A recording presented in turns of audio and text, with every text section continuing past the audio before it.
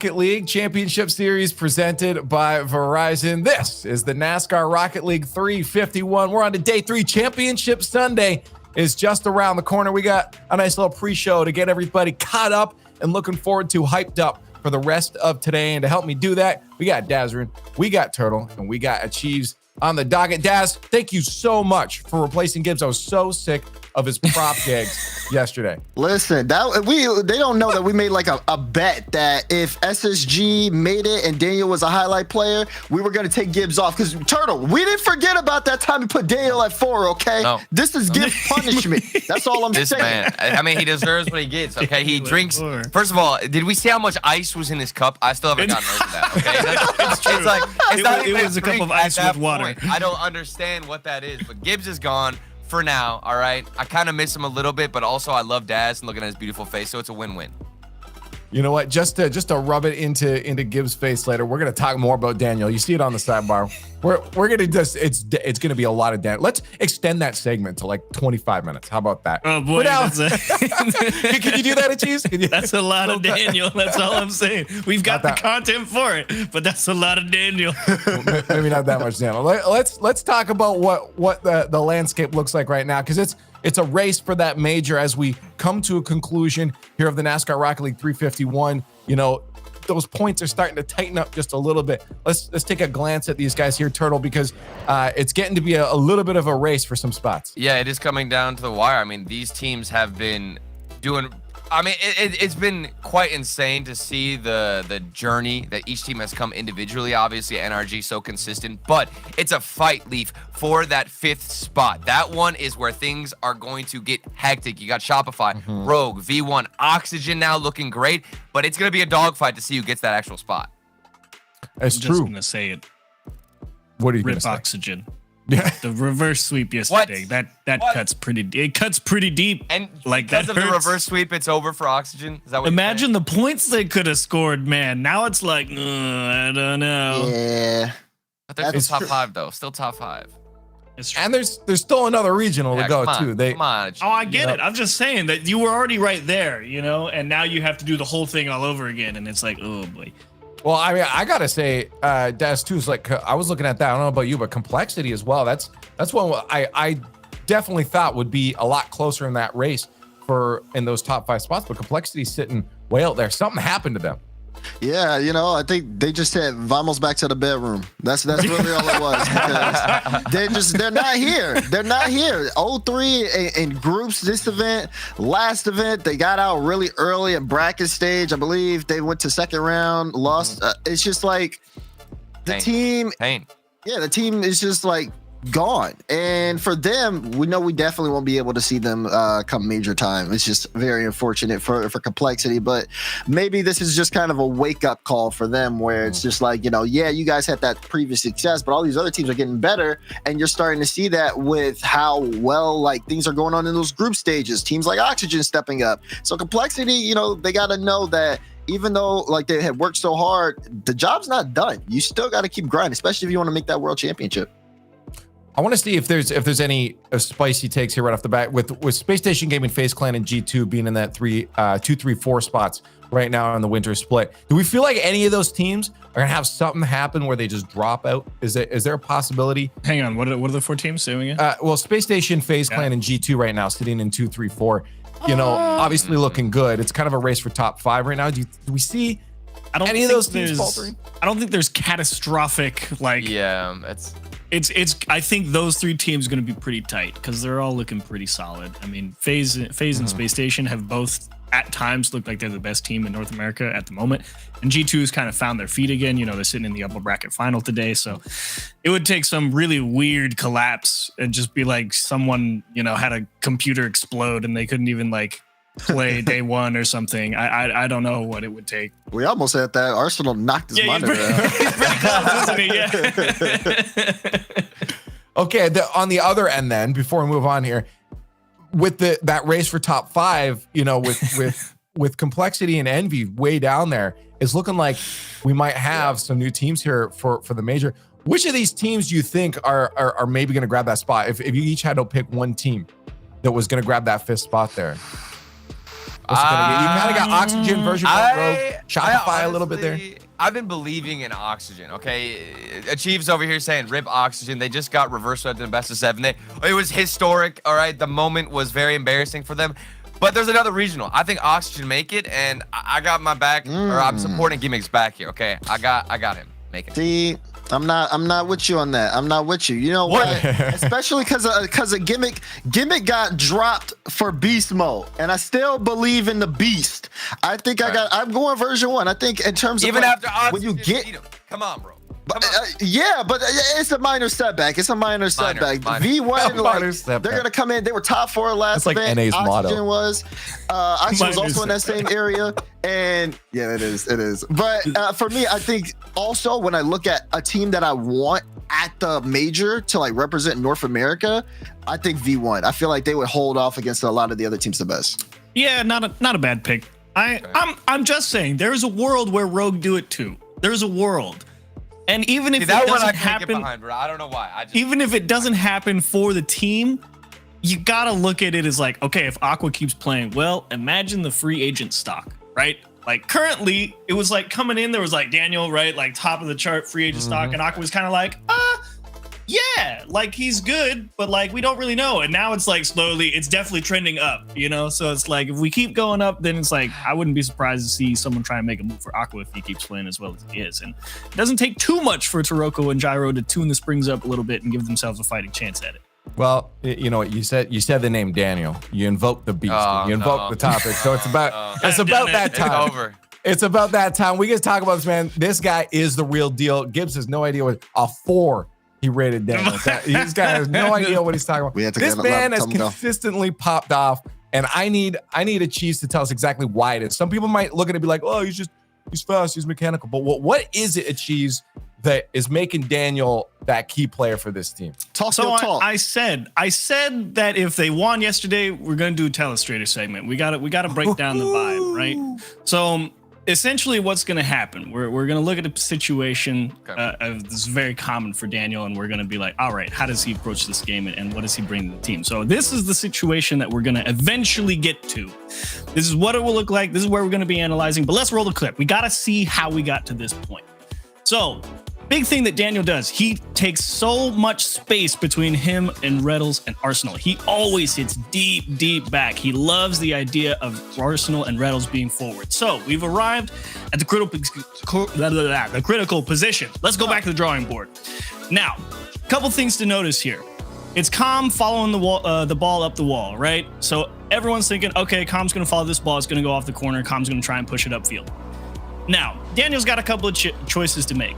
The big thing to be aware of, and that Daniel kind of does this in split seconds and you don't even really have time to communicate. Arsenal stuck in the net, right? Beast Mode and Torment, it's all a cluster in the box. It's crazy. Reddles is thinking, okay, Daniel's going to go for this challenge in the corner. Reddles is thinking, I got to run. I got to become third man because Arsenal's stuck over here. He's going to have to rotate out, get boost, and also head back. But Daniel is a smart player. He knows that him going into this corner and fighting this challenge to try and get the ball back mid is completely pointless because no one's going to be there for it. It's stupid. It's a waste of time.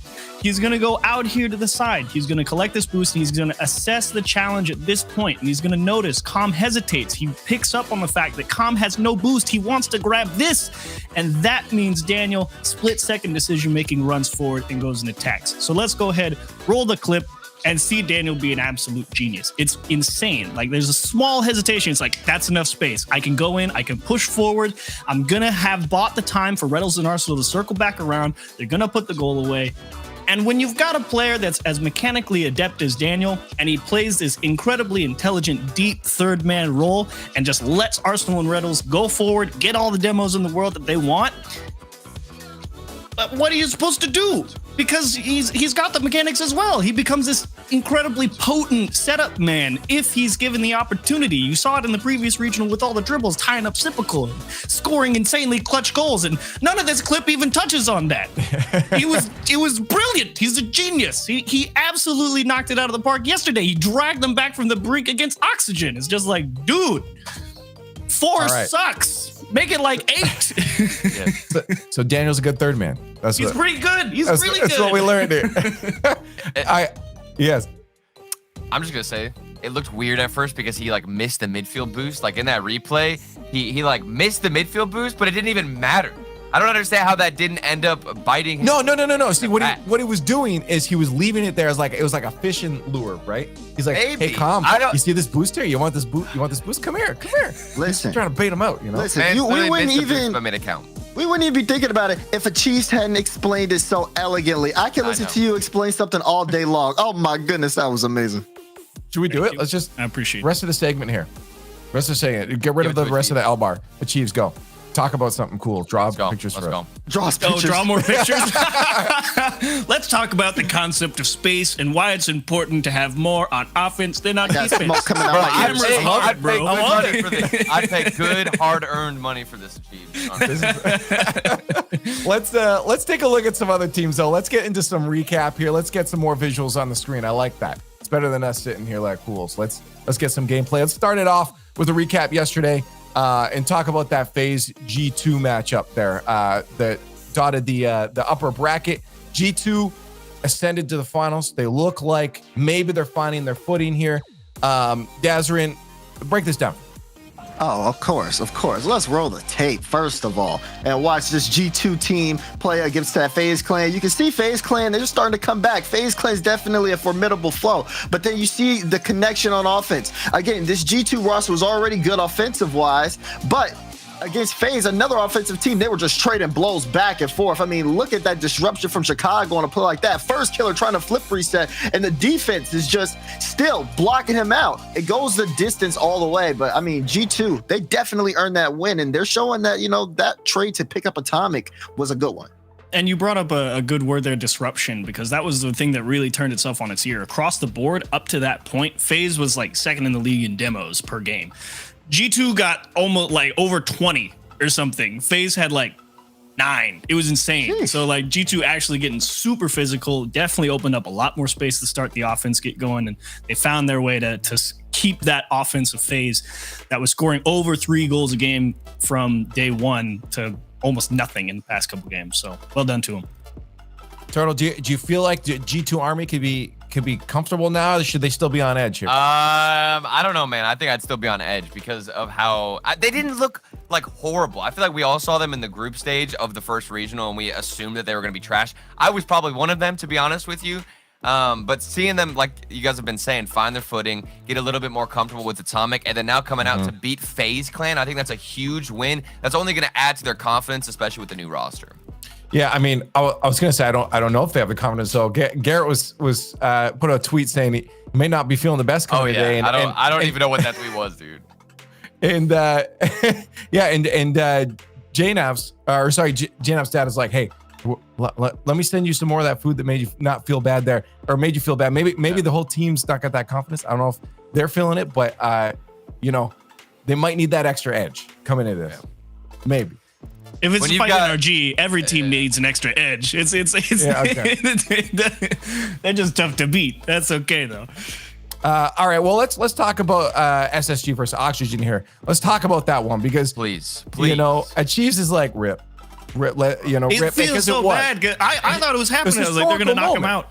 It's gonna knock him out. Moment, right, Turtle? So like, you know, we've never seen that before. It was a historical moment, a painful moment in North America. Like you said, we haven't seen this before in North America. They made history in the worst way possible, Oxygen. However, Space Station Gaming, it was a very hype moment. I believe Arsenal broke his monitor trying to celebrate after they got the reverse sweep, and things started out so well for Oxygen. And there were even individual games after Space Station Gaming started to gain a little bit of momentum. There were games where you think Oxygen is going to take the win. Even here, they scored first with about a minute left. They get into Game 7 OT, and it's Daniel, the man, the myth, the legend, who's not only gotten several buzzer beaters against NRG in the last grand final, but he comes out here and he closes out the series. It was good. He's good. At the same time, as much as for Oxygen it's not that fun. It's still fun to see history happen though. Not if you're on the not if you're Oxygen. Yeah, you would have rather avoided that one. Well, I'm not Oxygen though. I don't have. Yeah, everyone else got to be like, wow, that's never happened before. That's pretty cool. And Oxygen's just like, this is the worst day ever. Well, let's take a look at the bracket here just to kind of, again, get you guys visually caught up on everything that happened. Those weren't the only matches there. Dazrin, looking at the bracket here, I was saying yesterday that I feel like this is, if I were to write a top 4, these are the 4 teams. You agree with that? Yeah, I the way it's looking, absolutely yes. Yeah, G2 again having pretty much their tournament so far. We'll see that test coming up very shortly.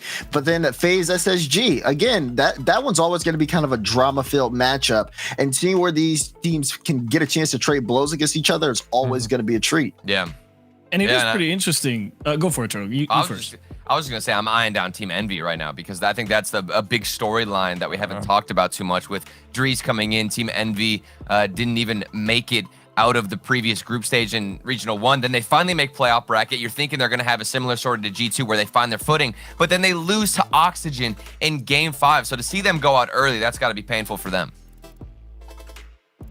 Yeah, I don't know. Like, we haven't talked about it much. But I was thinking, like, what is there to talk about? I mean,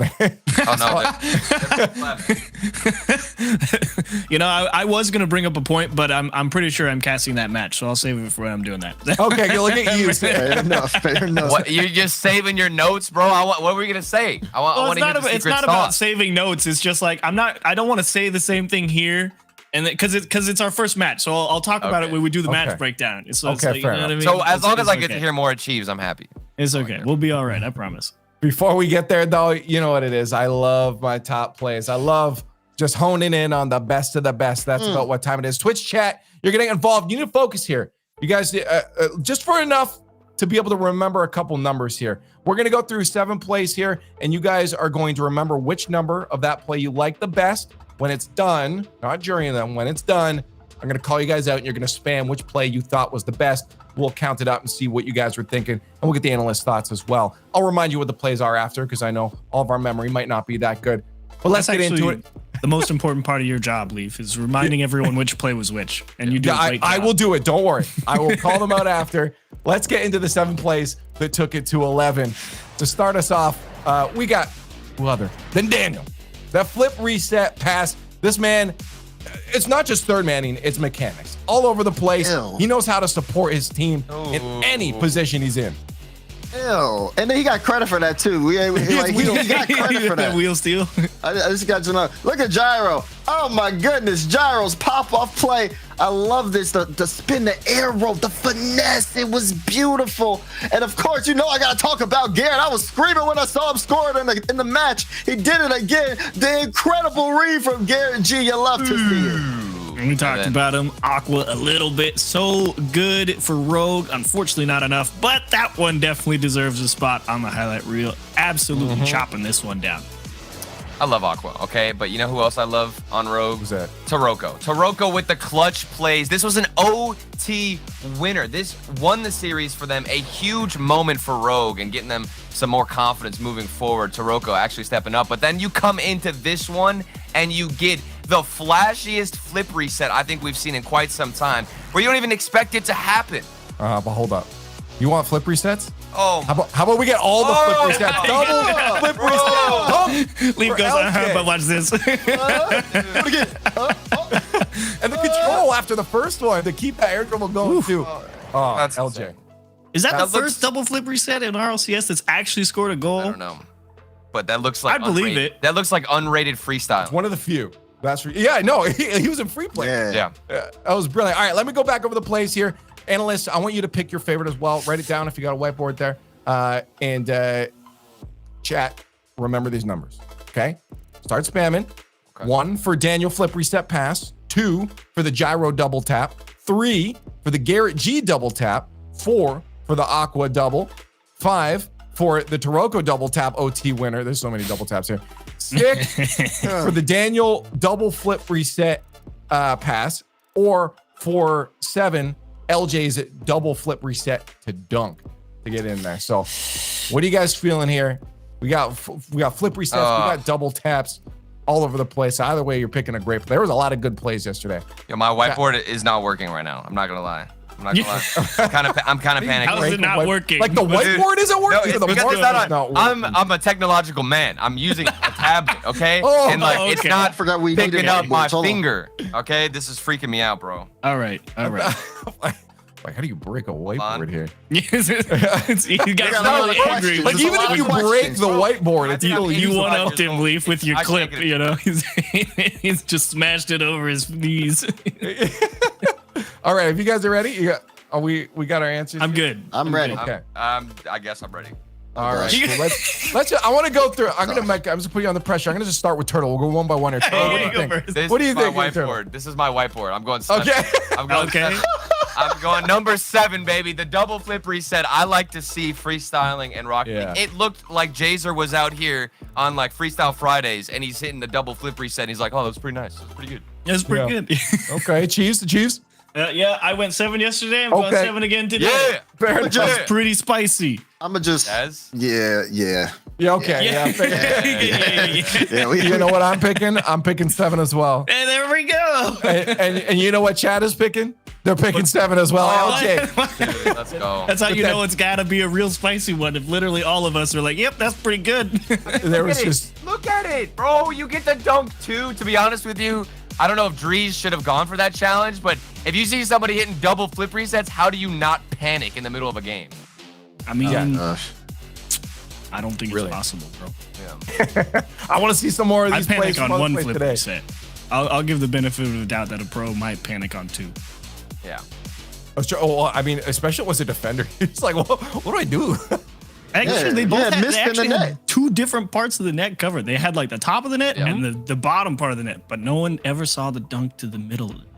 Well, I think that's the thing. Without that dunk, it was saved too. Like, still impressive. And I expect a lot more sick plays as, again, that championship title here for the NASCAR Rocket League 351 is on the line. Regional number 2 and lots of points on the line. You know, teams are going to do anything. They'll get desperate to get those goals. So I hope we see some of those.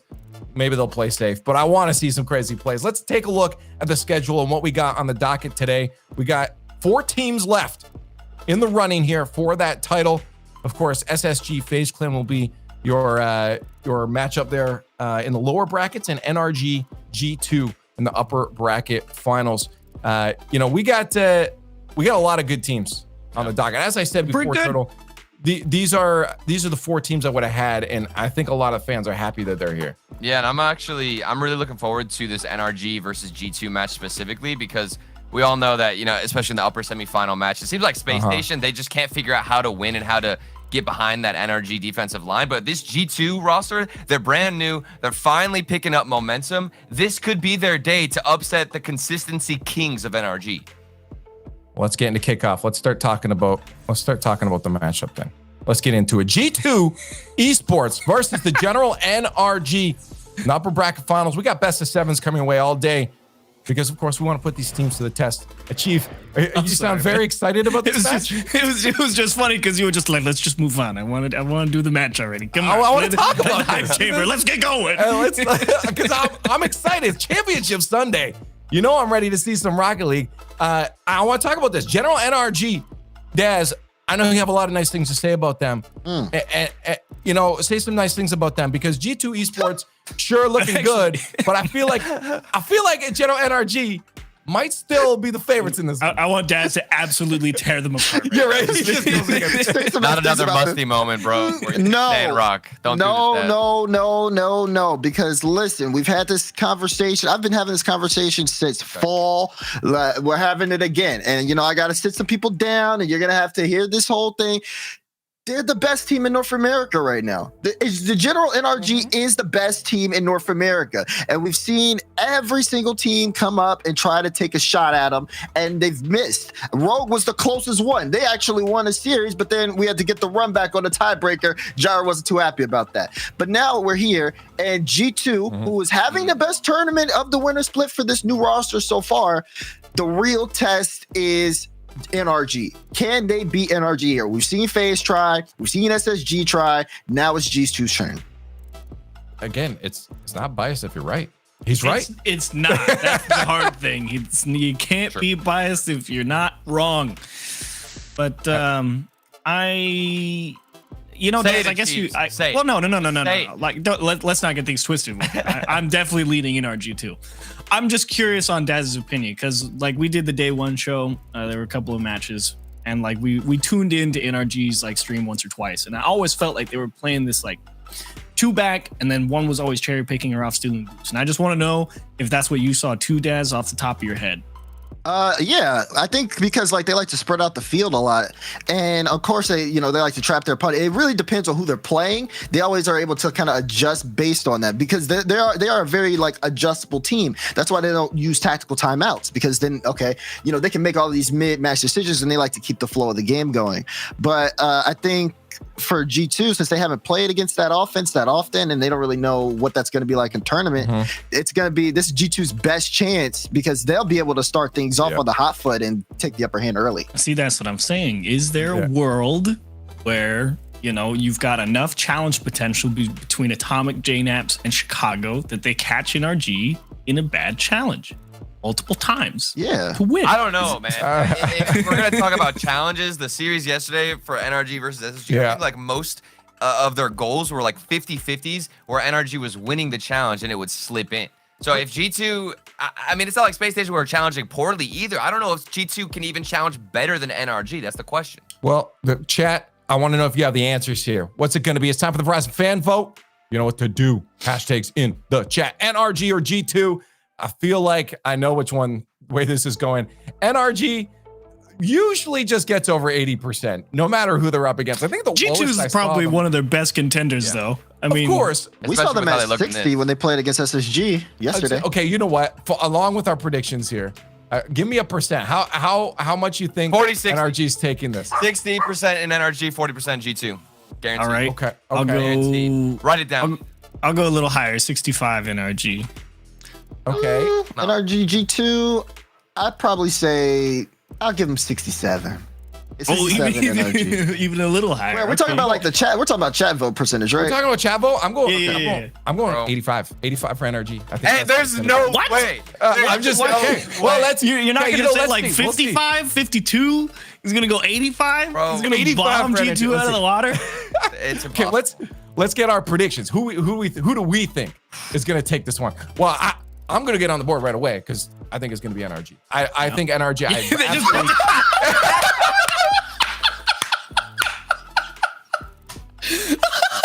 They just know.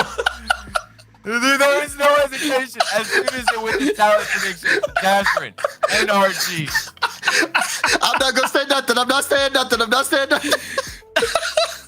That's amazing. That is a production win right there. I love it. Oh my god. That's a high quality meme right there. That is Right on the Anyway. board. All right. Anyway, Chiefs. I'll give it to NRG 4-2, and they play 5 overtimes. Okay, that's very specific. I don't know if I have the details like that. I'm hyped, bro. I think G2, of all the teams to challenge NRG and beat them out of SSG, FaZe Clan, and G2 included, I think G2 has the best shot, to be honest with you. I don't know what it is. I think the sauce is there. Atomic has been looking way better. JNAPS, to me, has been on another level as well, individually. I think he's performing well offensively. I think G2 take it. Come on. Okay. G2 in 7. G2 in 7. It's going to happen. Believe in the upset so that NRG, they can fight and we get a bracket reset in the grand finals. It's not a bad choice. I'm not going to roast you for it. Thank you. I guess. I believe there is a world. I'm just not sure it's this one. It is this one, bro. It's time. NRG have been too consistent. There's got to be some level of a slip up. All right, and it's regional 2. But it's never happened, Turtle. It hasn't happened. It's gonna. It doesn't. Dude, Garrett G, it's been 11 seasons now. Where's the slip up? I understand. He goes, I know. Okay. Don't spout the numbers to me. I know what I'm getting into. This is a belief thing, okay? I believe in G2. Everybody was doubting them. The expectations aren't even there for this roster or for this series. If you're a G2 right now, there's no pressure.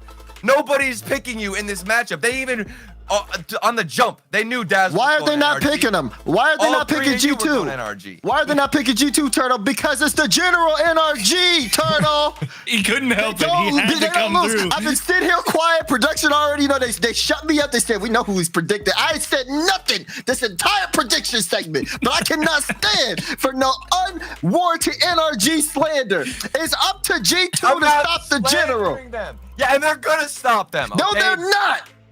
Okay. Bam. I made the prediction for a reason. Production knew because they're not. No one's been able to do it so far. G2, they got pressure and they still got to figure out their team.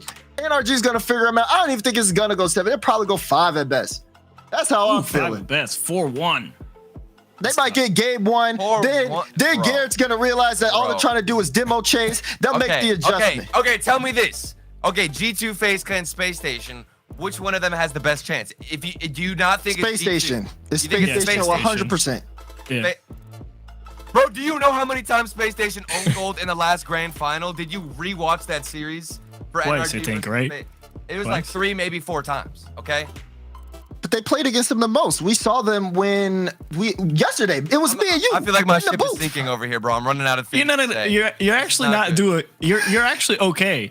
It's like if you think about it, if G2 does knock off NRG, yeah, it would be their best chance. They'd be in the winner bracket final. They'd be in grand final.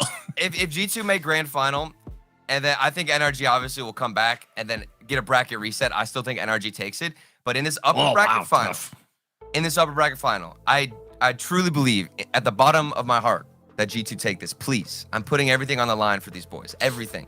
I played with Chicago back in the day. I molded him. You played with Garrett G. What are you talking about? You played with Garrett G too. You hear this? No, I know, but more recently. More recently. I have a favorite child, and it is Chicago right now. Wow. Just because of this series. We get to the grand final. He's totally. Garrett's gonna message you and be like, "Dude, come on. What happened? What did I do? Where did we go wrong?"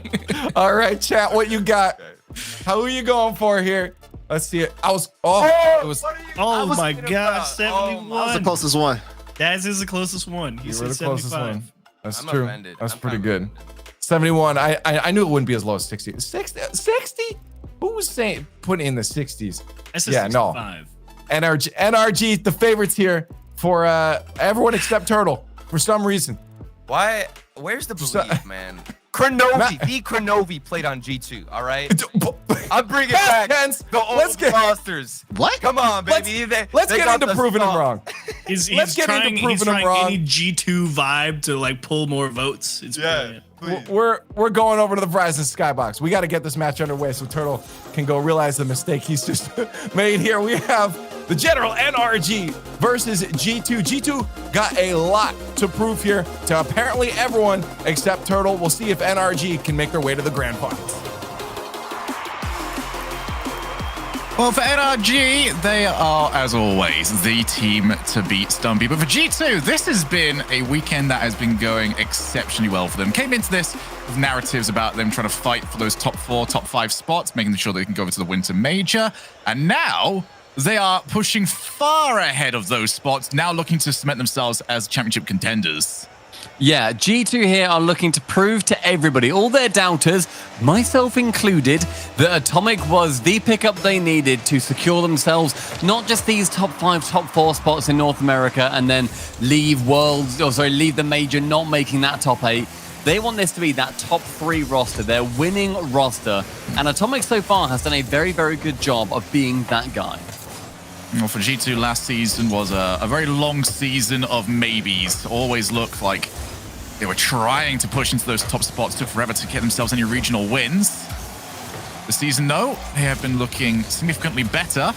And they have also made the roster move, looking to try and push themselves into those winning spots. Garrett G, let's play with the top of Chicago. And, well, there was one demo, not quite on the player that was playing the ball, however. Both teams very quick, not giving each other that much room. Though Justin will always find a way to make it. I mean, the journey for both these teams has been one that I think has surprised a couple of people. NRG managed to take down Space Station Gaming yesterday when they were frankly peaking. Daniel looked like a player reborn, and he's only just been born. Like, it has been so fun to watch SSG come into the position they found themselves in, and NRG still took them down. G2 are riding that high of beating FaZe. They just out-teamed them. They did what NRG do to everybody else in North America. They showed that cohesion. FaZe couldn't deal with it. And if there's one team that can and that might be having a bit of a doppelganger effect, it will be NRG thinking, wait, that's what we do. That's how we win. And G2 need to do it better than NRG today. Yeah, full credit as well to Safu for getting this team to start gelling as quickly as they have. Back into the midfield. Squishy can't run onto it, but this is brilliant control from Squishy. Oh, over the top of JNAPS. Not a goal scoring opportunity from it, but that's the sort of thing that you do early on in the series. You get the other team guessing. I mean, Squishy is a bucket of question marks when he's up in there. You don't know what he's going to do. I feel Justin like Squishy as well. might be one of the most varied offensive players that we get. It's not a player that you see him on the ball and think, all right, this is a double flip reset. It could be anything. Usually it's just a pass off, but the fact that he has these other things that he doesn't go to that often makes him horrible to play against. I mean, you look at then Justin as well on NRG. He does the exact same thing. And Garrett, he's more than capable. Squishy taken to the air again. Does force JNAPS to jump too. And as G2 continue that attack, we do reach halftime in this game. On both sides of the pitch, there has been pretty noticeable pressure. Very noticeable pressure, but no goals yet. Justin with Squishy downfield. Chicago. Easy enough interception for him. Actually gets it down for JNAPS. Wanted to get the jump from Garrett, maybe see if the third man wanted to move on in, but when you've got this many players back, very difficult to start breaking them down, especially a team like NRG that have got significant goal line defenders. If any blue car is around, you can assume that that shot's getting saved. JNAPS actually tried to take it, and Squishy under challenge from Atomic. That was dangerous, but here's the breakaway that NRG would have wanted to see. No players around with enough boost or good enough positioning to take over, however. When you say about the blue cars, mate, it's mostly white. Everyone's using their away decal. It's awesome to see. NRG, 2/3 of them are rocking it at the moment. It is outstanding. And Atomic, top corner, scores the first goal, and that as well is outstanding. Yeah, that's just not what NRG needed, however. An awkward bounce just threw them off. Not what Squishy was expecting at all. Resulted in a double commit, and even worse than double commit, a very poor bit of contact on the ball. Right back out over to G2. Long series this. Reminder as well that both teams will have access to a timeout if they want it. Do not expect to see NRG ever take it. No, unless they need a toilet break. Thank you very much. The only time they ever will actually take it. You'll see some vacant chairs on stream. The proper dash away, isn't it? The fastest you ever see anyone move. Oh, good challenge from Garrett, and that's going to put Atomic right up against Justin. What a block from Atomic, and Garrett's now going to try and scramble back, and he has done it. God, just about stretches his way there. And Chicago again with another demo, clearing out the back line in case anyone from G2 was able to get into a scoring position. Garrett trying to go for another pass there with zero boost. He can't get too much on it. Under a minute left, 45 seconds to be more precise. And NRG, they need a goal, otherwise G2 start off this series on the win. One of my favorite things that has been adapted over the past few years is just that positioning that you take as you're trying to rotate back out. Initially, it was just stay away from the ball. Oh, wait a second. Chicago bounces that in top corner. He was given so much time as well. The pass going from JNAPS off the backboard, and the keeper, Squishy, just jumping far too late. Didn't even see that Chicago was there. The camera went straight to his POV. Nothing to block Chicago out. 2 goals. G2 continuing riding that high after their win yesterday. NRG struggling with just keeping the options open to them defensively. They're expecting certain things, but when it goes against that plan, there's no one else around to help out. JNAPS looking for the backboard. As you can see, Squishy already camped out, ready for it.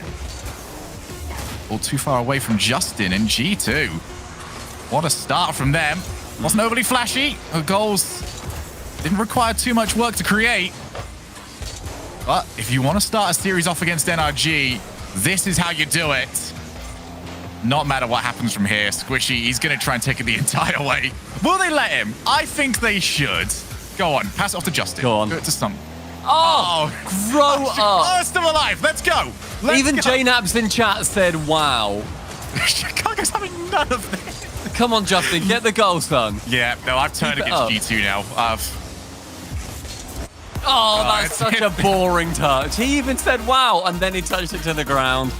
G2, though, getting that win, it's huge for them, going up early in this series. NRG are obviously going to be growing into it. Something that we should mention, however, is that before this series started, we saw on the in-game chat that Garrett G, he was missing for a minute, and Justin was questioning where he might have been.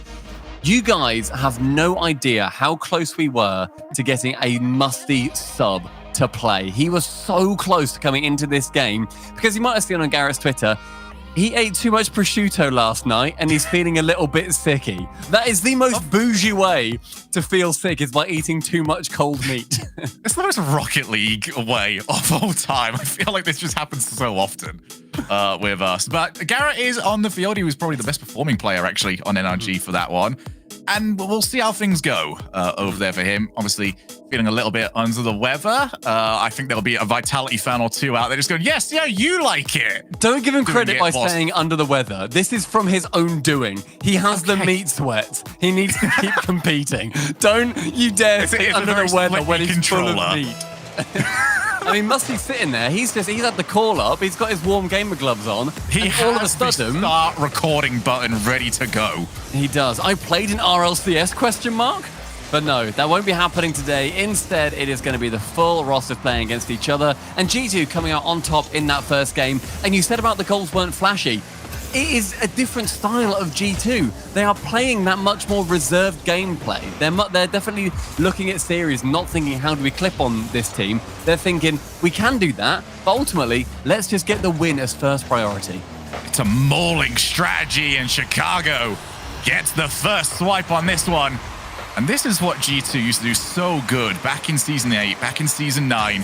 So quick to everything, and you just get to a point where you're either out of boost, out of position, or just simply out of luck. G2, 3 goals to nothing. Such a nice pass as well, even though it didn't manage to find it. NRG's first touch to Chicago, fair play. Can stretch to it. It's been really, really good seeing right now what Chicago is capable of. I feel like he was doing a great job in that first game with the demos, and Atomic is returning the favor and managing to get one on Garrett G there as well. JNUP so down to Chicago. Sees it fall to Justin as the keeper. It's a lot of team plays from G2, and it's lovely to see yet another demo. Yeah, G2 not taking... If they can't get the ball off here, they're taking the car. And it's something that North America Rocket League is actually seemingly adapting more and more into over the course of these last few months. It was always there, yeah, especially coming off that DreamHack Montreal tournament. There was always seemingly an intent to start working towards it, as Justin is going to find NRG's first goal of this series. Not a great touch from Chicago, leaves it floating, then Garrett G can come in for the challenge, bounces perfectly for Justin, and then goes off the floor to get the goal. First one, though, for NRG, and it has to come on Forbidden Temple in game number 2. You want to be seeing them continue that aggression when they can, because that was 3 men moving up as a big cohesive unit, and then they get rewarded for it. Nice positioning as well from Squishy. Kept the offensive play going. Nobody on his team around to lend him a hand. And Garrett actually moved forward a bit there. Almost caught himself out. At least disabled his opportunities to just run onto a shot to clear the ball. We'll be keeping an eye on that. Atomic, good challenge. JNAP's unable to just pass the ball onwards. And actually, G2 for one of the first times low on boost on a couple of primary players. JNAP's actually been outpaced. Squishy's got an opportunity to create something off the backboard. And 2 players needed. Luckily, the ball was floating, so that gives Chicago time to recover. But Justin finally turns it in 2-1. And NRG have finally got going. The respect that Squishy demands in the air is second to none. 2 players had to go, and then came down to Garrett to center it and Justin to score. The fact that you have to send so many players to all of these shots will stretch G2 thin, and that is something where I think they may well lack, where there will be the occasional double commit, and NRG take full advantage of it. Again, one of my favorite things about watching Squishy play is just he disguises the intent. You know what he's trying for, but you don't know if he's going net or pass. That's an infield. That's underneath the goalkeeper. Yet again, though, 2 keepers going to it, opposite side this time. Atomic getting the pass instead of the shot. Chicago swipes it low. nearly saved away by Squishy. You would think that maybe Squishy would go high and Garrett would go low. They both sort of just went mid instead. That won't be saving either. G2 draw level. G2 seeing less of their offense this time around, but still making it count. Oh, a miss from Chicago. Almost left it for Squishy, who was probably just as surprised as everybody else. Now leaving the player downfield. Plenty of time for JNAPS, or at least he thought, and actually almost got caught out. Garrett G charged after him. That's an unbelievable amount of time that he thought he was going to be given there. That was a solid 3 seconds of no player touching the ball. You can't get away with it. That's not going to happen often. You've got to react faster. G2, if you hold the ball in defense for that long with no intention, you're lucky you've not just conceded. So 2 each. Big game here for both teams. And now Justin. Well, whenever it is a big game, you know he's going to deliver. Hat-trick hero. Actually bounces awkwardly off the ball, but JNAP's still heading back. Maybe should have challenged earlier. Very low on boost there by the looks of things. Nothing to speed up on that ball. As the last man, he's caught in such an awkward place with 0 boost to his name. Justin, though, taking full advantage. Yeah, JNAP's just... It's one of those difficult parts of a flick from there. Is obviously, when you're ghosting the defense, is that one's going to bounce wide. Part of the intent is just to make sure the car is there. The other one is just to leave so little angle that you're basically daring the attacking player to get the flick right. Justin always capable. Here's JNAPS looking to tie us back up. That's Atomic with yet another one. Squishy narrowly avoided being taken out by G2. JNAPS just swing and a miss. But from what we have seen from G2 and this current strategy, they will keep swinging and they will look to annihilate. You can see Atomic already on the back line, but this is the danger. They've sent everybody. And Chicago gets back. Crucial touch. Here's Squishy off the ceiling. Well, no fear from G2, but a little bit of a warning shot as to what can go wrong. I mean, G2 there completely saved by the fact that Justin found himself with 0 boost. If he had 12, that is a goal. That's an equalizer, and we look at an overtime. Instead, though, it's just going to be G2 attempting to continue this pressure. The bumps and demos have been great so far. They need to keep them up and remove as many NRG men from the pitch as they possibly can. Final 30 seconds with NRG leading means that they're going to keep pushing. The best the best defense in Rocket League is that strong offense. Yeah, you can just not see your entire side of the field at all. Chicago shot almost over to JNAPS. You knew there was something tricky going on. As soon as Chicago didn't really hit that as hard as he could have done. Off the backboard one more time. JNAPS couldn't run onto the shot properly. Still scrambling to get something going for themselves, but Squishy gets the ball away. G2 have got to go the entire length of the field. Chicago, no boost, but Atomic, unchallenged, shot on target, shot in the net. There's no way he strikes that ball so sweetly with a pre-jump as well. On the tip of the Fennec, outdoes Garrett G with a boomer. Overtime, somehow on Forbidden Temple. G2 look to go 2-0 in the series. Put themselves firmly in control in a much stronger performance from NRG. Here's Chicago's opportunity. Skies it up. Atomic! Puts it in! Within 10 seconds from losing the game, G2 score 2 and they secure the dub. Another game at the death. That is fearless attack from G2. I love that gameplay. Yesterday, Stumpy, we casted a series and we turned around afterwards and just said, imagine how good this team could be if they just blocked out the scoreboards, blocked out the opponent, blocked out the situation. G2 play every game like it's a scrim. They do not care. They are sending everybody. It's that pre-jump from Atomic that we're going to see in this replay that really opened up that entire game. It got them the overtime and then got a goal within 10 seconds where he scores yet again. That's the overtime goal. I don't even think we're going to be seeing the Atomic shot, unfortunately. But he was up a solid second. From that pass, it rockets across the pitch from Chicago. The teamwork is unbelievable, and that is G2's 5th straight overtime win in a row. Don't take G2 to overtimes. It's been written in rule for years.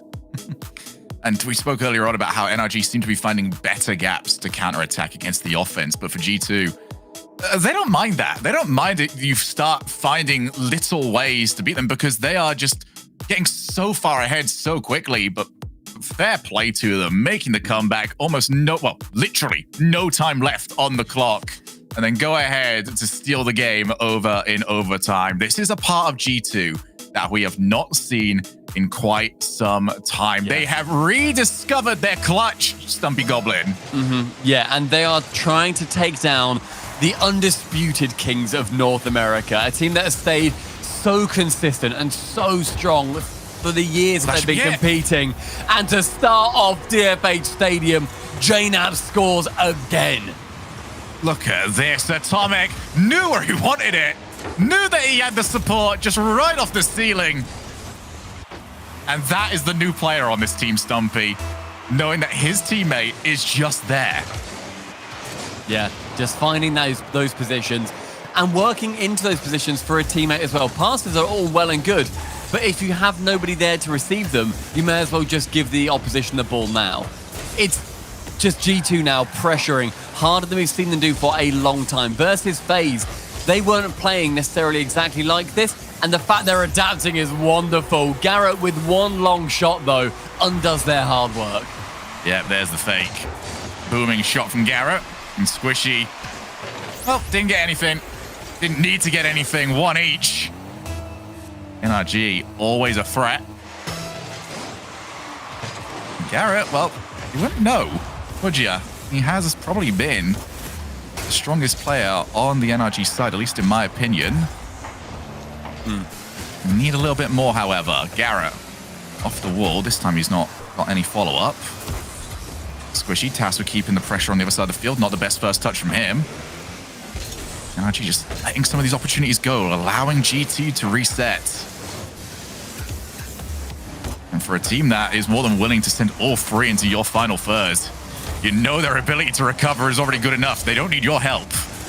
The thing is, theoretically, you then know how to counter that. Lure them in with the incredible NRG defense, make them think they're close to scoring, never let that happen, and then go for the counter. It's so much harder said than done, though, but with NRG playing a little bit further back, I do think they've got that kind of game plan where they want to really try and absorb as much of G2 as possible and then frustrate them and then just get a long shot. Exactly how Garrett got the equalizer in this match. Oh, Squishy, he's in a tough spot. Atomic actually played just to shield the ball a little bit. He might have had a better shot over towards Squishy. As always, G2 leaving their own player around. Chicago bolts it into the net. Justin sitting like a duck in the middle of the net there, not knowing where to go, forwards and backwards, and then finds himself in the wrong position. You don't sit facing forwards in the net, Justin. You're going to save very little. And despite the fact that shot was near enough dead on him as well, he still wasn't able to score. Chicago again with a shot. It's G2's match. G2 are looking like the team that we were hoping to see them being pre-pandemic era. Where they were just so quick, so deadly. The only criticism we had of them back then was the shooting. They had so many chances and they never turned them in. This has not been the case during this series. They have got good chances and better shooting to follow it up. Atomic seems to have unlocked them, where he's not only giving that pressure onto the opposition side, he's also making sure that he's in those positions to support his teammates. The fact he pre-jumped for that 0-second goal shows undying and absolute faith. He then goes for a double off the ceiling. Justin forced into a very awkward save. Justin clearing. We go over halftime in this match, and I want to see NRG just put up a little bit more. NRG, they need to unlock some off-the-ball players. Been very difficult to do as they've had to scramble back more often than not. This is a good spot for them, however. Garrett holding the midfield. Good first touch, but that's been a little bit away from him. He's tried a few of those. His first touch is escaping him. Another opportunity off the backboard. You know he can hit these. And Atomic knew better than anyone else. Had to make sure he was up there. Good demo from Squishy. He's going to be opening up that back line. Justin with a second touch as well. Squishy to bump You said you wanted more players to be unlocked on NRG to go for the off-ball plays. That seems to be Squishy's role. Atomic with the double tap with no boost to get over the ball, though. It forced Garrett G to clear. Chicago fully faking him out and then calling Justin in as well. Now leaves this ball pinching awkwardly with Squishy trying to bump it again. He's got 40 boost. He can be a real menace on that back line. Tap down pass. 2 players gone. Double the chance of success, according to Greasy Meister. Garrett actually might have a good opportunity here, but again, wasted. As JNaps is stuck around. Why is JNaps there? Well, he's there for opportunities like this. How confident, Stumpy, are G2 to not rush JNaps back? To just have him float upfield and say, you know what, score a worldie if you fancy it, mate. And he just does it. That is his second goal in this match. 3-1 to G2. NRG are looking at a Game 4 where they have won none. Dazarin on the desk earlier on said he thought, it's going to be 5 at most for NRG. He literally couldn't have been more wrong. Now, right now, somewhere out there would be a very, very smug turtle. I don't think I've been around smug turtle before. I don't think I want to know. Right, that's why. On this occasion himself, and I believe 30% of you at home, could be on the way to being very correct up against the odds. 30 seconds now. Have NRG got anything left in this game? They're going big on some of these plays. They are asking for worldies. And that shot, that clear, do so much. JNaps again cuts rotation. He just sticks around. Chicago refusing to jump on back, even though he saw the ball heading towards Squishy. Pass back to Squishy once more. Just had him covered the entire way. And that will do it. Will we get one more for the road? Doesn't quite look that way. And G2 Esports are rolling over NRG. The freedom from G2 to be performing like this is something we have not seen from them in a very long time. Atomic being that key to unlock the confidence of Chicago and JNaps. There were massive question marks over, was dropping Drees really the right option to swap him straight up with Envy? They are winning that battle. They have been the absolute victors between those two teams. And NRG, they're paying the price right now. I think that when you look at JNaps and how he performed in that third match, he hanging around at the top like a bad smell. You couldn't get rid of him. You don't know where to put him. And yet NRG, they had no idea where he was going to be appearing next, being a poltergeist in the blue half. NRG, they need to try and get the second ever best of 7 reverse sweep in North America in the RLCS after, yesterday's one that Space Station Gaming managed to do. Yeah, but you say it like that, and it's like, you could imagine it, couldn't you? You could imagine us in it now and just go, of course we waited this long, and suddenly there's another one. If you want an example, by the way, as to how we will never get an NRG timeout, they're still going. They have a flow to them. Yep. They don't mind. They will happily continue to go about their own sort of business. It's themselves and BDS that just do not seem to care for this, even since it got introduced. Yeah, timeouts can be very valuable for some teams, but NRG clearly don't need a bathroom break. Game 4, we're on Utopia, and G2 are absolutely rising to the occasion. That ball being left by 1 off the crossbar. Immediate chances for G2 to score. Chicago getting demos. We're just starting where we left off. There are times where you look at a roster move and you start to think, okay, this is working for you. There are other times, though, that those sort of teams finally put their mark out there as a serious threat. This match, and, well, if G2 go on to win the whole tournament, would be that mark. To do it so soon in this trio's lifespan is Garrett G. Difficult save to make as well. Did get there, but this is the difficulty about G2. They let you get no extra pace. Even a small bump like that means you can't run onto the ball. Here's Chicago behind the goalkeepers. Struck by Atomic. 1-0. Trying to get that ball back behind both keepers as Garrett G and Justin go a little bit too far. Atomic there to clean up. Again, that absolute undying trust in G2. They are able to push up into those positions. They know what each other are capable of, and they're making NRG look a little bit silly. We just got a stat through as well. If G2 do sweep NRG here, it'll be the first time NRG has been swept in a best of 7 since January 31st, 2021. Almost a whole calendar year. Yeah, I mean, apparently it's just a sweep weekend for them. They just get out of the system earlier on in the year, and then they just continue to dominate for the rest of it. But we will find out. NRG seemingly will not be happy with that tradition. They've got to figure something out on this, and usually we describe it as a puzzle. This is not a puzzle. This is something entirely different. G2 will not stay still long enough to be figured out. This isn't a puzzle. This is a series of 45 escape rooms in a row with no water breaks. NRG, they haven't got any solution to the G2 problem as they just pass it around each other from the backboard into midfield. Squishy bumping just Atomic, and it falls to JNAPS. There is always a plan B with this team. And unfortunately for NRG, their solution here is also maybe what G2 wants them to do the most. Because, like I said, they need to unlock an off-ball player. They need to send somebody for a challenge and leave the midfield, like we've been seeing from JNAPS. Allow that player to become a target for a long clear. A little bit like what we're seeing here from Squishy and Justin. That's stronger from them, as actually that's going to bounce very awkwardly for JNAPS. But out of all places that ball could have gone, that was going to be the nicest for G2. And I say that this is what G2 want because that's just one less player they need to demo, one less player they need to take out before they have an opportunity on net. So it's risky from NRG, but it might be their only solution.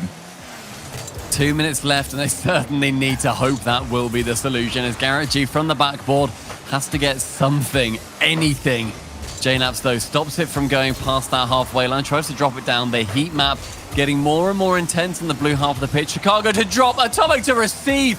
Unfortunately, shoots it wide, however, but the initiative to go for those plays, despite having the lead. Squishy from 1, 2, 3. Justin stops it dead. Garrett with one nail, starting off the offense. Beautiful from NRG. Just how often do we see these sort of short ball passing plays? Not enough. As NRG finally get a little bit of space to work with, and they make it count. One each in this must-win game for NRG. Pass over the top of Chicago's head. G2, however, what changes will they make? Probably nothing. I mean, the question realistically is if G2 lose this, do they now suddenly use their timeout?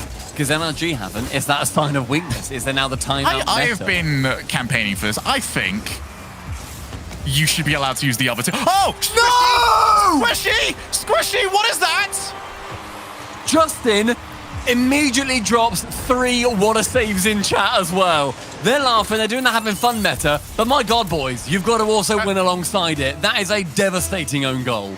Okay, I can't believe I'm going to say this. That was too much fun. You had too much fun. Now Chicago off the kickoff. 3-1. NRG have crumpled. 80 seconds remain until NRG are out into the lower bracket and G2 are romping home. This will be such a monumental series. This will be G2 into the grand finals. It is something that I don't think many people anticipated, apart from somehow Turtle.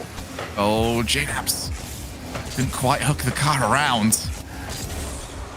NRG, what has happened? Good news for them is if they do drop this, they are only over in the lower bracket. The bad news is that lower bracket is full of sharks. I do not want to see either Space Station or FaZe down there. One of them will be over in that lower bracket finals, and this looks like it's done. This could be a famous victory for G2.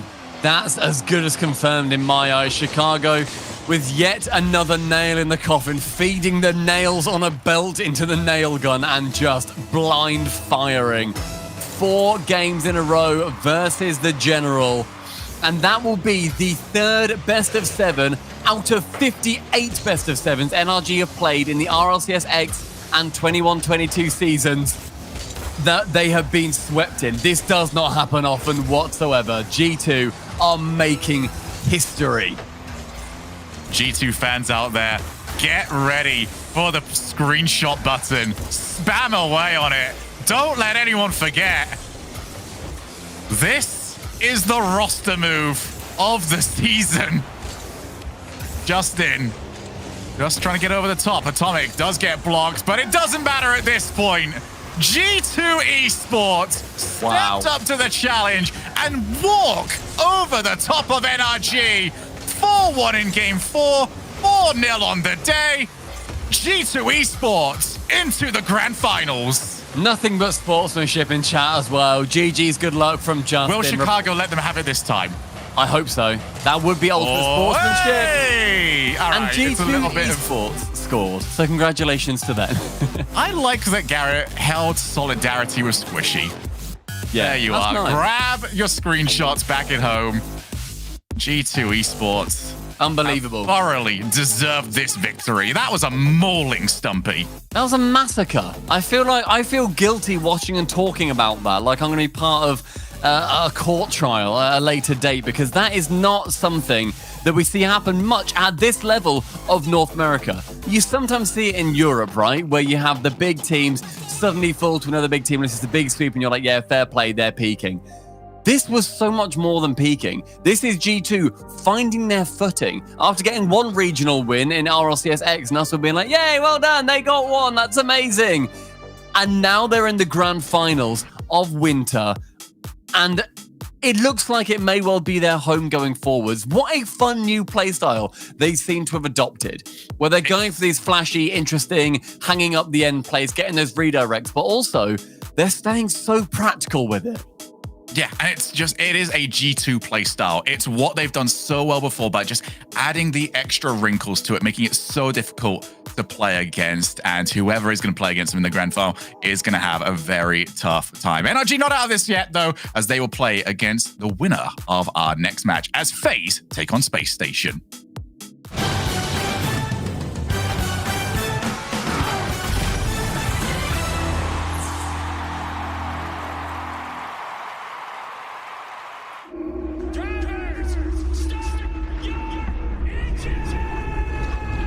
Spotlights have shined before. On February 6th, they will shine again. On something LA has never seen.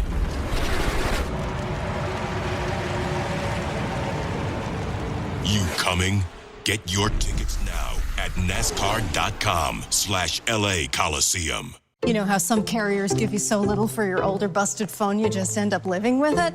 I don't think so. Verizon lets you trade in your broken phone for a shiny new one. You break it, we upgrade it. You dunk it, doggy bone it, slam it, wham it, strawberry jam it, we upgrade it. Get a 5G phone on us with select plans. Every customer, current, new, or business. Because everyone deserves better.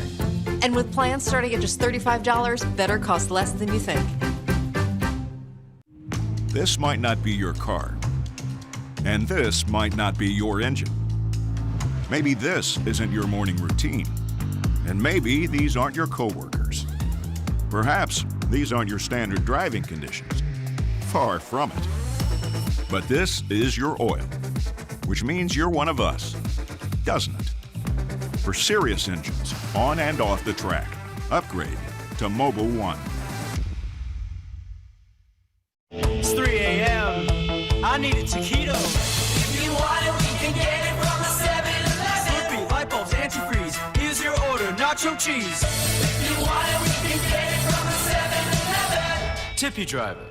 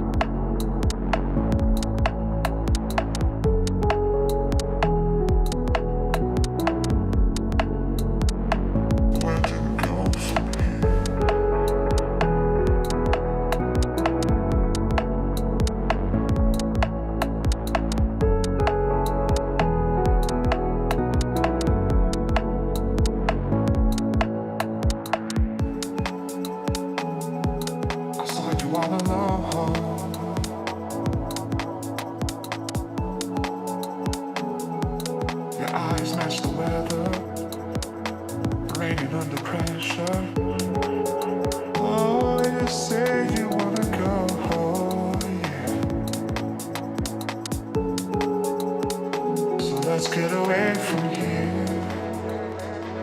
Let's get away from here.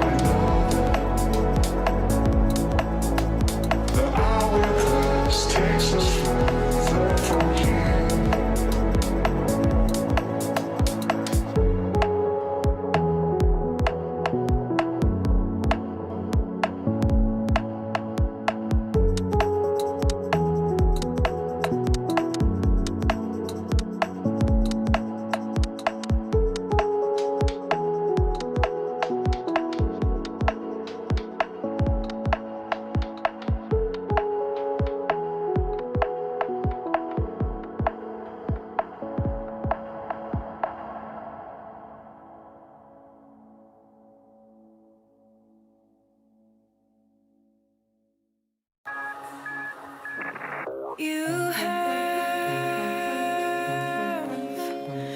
habits just like me.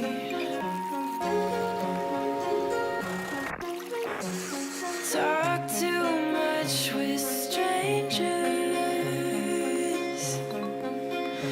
Get way too serious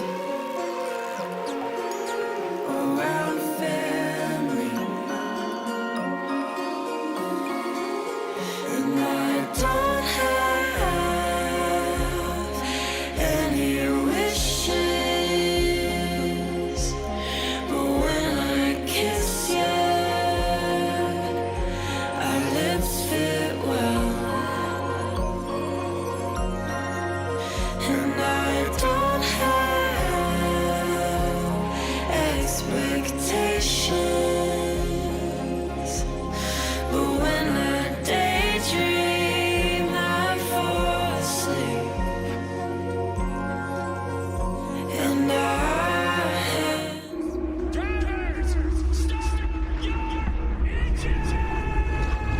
The spotlights have shined before. On February 6th, they will shine again. On something LA has never seen.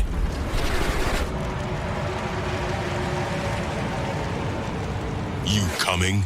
Get your tickets now at NASCAR.com/LA Coliseum. You know how some carriers give you so little for your older busted phone you just end up living with it? I don't think so. Verizon lets you trade in your broken phone for a shiny new one. You break it, we upgrade it. You dunk it, doggy bone it, slam it, wham it, strawberry jam it, we upgrade it. Get a 5G phone on us with select plans. Every customer, current, new, or business. Because everyone deserves better. And with plans starting at just $35, better costs less than you think. This might not be your car. And this might not be your engine. Maybe this isn't your morning routine. And maybe these aren't your coworkers. Perhaps these aren't your standard driving conditions. Far from it. But this is your oil, which means you're one of us, doesn't it? For serious engines, on and off the track, upgrade to Mobile One. It's 3 a.m. I need a taquito. If you want it, we can get it from the 7-Eleven. Slurpee, light bulbs, antifreeze. Here's your order, nacho cheese. If you want it, we can get it from the 7-Eleven. Tippy driver.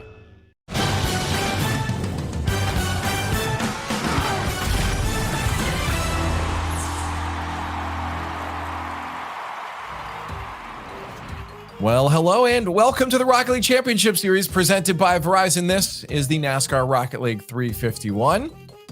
And all of the G2 fans are very happy. I'm LeafX. This is Subi. I don't even want to say his name. There's Turtle. The smuggest man on earth. Address the man who was right for the first time in his entire life. We lost someone. I think the embarrassment Daz, was too strong. Daz was talking to me and he was like, yo, I can't handle this, Turtle. You are superior in every way possible. I shouldn't even be on this desk with you. And he just left. And I am okay with that, to be honest with you. I can confirm. He did say it. No, he said that. That's what he said. That's what he said. did say Regardless of how he said or what he says after, that's what he said. Yep. Subi, break this down for us, man, because that was not what we were expecting. I don't think anybody was expecting that. I don't even think G2 was expecting that. You know, they come out in 4-0 NRG, but you got to feel great for them because they came out and in the first regional, you know, didn't look too great. But this one, my oh my, they are clicking, and Atomic looking like a godsend to this crew coming in and just honestly revamping and revitalizing this G2 squad. The infield passes were disgusting. That goal by JNaps is just, we know what they can bring to the table, and now it's just at another level. Yeah, we saw a couple of glimpses of, you know, the NRG that we're used to with those passing plays, but overall G2 suffocating them, getting the boost, taking the demos. Dazarin, what do you have to say, bro? I think you have something that you owe me. You have to say something to me? Anything? Listen, okay? Was that a word? You got one right. Right, Turtle. But listen, it's a long day today, and the general's not out of the tournament. I'll say that much for that. But I mean, honestly, like all in all, it's respects to G2. They pulled off something that most teams couldn't do. And I mean, and in the fashion that they did it, you got to respect them. A sweep of NRG, that's something worth talking about. Oh, yeah, absolutely. So I was, we let you off at the beginning, so you didn't have to talk about it. Yeah, I had to breathe. I took a just walk. a few moments, a scream or two into the void there. But to talk about that victory, we got Chicago on the line. We gotta talk about this. Chicago, congratulations! What a show, man! Thank you, appreciate it, Leaf. Yeah, it was a fun series. We just had to pick up Atomic, I guess, to finally beat NRG. So that was the thing. And some pre-jumps. Talk to me about that pre-jump where he was already up in the air from that pass. Like, what were the comms like after that happened? Yeah, I just said, like, I'm clanging this. And then I was like, oh, it's over him. And I was like, oh my God, you're in the air. And then he skimmed it, and we all watched it sail quietly for 2 seconds. And then it was just pandemonium. And I was like, I think all in that moment, we're like, that's one of the best shots we've ever seen at a tournament. And it was just after that, you can't lose after scoring a nice goal like that, you know? Yeah, it's against the rules. We see it in the RLCS rule set. Yeah. Well, Chicago, you guys had an excellent performance, but I want to talk about your team since, you know, the start, right? The Winter Regional 1 wasn't necessarily the best for you guys. What kind of things did you change coming into this one that have led you to be so successful? Just, you know, a couple more weeks of practice does a lot of things. Mm-hmm. So that's kind of crazy. Wait, Daz, I have a question. Oh no. Reversal. I think you said this might be, was it you that said this was the worst roster change or roster trade of all time? Or is that someone else? Did you say this, Daz? We said something like that. We said something like that. Something like that? Something like that? Yeah. I mean, I took it back after that series that you guys had that one day, but I still meant it for the envy side. I'll say that much. Oh, okay. Well, if you take it back, that's fine. But I got scared. That was crazy. I mean, we all knew that it was just going to be, it's just a time thing more than anything. We're not a team that was kind of just going to come out and destroy right off the bat. So we're coming from two very opposite play styles. So it's just more learning with each other, talking with each other, discussing how we want to play. I just think for us, time is on our side. And that's what we're seeing in this regional compared to the first. It's just more time equals more chemistry, which equals more wins, I guess. Yeah, that's for sure. Obviously, the more you get to play with one another, the better you're going to get. And I've noticed ever since you've started wearing a hat when you play, you're just popping off. I mean, we saw the Santa hat at the fall major. I almost said winter major. That's what we're in right now. But what does Atomic bring that Drees didn't? Because you guys had some great success, and it seemed like you were trending upwards with Drees. And I thought, okay, winter major is going to be great for this team. But now you bring in an Atomic. And I'm just curious, what did you guys see in him that Drees didn't have? I don't think it's anything that Drees didn't have. It's more that Atomic, and I think this is a common thing, or at least around the pro players, is Atomic's a very difficult player to play against. And having someone like that on your team is just honestly such a bonus, because the things he's able to do with the ball is something you don't want to play against, especially if he's playing out of his mind like he is right now. He's just undefendable sometimes, and some of the shots he hits are crazy. So honestly, that kind of extra factor, as well as everything we knew he brought in terms of defense and just quality gameplay, was just what we wanted. And we knew that with him, I think our potential would just be so much higher. And we saw the vision, and that's what we're working towards. Absolutely. And you guys definitely showed your potential and the improvements you've made in that series with the sweep against NRG, and now they're waiting in the lower bracket final. There's Space Station and FaZe Clan about to match up. Out of those three teams, FaZe Clan, Space Station, the NRG, who makes it back to the grand finals, and who do you got yourself going up against? Let's hear it. Oh, that's tough. Honestly, I know NRG isn't feeling too hot. So because of that, even though if I cut them out, I seem to always be wrong and they win. But I do think whoever wins between FaZe and SSG is going to come out on top. And I think, honestly, SSG's been looking really good lately. At least in scrims, they smacked us right before. So I think they're going to beat FaZe. And then because of NRG not feeling too hot, I think SSG will also beat NRG. And I see us playing them in the grand finals. Okay. Well, that's what we're going to let you get back to focusing here. Thank you so much for giving us your time, Mr. Chicago, and congratulations on the win, and good luck going forward. Appreciate it, Leaf. Thank you. And there's Chicago again. He's getting cheeky up here, Des. Look, listen. He pulled out, bro. He pulled out the Uno reverse card I'm being there. trash talk worldwide. I understand what's going on, but it's okay. It's okay. These things happen. I think what was the stat? It's been literally a year since, almost to the day. It'd be tomorrow, but since NRG was swept in a best of 7, so I'll give it. It was due. It was overdue for something like this to happen. General finally fought. They're not out yet, so we'll see what happens. But I mean, G2, they look good. He definitely deserved to say what he said. Fair enough. Let's take a look at the bracket, see where that puts them. Of course, it's into the grand finals as the general NRG drop down into that lower bracket. 1 life left for them. Still best of 7s across the board here. Subi, Space Station, FaZe Clan coming up though, but these are 4 strong teams, and I expect good matches across the board, right? Oh my goodness. You couldn't ask for a better Sunday between all the teams that are still in it. FaZe Clan, SSG, NRG, G2. Honestly, if you had a 4-sided coin, you could flip it to pick the winner, but obviously G2 does have the advantage being in the grand final, having that extra life. Yeah. But unfortunate situation for NRG. I just had food poisoning last week, so I know what Garrett G is going through right now. It's a bummer. But ultimately, Squishy and Justin are still on that team, so they're still a dominant team. But FaZe Clan and SSG, gonna be a fun one to watch. It is. Let's start talking about it because it's coming up very soon here. FaZe Clan, Space Station Gaming. This is going to be some aggressive offense. Anytime we see FaZe Clan, we know it's going to be in your face. With Space Station as well, they know how to bring the action. Turtle, what are we going to see in this matchup here? Oh man, I was right one time, but I think that's it. That's you're the best analyst on the desk right now. No. Don't put that responsibility on my shoulders. That is the furthest thing from the truth. But in all honesty, I think you can look at Space Station and FaZe Clan as not necessarily similar teams, but similar skill-wise. So you're going to expect to see a really good match. I don't see a sweep at all in this series like we just saw previously. Space Station Gaming, of course, everybody's talking about Daniel, but for me, it's been Arsenal. Arsenal has been a huge factor with the demos, a lot of shots. Like, it's almost like he's doing everything. I think since the roster swap, yes, Daniel has a big highlight and a big spotlight on him. Arsenal's doing so much dirty work in the backfield. If he shows up again, I can see them tilting FaZe Clan with the demos and knocking them out.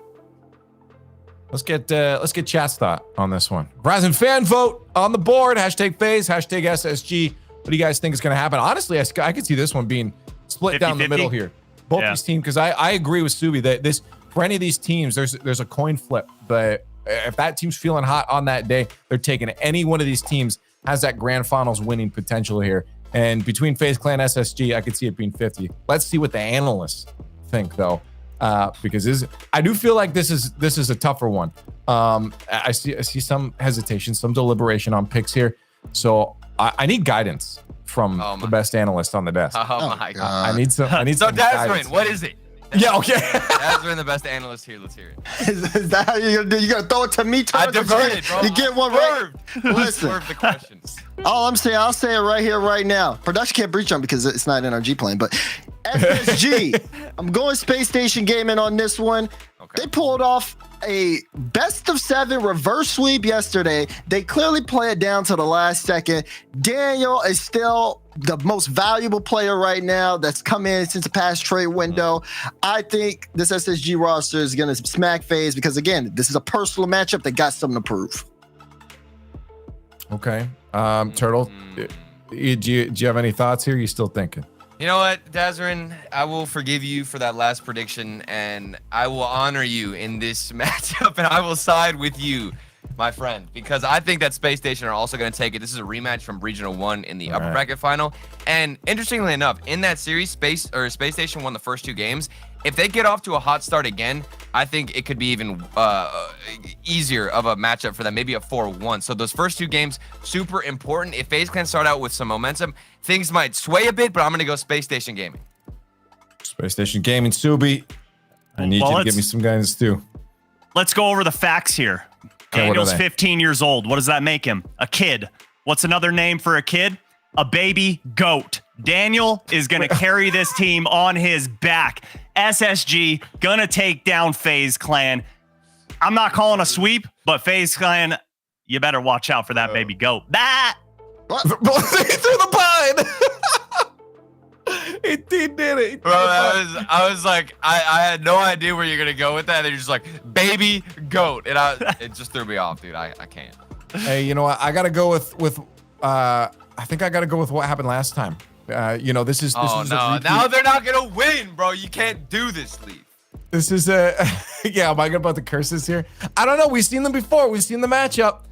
It was close, and sometimes FaZe Clan has a bit of a roadblock. They have something in there that just stops them from achieving their full potential. Maybe this is that time, but until I see that always happen, I have to go with the previous recency bias. I'm going with the Space Station pick on this one. Okay. I think I'm gonna put it across the board. I'm sorry if this curse is it. Maybe chat can help us out. Maybe chat will bring this one even. Yeah, it's gotta be. Whoa! No! Whoa! Where's the FaZe fans? Oh goodness, they're not here. They're all still sleeping. It's way too early on the West Coast for them. Oh, okay. That's actually insane. I did not expect it to be that one-sided. Okay, we've just ruined SSG. Let's apparently. Let's head over to the Verizon Skybox now, waving a cheese, ready to bring you this exciting match and a repeat of Regional 1. FaZe Clan and Space Station Gaming face off for the privilege of just staying alive. Can FaZe get revenge, or will SSG repeat history? One winner, one elimination. Let's go. A best of 7 between 2 Titan teams. The reward for winning, facing off against NRG in the lower bracket when everything is on the line. Things just going to get harder as we move forward in the day of Chiefs. This match should be a classic. It was Space Station last time. There's potential for Space Station this time as well, but I don't know. It's hard to say. FaZe, despite the roadblocks against G2, it's tough to say that if they're going to run into those same hiccups that they do today. Don't get me wrong. Daniel, Arsenal, and Reddles are playing out of their minds. There's just so much potential on FaZe that it's entirely possible could swing the other way, and the only way to find out, sit here and watch it. Personal battles in this matchup. Here's Typical leaving the team, leaving Space Station. Daniel coming in to replace him. Typical wanted to prove that he made the right decision. Daniel wanting to prove him wrong. Here's First Killer taking a shot, and Daniel out of goal. Get up in time, make the stop. Goes for the dribble on the outside, loses a challenge, but Reddles blasts it to the other side. AJ to try and pick up control, looking for the dribble. And gets it past one player. Daniel puts it back to midfield. First Killer retreating, goes to the back pass. Typical not in position to receive it. We'll see Space Station move up on offense. Arsenal onto the backboard, and First Killer keeps it high. Reddles wants to challenge, but thinks better of it. AJ takes it away from him now. FaZe advancing on offense. AJ looking for the first goal. Not going to find anything. Typical was so close to connecting with a couple demos that would have given so much space over to FaZe, and that was something that FaZe struggled with yesterday, and Space Station definitely another team that's very focused on the physical aspect of play, and we're going to have to find a way to dodge them and make sure that they're winning the challenges as the midfield line to capitalize on the weaker defensive structure from Space Station. Daniel, far side. Reynolds taking his time on the wall, gets challenged, loses control. Arsenal now past 2. AJ in the third man. Pinch it against the backboard and send it back to midfield. Daniel, though, with boost and space, getting the demos. Oh, he'll put it in. Reynolds helped open the gates. The Space Station scores first. Classic Space Station. You get the demo in the box. You go and put the pressure on Force Killer. You force him all the way into the back of the net. But it doesn't matter. Daniel's got the command, the ball control, and he just drives it into the top right corner. No chance for him to save it. Man, you're in for a bad situation if you're on FaZe here when you see Arsenal popping off for the first goal. This is goal number 1, game number 1. You got a best of 7, and they are already feeling hot. Reynolds over the top of 1. Daniel with space, but Typical will be the first to pass out to AJ. Goes onto the backboard, crossbar down, follow-up is not there, and Reynolds will get up in time. Take this back down. Going for the dribbles. Now Daniel, oh dear, trips it into his own box, and Arsenal. It's going to work out. Pushes it off to the corner. Look for an advancement here. Typical, in a rare situation, rocking a topper. Yeah, he's channeling the corrupted G energy with the pirate hat. I think he stole it from him yesterday in the reverse, or not in the reverse sweep, in the sweep they got on Rogue. It's got that Gabe energy going. Yeah. Here's Typical. Back into the goal. Arsenal taking his time here in the corner. Daniel over 1, AJ on the wall. Bounce off the ground, first killer's up 4 quickly, but kind of gets to the left side of the ball, is going to lose control. Now Typical over 1, Daniel to the backboard, AJ gets up in time, Typical. Trying to cause some chaos in goal, but not going to make contact before the defender gets there. And we're seeing a lot of just handoffs here, some ping pong back and forth. Neither team really comfortable with the setup they currently have and just opting to volunteer ball control to the other side. Yeah, the punt definitely going to favor Space Station, obviously, at the moment. They are up 1. And you see a lot of the punt game because there's generally not too many openings, and you're so focused on just beating that first challenge that's coming at you. And often the best way to do that, hit it as hard as you can and see if you can chase it down. And unfortunately, no one's really been able to get a foothold going back on either direction, because no one's really making any mistakes. There we go. Typical gets kind of blindsided here. He's following the play out to the side, and it just takes this hard skip off the wall off this challenge, and he's just not ready for Arsenal. Yeah, just kind of a continue to go for the neutral challenges until one creates a favorable situation and then pop it into the back of the net. Gives Space Station a 2-goal lead. But yeah, well, you're saying that I feel like both teams just looking for that moment where all the pieces are together. We saw a moment earlier where I think Arsenal had the ball into the corner. He won the first challenge, then was going up for a second challenge. Daniel at midfield was bumping the third man. But Reynolds was like out of boost in the far corner, so when the ball went to the midfield, he couldn't get there in time. Oh, AJ with a quick drift touch. Oh, and he gets it in! Look at the setup here from AJ. It's a real 3-man effort as well. You can see Typical. He's going to bump the guy out of the way that can stop the challenge. First killer going to force Arsenal up early, which means AJ has an easier read on where he needs to put the ball on this short carry. Gets all the way back around it. Little kiss back into the middle of the net. Great play from FaZe. FaZe on the board. 1-goal game. First killer takes his time. They gave him time. He keeps his ball super high, glued to the ceiling. AJ back down. Typical looking for bumps. Arsenal manages to hit his brakes, jump over him. No boost from Arsenal now. AJ, for a third time, wraps this one onto the wall. Daniel has to go up for it, and AJ nearly taps it in. The fall from Typical keeps it in the box, and first killer will put it on the backboard. Final 30, only trailing by 1. First killer takes the shot, but Daniel's got it covered. Typical looking at midfield. Does he have the boost for it? Chasing it down, beats 2 places up to Reynolds, and he just blasts it to the back. AJ back to the sky, but he's taking too long to get this ball across midfield. First killer will stop Daniel. Final 10. Reynolds out of the back, has control. They missed the demo. Typical, no boost. Control. Final 4. First killer puts it on the backboard. Typical puts it on target, but Daniel blocks it out into the middle. Space Station will take game 1.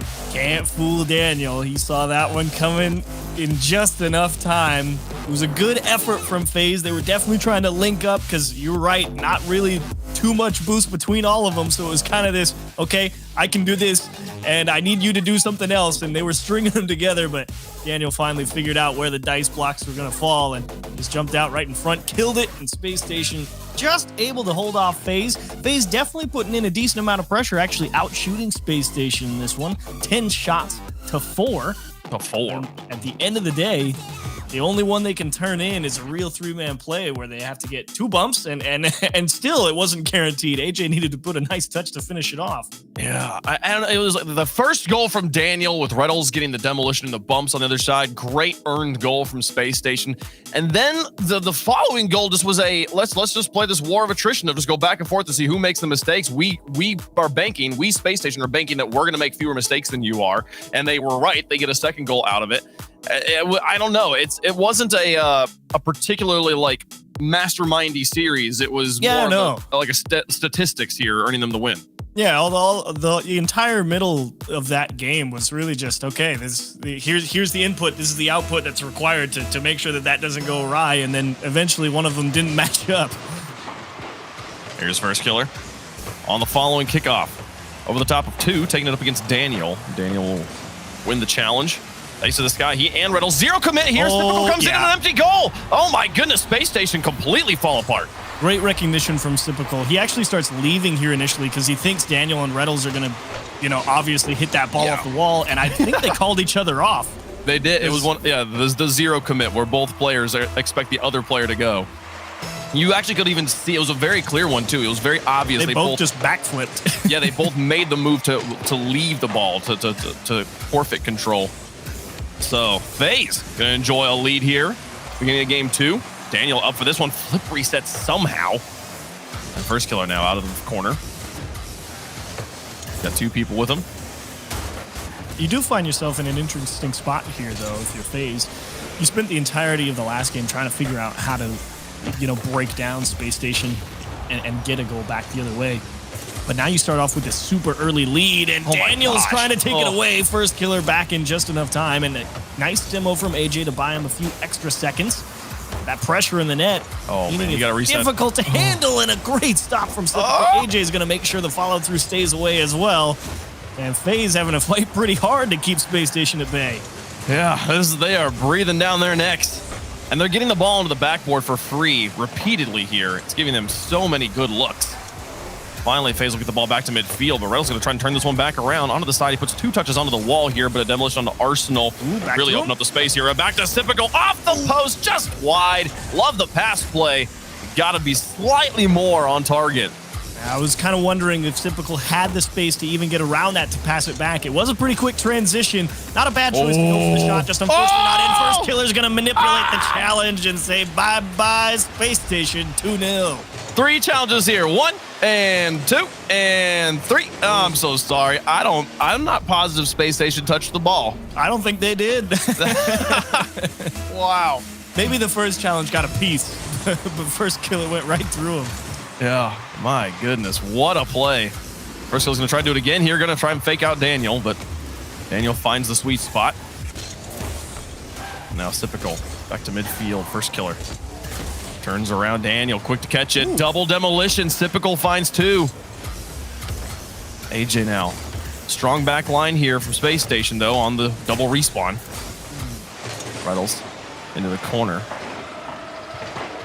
Oh, what a drops dish. First killer. Oh, so close. AJ coming in. He's got a little bit of space from the players, but no space on the field. He's crowded into the corner. Limit his options. Daniel now sends it to the sky. Gets bumped off the ball, but nobody's there from FaZe to pick it up immediately. They'll go for the challenge off of first killer. Now, here comes player in the corner. There's Reynolds. Loses the challenge. Typical finds a bump. Reynolds has to quickly fall back into his corner. Now looking for the dribbles. He's got it back to midfield. He's got a full take of boost. Can he beat first killer here? Takes it to the corner for Arsenal. Across halftime, though, Space Station. We're getting an early lead. And then playing the variance game for game number 1's win. Currently yet to get into the back of the net, down 2-0.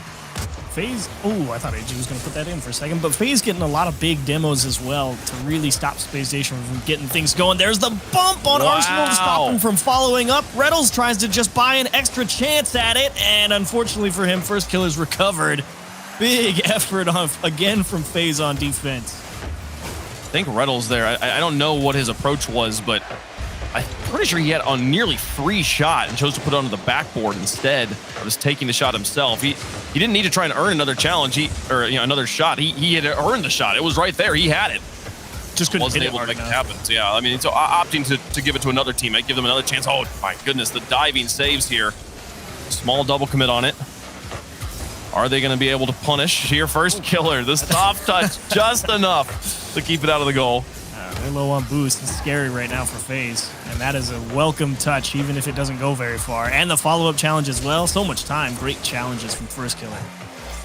Back in front of Arsenal with space. Demolition. Back to Daniel. He shoots far post and is wide. Daniel, second time this game, we've seen him have a really excellent look at the net and not put it between the posts. He can miss. It's not infinite ice. The god does bleed. Oh, AJ gets the stop. Here's Arsenal though up against First Killer. And First Killer had it red from the beginning. AJ now on the counterattack. 45 seconds left, leading by 2. FaZe feeling good in game number 2. Looking to equalize the series. AJ for the backflip. Back to Sipical. Dumps it in. It's on the line, and AJ can't push it. Oh, my goodness. Daniel gets it away. This might be disastrous if he's able to beat First Killer, but no. First Killer stops him. Final 30, and FaZe stabilizes. First Killer too smart. He plays challenges so well. Arsenal really trying to get one more decent look at it. Daniel not able to really square that one up. And that should definitely run enough time on the clock that 2 goals very unlikely. But, oh, man, Space Station. You know, I would say it was their game to win, but FaZe, you earned it on the defensive side of things, and none more so than First Killer. 5 saves here. Only 1 goal, but the defense that he made possible in this game too, oh, make or break. Monster stops from him. Massive, massive stops. They take advantage of some Space Station miscommunication early on and get the first lead there, and then, yeah, holding on to it there with the defense. Total of 11 saves they put up. My goodness. There was maybe like a couple of chances for Space Station that you were talking about where it's like, okay, yeah, that was definitely a quality goal scoring opportunity. And, you know, Daniel missed one, and the other one, Reddles, that slow floater right in front of the net because he just had to jump at it from turn around, try and get it back towards him. And it's just like, they definitely broke the defense down. But like you were talking about in game 1, the piece is just not quite in the perfect orientation to really make it happen for him. So tough break for sure. SSG. And I don't know, like that first open, it's so interesting. We've seen both teams kind of like get out to the early lead, and then I don't know. So I was gonna say like just sit back and just like enjoy the lead, but like FaZe didn't really sit back and enjoy the lead. They did genuinely keep attempting to score there and put the pressure on Space Station. But Space Station, I think, won the midfield primarily, got more opportunities, just ran to the goal line defense. Yeah, press for Space Station. That's a game that they're very familiar with, so that makes it all the more impressive that FaZe is able to keep them out. And that's why you see shades of how they only allowed 0.89 goals on day 1. They're pretty stingy. Oh my goodness, and another early Space Station mistake gonna cost them a goal. Let's take a look. Okay, Arsenal, yeah, he's definitely backwards. Oh, I can't tell if it was a mis-executed half flip, but it was definitely wonky in some direction. He certainly did not go the way he thought he was going to, and he got out in front of the ball. Arsenal did drop a quick chat oops in chat after that. So, yeah, that's an oops, buddy. He understands that was not what he was trying to do. Now he's going to look to redeem himself on the far side, out of boost, but maybe at the flip reset and wins a challenge. First Killer off the backboard. This is the outside. Reddles back in the midfield. AJ puts the pressure on him. First Killer looking for the bumps on Arsenal, but the shot's not even on target. So Arsenal will disengage and get the clear. Okay. Now Typical with a lot of space. He's going to fall back, though. He doesn't like his boost situation. Out of the corner. On the wall. There's First Killer. Shot is good. Shot. Typical opened up the gates too. 2-0 FaZe. I was on Reddle's camera, and he was just rotating back to net casually here. It looked like they had everything unlocked, but that timing is perfect. I mean, Daniel heads out to the corner because he thinks Reddles is coming back, and he might have left a little bit early, perhaps to dodge the demo, and he just elects to go get the boost while he's on his way. But First Killer with the perfect shot off the wall. Oh no, they're gonna do it to him again. Other still corner, AJ makes it 3-0 off the kickoff. FaZe already running away with game 3.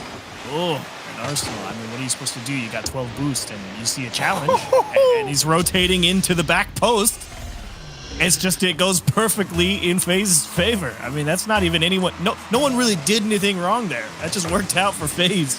No, I think that was also just a brilliant challenge from AJ. Yeah. Understanding the defender's position as he moves up to block him and saying, oh, if I put this to the other corner, we can make a goal out of it. Oh, they nearly get number 4. AJ, though, getting deflected, denied by Reddles. That's typical versus Arsenal. That one goes in Arsenal's favor. AJ having to fall back here as Space Station wins some challenges. Reddles down the midfield, a lot of space. Daniel's looking to be creative here, keeps it high. Reddles, no, Arsenal on the follow-up, not going to be able to put it in between the posts.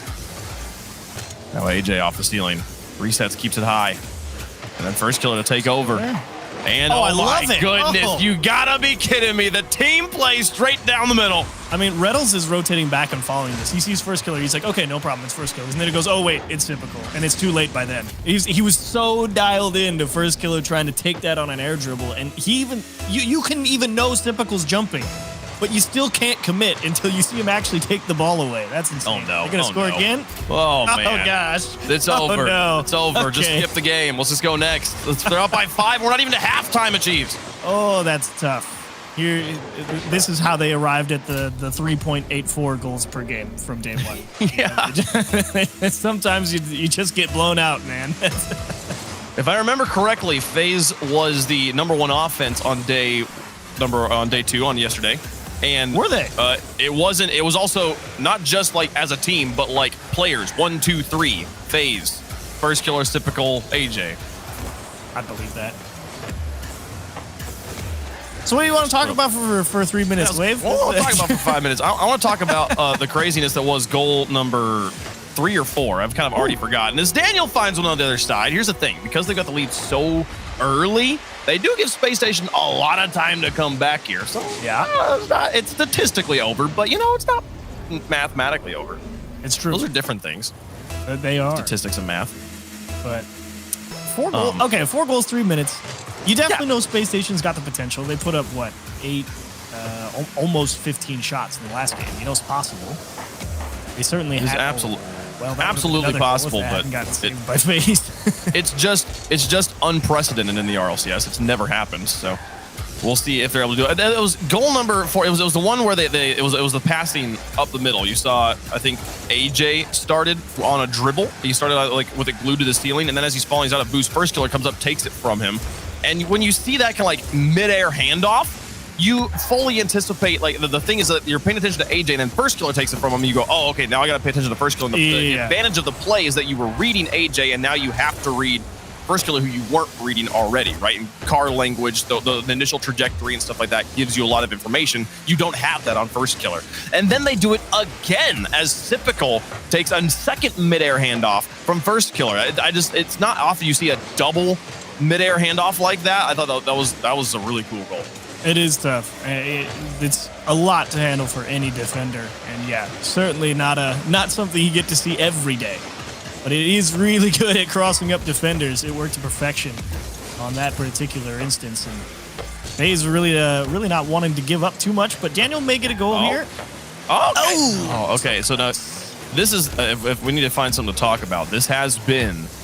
To me now, a characteristic across 2 games, Daniel being just ever so slightly inaccurate to the part where he's not.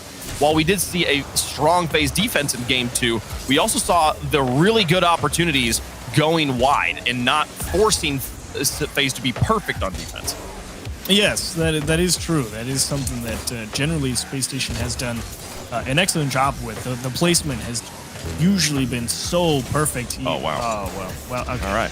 Write Brazil. that one off. That's garbage time. It's almost all Brazils are garbage time. It's crazy when garbage time starts with 20% of the game. With 2.5 minutes left. But yeah, you even think back to Regional 1 for Space Station, right? And you had, I thought Reddles was playing a phenomenal series. Arsenal as well, playing a phenomenal regional. And it was really just, okay, how does Daniel look? The answer was Daniel looks great, but it was more so that, oh man, this Arsenal-Reddles combo has been absolutely revamped. And to kind of have them all struggle with shooting here with a slow start against FaZe is a bit surprising considering how the winter split has started out for Space Station. Yeah, and I don't know. Like, this is, we saw in the winter split, there was a certain degree of Space Station struggles at closing out series that became like a trademark of theirs, and one you do not want to have. But it was something we saw consistently time and time again. First killer finding the shot here, and AJ will find the Brazil. 13 seconds left. Oh, they're gonna beat him in style. You channeled the energy. I wasn't sure if it was actually going to happen, but what are you supposed to do with that dish from first killer down into the middle? It forces the defenders, who are both tied up on the backboard, to go and think about it. And AJ, he's a very smart guy. He's in the perfect spot for it. They will get that one. Can they hold on for the final 10? Don't put in another goal. Come on. Don't ruin it. Come on. It's fun. It's okay. The B just becomes an 8. That's just true. That's true. So the thing is, we were talking about FaZe getting another win here, obviously. The story of Space Station in the winter split was this team is really good but has trouble closing things out. That feels like Daniel completely removed that situation, though. Like once we saw in the winter split. Yeah, okay. We're in the winter split. We're in now that we have Daniel. They're like, okay, cool. This is a new team, new roster. They're looking hot. That's not going to be a problem anymore. So I don't even think I can put this on like a lack of a clutch factor. This feels like it's not even a clutch factor. It's just that Space Station's it's not quite the pinpoint precision we're used to, and I'm kind of wondering that if it had been there, do you have a different series, right? Because we're currently at 2-1, if memory serves. 2-1, yes. And so I think you are forced, if you're Space Station right here, to write off that last game. I mean, it was 5-0 at 3 minutes left. Yeah. It was 3-0 at 4 minutes left. It's just like, okay, one of them's gonna get away from you every now and again. And I actually wonder if like a complete blowout like that kind of serves as a mental reset, because you can kind of check out a little bit. Obviously, you're still gonna play the game out, but it's like you've got like 3 minutes to just be like, okay, let's go think about this one, because they played a great game in game 2. I mean, you outshot them almost 15 to like 6. It's insane. Yeah. So it's just like, you can do it, and you can just sit there and not get too far in your head. Ooh, Daniel flip reset. 2 defenders to beat here. An early challenge. 2 people on the back line means one can just go willy-nilly and look for the tackle. And AJ gets up into him. First of all, the demolition on the wall. And down Daniel now. Putting this back. Oh, Reynolds. Ooh. 2 players from Space Station in the midfield having to side flip out. Now, first killer looking for the separation, puts it over the top of Typical here. Not a super big fan of how aggressive they want that third man to be on Space Station right now, but currently hasn't led to any major detriment yet. Here's first killer. Put this back down. Typical now. Onto the backboard and across the box. First killer for the goal, but Reynolds will block him. And already a massive improvement from game number 3. We are out of the first minute and no goals have been scored. Ooh, he's so fast. I do think what you're saying about Daniel off the ceiling. We'll see AJ get this one away. What you're saying about when you can kind of chalk a game up as a loss early in the game, the rest of the game kind of functions as a timeout. We see the Space Station didn't opt to take a timeout after getting Braziled. I think in their mind, they hold on to that. He's a genius. That game, and Daniel, he nearly got the shot, but Typical dives across and takes it away from Arsenal. Typical, a one-man wrecking crew right now. Completely shutting down Space Station's attempts here. Double commit out of goal, though. Daniel should have an open net. Passes to Arsenal, blocked by first killer on the recovery. And now AJ back to midfield. Space Station trying their best.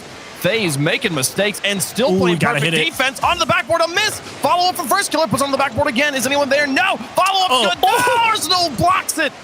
Here comes Arsenal. No, AJ is not going to get a second attempt here. Typical's going to try, but the flight's going to be bad. Man, both teams with some really pop-off defense in that one. Finally, they find the open, and Space Station's on top. Hello, demo game for Space Station. Welcome back to the land of the living. It's what got G2 rolling against them. It's what's going to net them their first goal here in Game 4 and perhaps tie the series up if it holds out. But that was a great couple of sequences for both teams. I mean, nobody expecting Daniel to come up with a miss from that first killer AJ transition. He didn't even go for the double tap as Redo's going to take one away, and Typical taking away a great opportunity from Daniel as well. And kind of you got the big spurt of offense out of nowhere where it's kind of just been this, we got to figure out where we want to be and how we want to get there. Man, Phaser winning some crazy 50s. As Arsenal gets up, AJ with a lot of space. A bump from first killer that maybe help, but Daniel to the backfield. He gives the ball to first killer. Reynolds has got to get us off the backboard. He actually trapped it. Demolition. Arsenal opens the gates, and Typical will tie the game. Well, this is just first. It's not necessarily first killer's thinking, "Oh yeah, Reynolds is going to miss this." It's kind of more of a product of I'm in the right place already. I'm going to put the pressure on him so that if something is there, it's going to be as open as possible. Typical, definitely recognizing, okay, definitely misclear, push forward, and yes, teammate connects with the demo, makes it easy. Yeah, once the demo happens, that's a guaranteed goal, more or less. 2 minutes left. Tie game. Typical up. Give the ball back to first killer. They get it around, and AJ on the outside now. After a failed challenge, he ends up in the cherry pick. He'll get a boost steal as well. Things looking better and better for FaZe. Awkward bounces, though, and AJ's not able to make use of it. Now Typical losing the challenge. Arsenal's got the dunk on him. I want to see more Arsenal in control of the ball. Mostly Reynolds just because... Go for it. I was going to say Reynolds for a moment was the only player on the field. What were you saying? I just want to see Arsenal have a little more agency on how Space Station pushes up the field. I feel like all of his ball control and how he approaches challenges is so deceptive and difficult for defenses to read. So if he can get the ball in his hands a little more often, I think they're going to find themselves in some pretty favorable spots. First killer out to AJ. Back to first killer. Gonna have trouble getting this one online. Follow from Typical, though, to the backboard. Reynolds this time getting off the backboard early. Free jump. He'll get it all the way down the field. Final minute tie game. FaZe holding the lead in the series, looking for match point. It's AJ. The outside. Arsenal now back down the field. Looks for demos. Oh, and the demo. Yes. Another one. Daniel's shot is soft. AJ gets it away. Typical. Well, hanging out, waiting for the ball to come back down to him. Reynolds in the third man. Connects to Daniel. Separation. Typical meets the challenge. Now AJ off the wall. Bounces it through the corners. First killer to the backboard. Yeah. Arsenal away. AJ keeping this high. Final 20. FaZe looking to threaten, but struggling to find that full offensive step. There's a fake. Back down to first. Oh, it's going to go. Oh, they opened it up in the midfield. Now they've got the lead. Oh, of all people, it's Typical, the one who pulls Arsenal off. A little hesitation on the ceiling, the delayed flip reset off the wall, and the defense just doesn't have the time to react. What a play from Typical. I don't know if I've ever seen somebody fake somebody on the ceiling. He hits his brakes, just waits for the player to fly by, and, you know, the coefficient of friction or whatever keeps him glued to the ceiling for long enough that he can just hang out there. But here comes Reynolds, looking to tie it up. No! First killer gets it through the back line. Clock should be out. Put it into the dirt. FaZe will take another win. And Space Station looking good. Look at a significant improvement from game 3, now on match point. I'll be honest, I was completely ready for overtime there. That win came out of nowhere. Typical just found himself in the right spot. Little shimmy shake. Like you said, not often you get the chance to pull off a little delayed touch from the ceiling, but works to perfection there. Arsenal's absolutely thinking he was going to take that smooth as you please, and he gets his old teammates back for sure. First killer and Typical. 100% of the offense in this game. Gosh. Look at that. Oh, my goodness. That really pulling out the stops in what was a much more of a game that we expected between these teams. Finding the highlight plays, finding the forcing the options, earning this offensive productivity. I still, my question though, the big question mark for me though is Daniel down there at the bottom, 150 score. He had 3 shots and nothing else. That for me is, if Daniel steps up here on Wasteland, we could see a very different series. I need to see Daniel popping off for space. Yeah, he did have a couple opportunities to try and put one away there, so the ice may have melted a little bit. Granted, we've kind of noticed that from the start of this series, the shooting doesn't seem quite as spicy as he has been. He's been pretty much unfallible. If you've given him a shot on target, even if the defender's in net, he has been locked in. Dead eye Daniel. But unfortunately, here in this series, and to make it worse, it's in the lower bracket, just not having that put away potential. This is the Daniel we saw get the first ever best of 7 overtime reverse sweep in North America. Oh, with a bump. He's in the Oh history my books gosh. for forever. They'll never take that spot away from him. Today, I don't know, maybe feeling the fatigue of how intense that match was yesterday. It is a tough thing. That's the hardest part about Rocket League at the highest level and in general, the consistency. You can be absolutely out of your mind insane, but to go in and be absolutely out of your mind insane day after day after Every day is so difficult. Putting on a 40-hour work week of insanity is just going to be taxing on anybody. Here's first killer. Still got some boost. Over the top of one. No flip to work with, but Reddles will get the block. Typical. Beating Reddles. Looking to beat Daniel. Wins 2 challenges in a row. First killer's up for this one. Beats Arsenal as well, but Arsenal gets just enough on it to put it to the corner. Now AJ's nice separation. Back to first killer. Look at that pass. Look at that shot. FaZe back on top. And I was kind of watching the rotation back here for Space Station. Daniel, for once, actually took a very shallow line. He didn't go back post, and I think if he had, he probably finds himself in a position to maybe save that, but kind of starts cutting inside Arsenal, who is playing near post, and he just finds himself out of position again on that quick pass. Yeah, I mean, the touch from the defender there, or the touch from, I believe it's from AJ on the wall to get behind the ball, like get his car fully between the, oh my goodness, and then a soft one from Daniel here on the other side to tie the game. I didn't think this one had enough juice to get through, but Typical can't win the challenge, and oh dear, AJ is just trying his best, and still wondering how Typical couldn't make his way back. I kind of swapped through because I didn't quite catch it all on the first look through, so I'm kind of at a loss for how Typical didn't quite make it back in time. I know he had no boost, so that could have had something to do with it. Oh, first killer trying to get it out, but Arsenal out of the corner has it. And a tie game, regardless of how the goal makes it in, regardless of how Typical doesn't make it back. This is the situation we find ourselves in. Arsenal looking to cover this up. Oh my goodness, that would have been the nuts shot. But now pitched the other way, that would have been. A nut shot followed by the least lucky shot possible. There's AJ. Up against Daniel. Drops it back into the corner. Typical pass to first killer. Keeps it low. He's going to try. In, but he doesn't have the boost to reach it. AJ didn't have boost. He was that close. Oh, that hurts so bad. And now Daniel on the other end. Typical's got to bail him out. What a turn of events. You had to try and go with first killer, putting that one so close to being in. And unfortunately, no one able to connect. And a couple of bumps here from Space Station as well. It's going to be 2-on-2. First killer's going to be a little bit late getting back as he needs boost. It's going to be a pass to Daniel. It's off the wall. That one's a little high for Arsenal. First killer has had enough time. Oh, here's first killer. Into the midfield, but AJ's right behind him. He was in the shadow position, not the pass reception position. And now Arsenal, oh, he nearly drops it, but AJ gets to the outside. Daniel, can he connect with Reddles? Reddles comes into the corner. And AJ has a lot of time and space off the ceiling. Gonna hang behind that ball. First killer with a lot of space. We'll get it across the midfield line. Or across halftime. In game number 5, FaZe on match point. A win here sends them through to face the General NRG in the lower finals. Ooh, no pressure on Daniel for the demo. It's okay. They found it on Arsenal. I was kind of wondering. I felt like FaZe had a real opportunity there with AJ so far forward and a ball just way up above their heads. Ooh, big bump on Typical. Space Station trying to stay alive and force game 6. First killer. Following this one, had 1 boost in the tank. Just enough to win a second challenge. Oh, AJ. Corner? Oh, it tipped off AJ. Unlucky. They're tangled up on the side here. AJ, lucky he was able to disengage from that fight. Completely open net.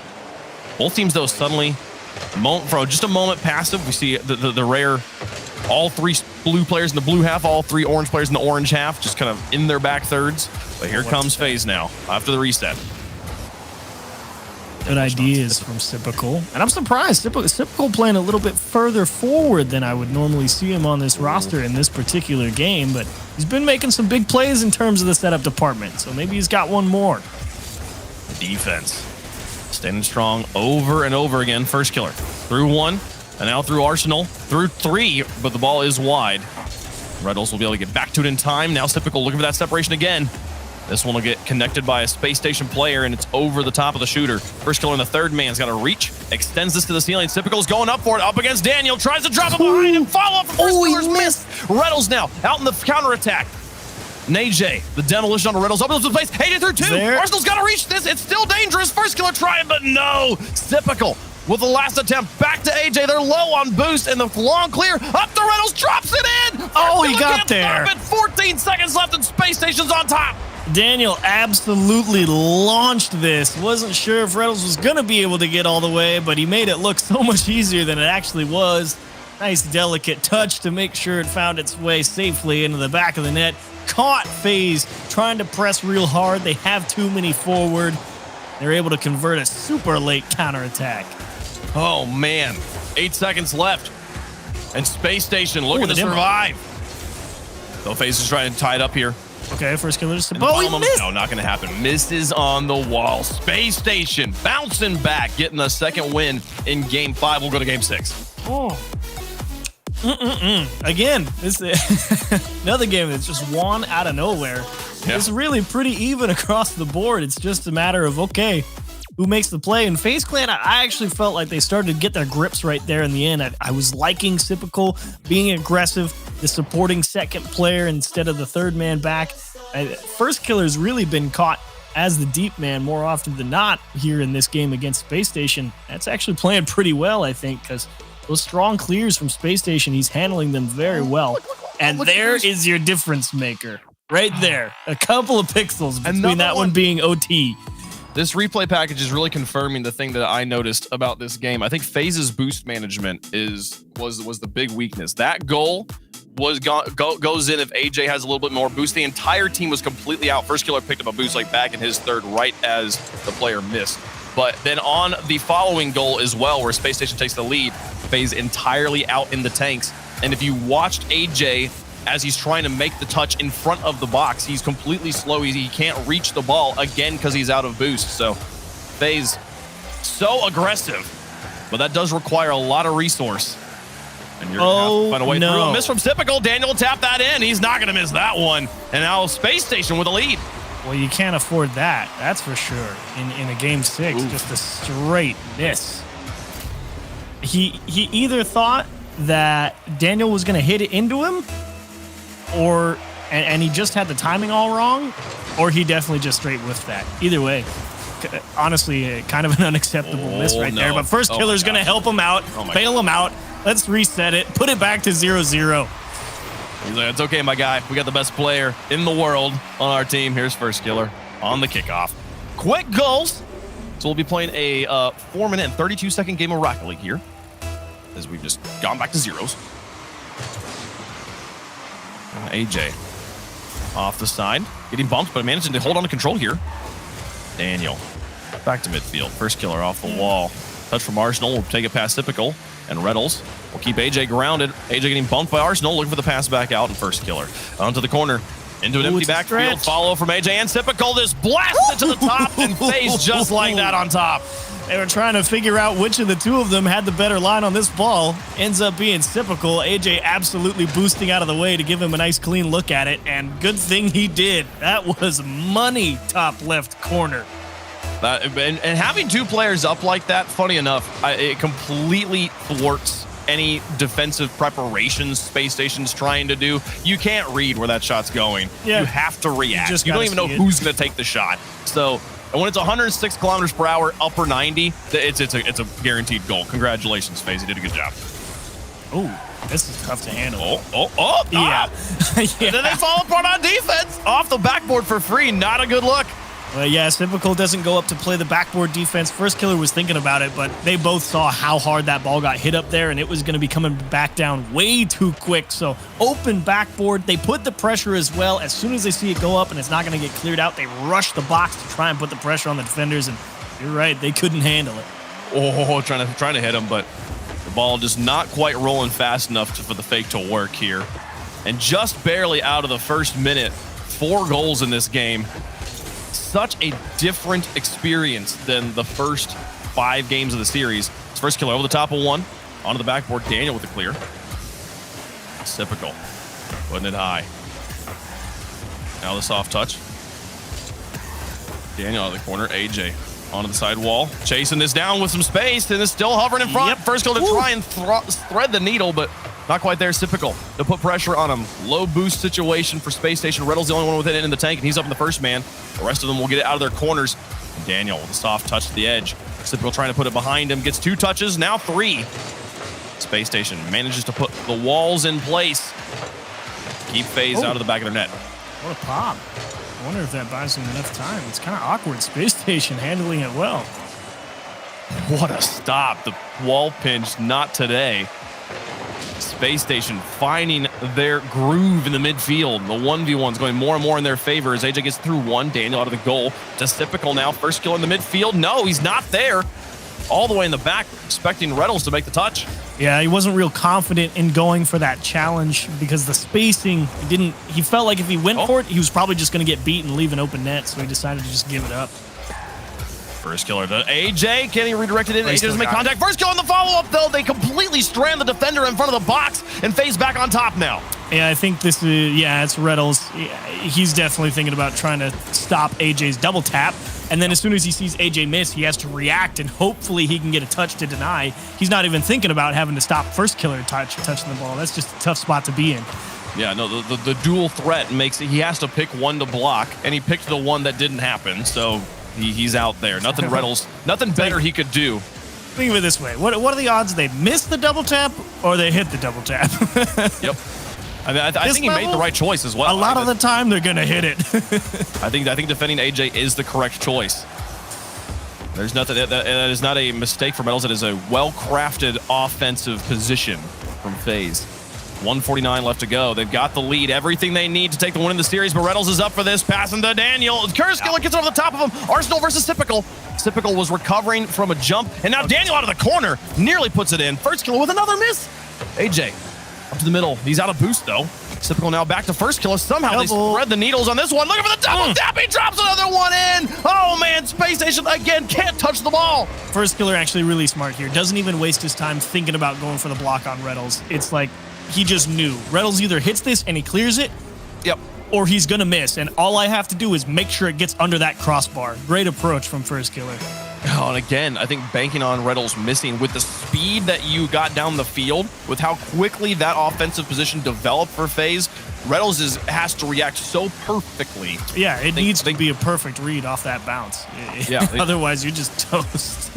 Choosing to read the miss rather than going for the dunk, I think absolutely the right decision. Man, FaZe just having all the tools working in their favor as they're back on offense looking for goal number 5. They might get one back. He's got Riddle off the field. Can they get the bump on first killer? No. First killer manages to get through Reddles and then turns this back around. Look at this quick half rotation.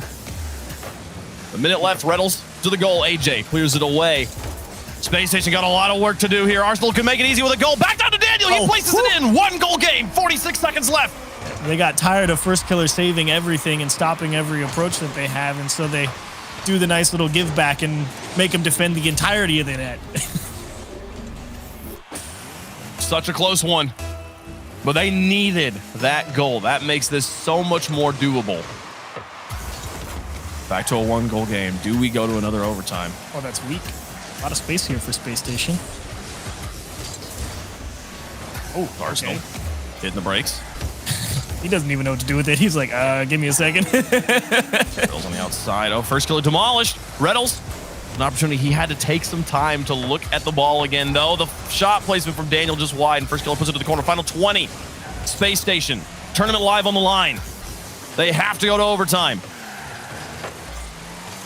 AJ back to the midfield. Arsenal with position. He's got Daniel on the flank. Oh, Final 10. Daniel's up for it. Off the backboard. Trying to set up Reddles.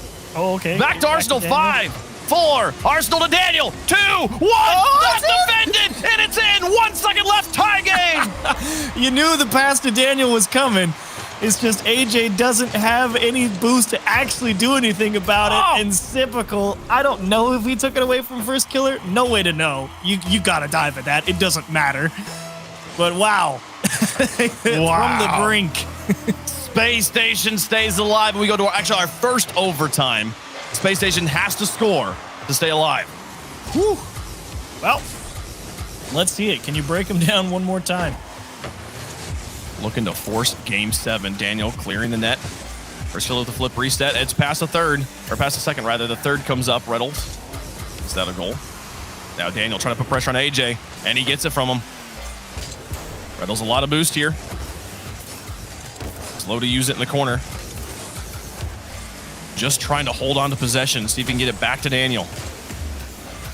But the FaZe players winning in the midfield now, 30 seconds in. Oh, man. Here's Daniel up against First Killer. Separation, First Killer will enjoy it. Now Arsenal above the backboard, 2 defenders up for it. Typical's got to play clean. Gets it past 1, Daniel's through. Looking for the separation now. No one in front of the box for Space Station. Arsenal comes up from midfield. Back to Reynolds. They get the defense. 2 players up for it. Can Typical stop it? Another demolition on the First Killer. Typical makes the save to keep FaZe in it. You really need FaZe to start defending that backboard with a little more aggression, because them giving that spot to Space Station, serving them no benefit. Reynolds is up there, and he will make sure First Killer can't get a clean pass. Here's AJ. Arsenal takes it from him. AJ to First Killer. The passing out to the edge.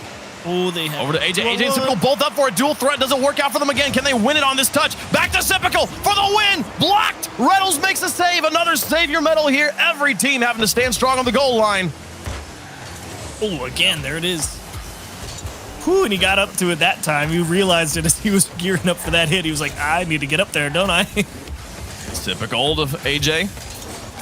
Now to First Killer. As AJ reaches for this onto the wall. Oh, First Killer not going to make contact. Typical through 1 onto the backboard. Daniel's there. Soft touch. Arsenal can try and help it. Look at the bump from Reynolds on his retreat back in. Whoa. Classic Space Station play. It's actually netted them possession here. Typical on the outside. Passes down. Daniel's there. Now Reynolds. Oh, he wanted to take control. Baits in First Killer, but First Killer wins the challenge. And now Typical not going to, he lands awkwardly on the ball, has to leave it for AJ. FaZe just looking for that golden goal that sends them through. Here's First Killer. Yeah. Too much power on the ball. Arsenal will beat Typical to it. Now Reynolds up against AJ. Dribbles 1. Woo! Can't take it from First Killer. Out to Typical. Typical misses. Space Station starting to get their hands more onto the ground game and realizing, okay, see if we can just manipulate a defender just enough to give us a small opening. Here's Reynolds. He tried, but Typical can reach it. First Killer now looking for the soft touch. Daniel reads it somehow. And Typical demolished. 2 players demolished for FaZe. First Killer, the only FaZe player on the pitch. Daniel's got it past him. AJ on the respawn, gonna be able to boost. Daniel, this is such a good spot. Typical's gonna be able to boost too. They strand him, but Reynolds isn't there for the shot. Typical and AJ keep it back to the outside, and we go around again. Yeah, Reynolds just saw First Killer, and he didn't know First Killer didn't have a lot of boost, but he just realized he was going to be beat to that ball, so he didn't even waste his time jumping for it and pulling himself out of position. But Space Station doing their best to try and break him down. FaZe working very hard to keep Space Station from getting any quality opportunities, and that's just for Space to see if they'll maybe miss something. The double demolition play, though, I mean, if Space Station loses this, I got to question how they weren't able to take the win there. It gives you so much information. You know where both players are, and you know how much boost they have. Given that you beat First Kill in the midfield, they have to go to goal. And you watch Typical burn all 35 of it in the air, and Reynolds is sitting back waiting to like, oh, what if he's going to make the touch here? It's like, just crash the box. But I don't know. We'll see. Here they come. They can finish it off right now. Here's Arsenal into the corner. Oh, great pass. Arsenal to Typical. Gotta say, you have to like Space Station and how good they are at digging the ball off that sidewall out towards the middle. It's giving them decent looks on target. FaZe starting to wise up to that because that's how they've lost a couple of goals in this game already. Daniel out of the backfield. He's already got the separation off the sidewall.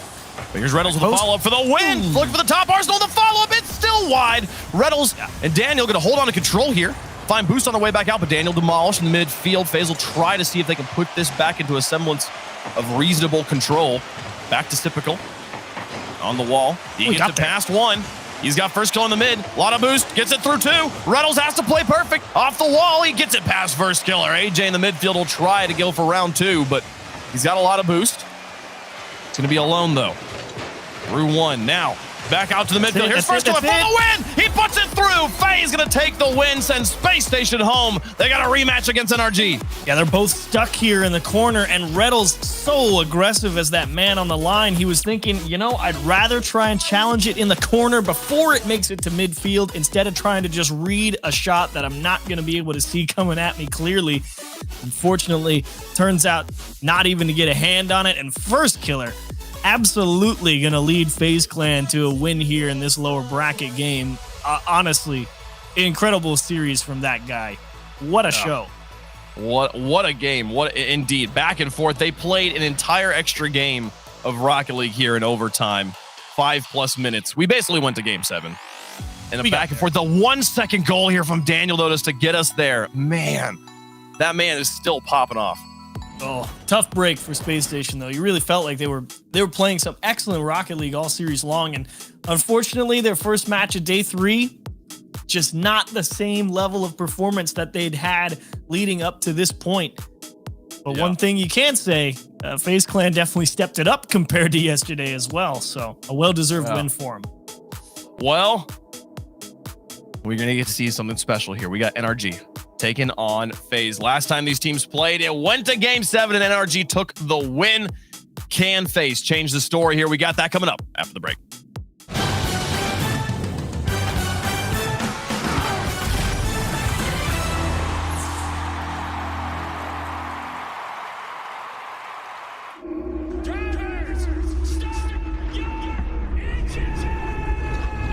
The spotlights have shined before. On February 6th, they will shine again. On something LA has never seen.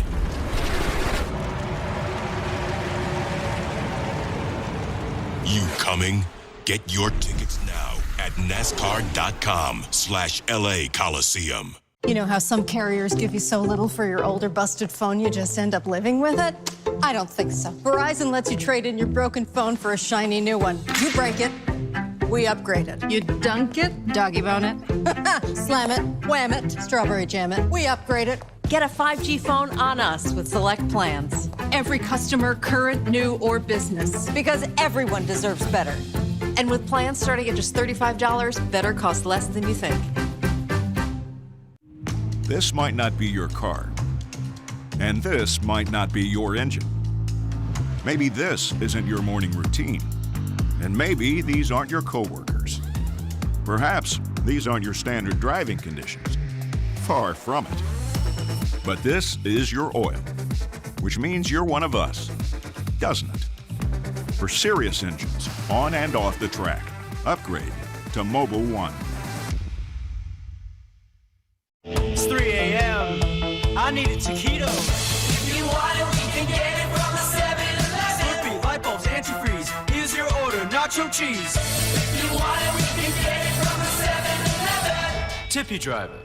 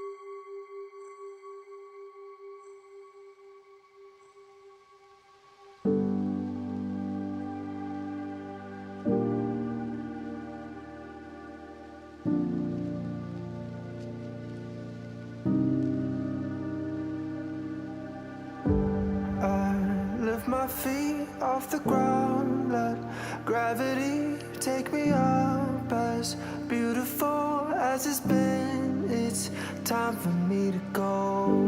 I wanna sail away, I wanna feel the weightlessness of my soul. I've gotta go all the way to eternity. I will run all the way to see you.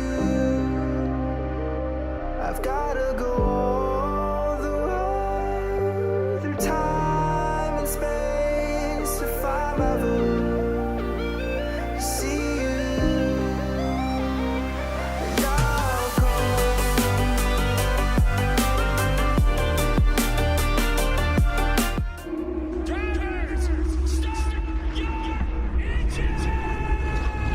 The spotlights have shined before.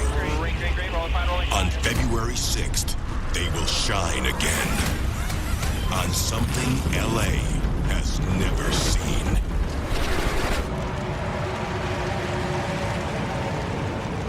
You coming? Get your tickets now at NASCAR.com/LA Coliseum.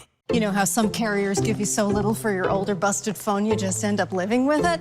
I don't think so. Verizon lets you trade in your broken phone for a shiny new one. You break it, we upgrade it. You dunk it, doggy bone it, slam it, wham it, strawberry jam it, we upgrade it. Get a 5G phone on us with select plans. Every customer, current, new, or business. Because everyone deserves better. And with plans starting at just $35, better costs less than you think. This might not be your car. And this might not be your engine. Maybe this isn't your morning routine. And maybe these aren't your coworkers. Perhaps these aren't your standard driving conditions. Far from it. But this is your oil, which means you're one of us, doesn't it? For serious engines, on and off the track, upgrade to Mobile One. It's 3 a.m. I need a taquito. If you want it, we can get it from the 7-Eleven. Slurpee, light bulbs, antifreeze. Here's your order, nacho cheese. If you want it, we can get it from the 7-Eleven. Tip your driver.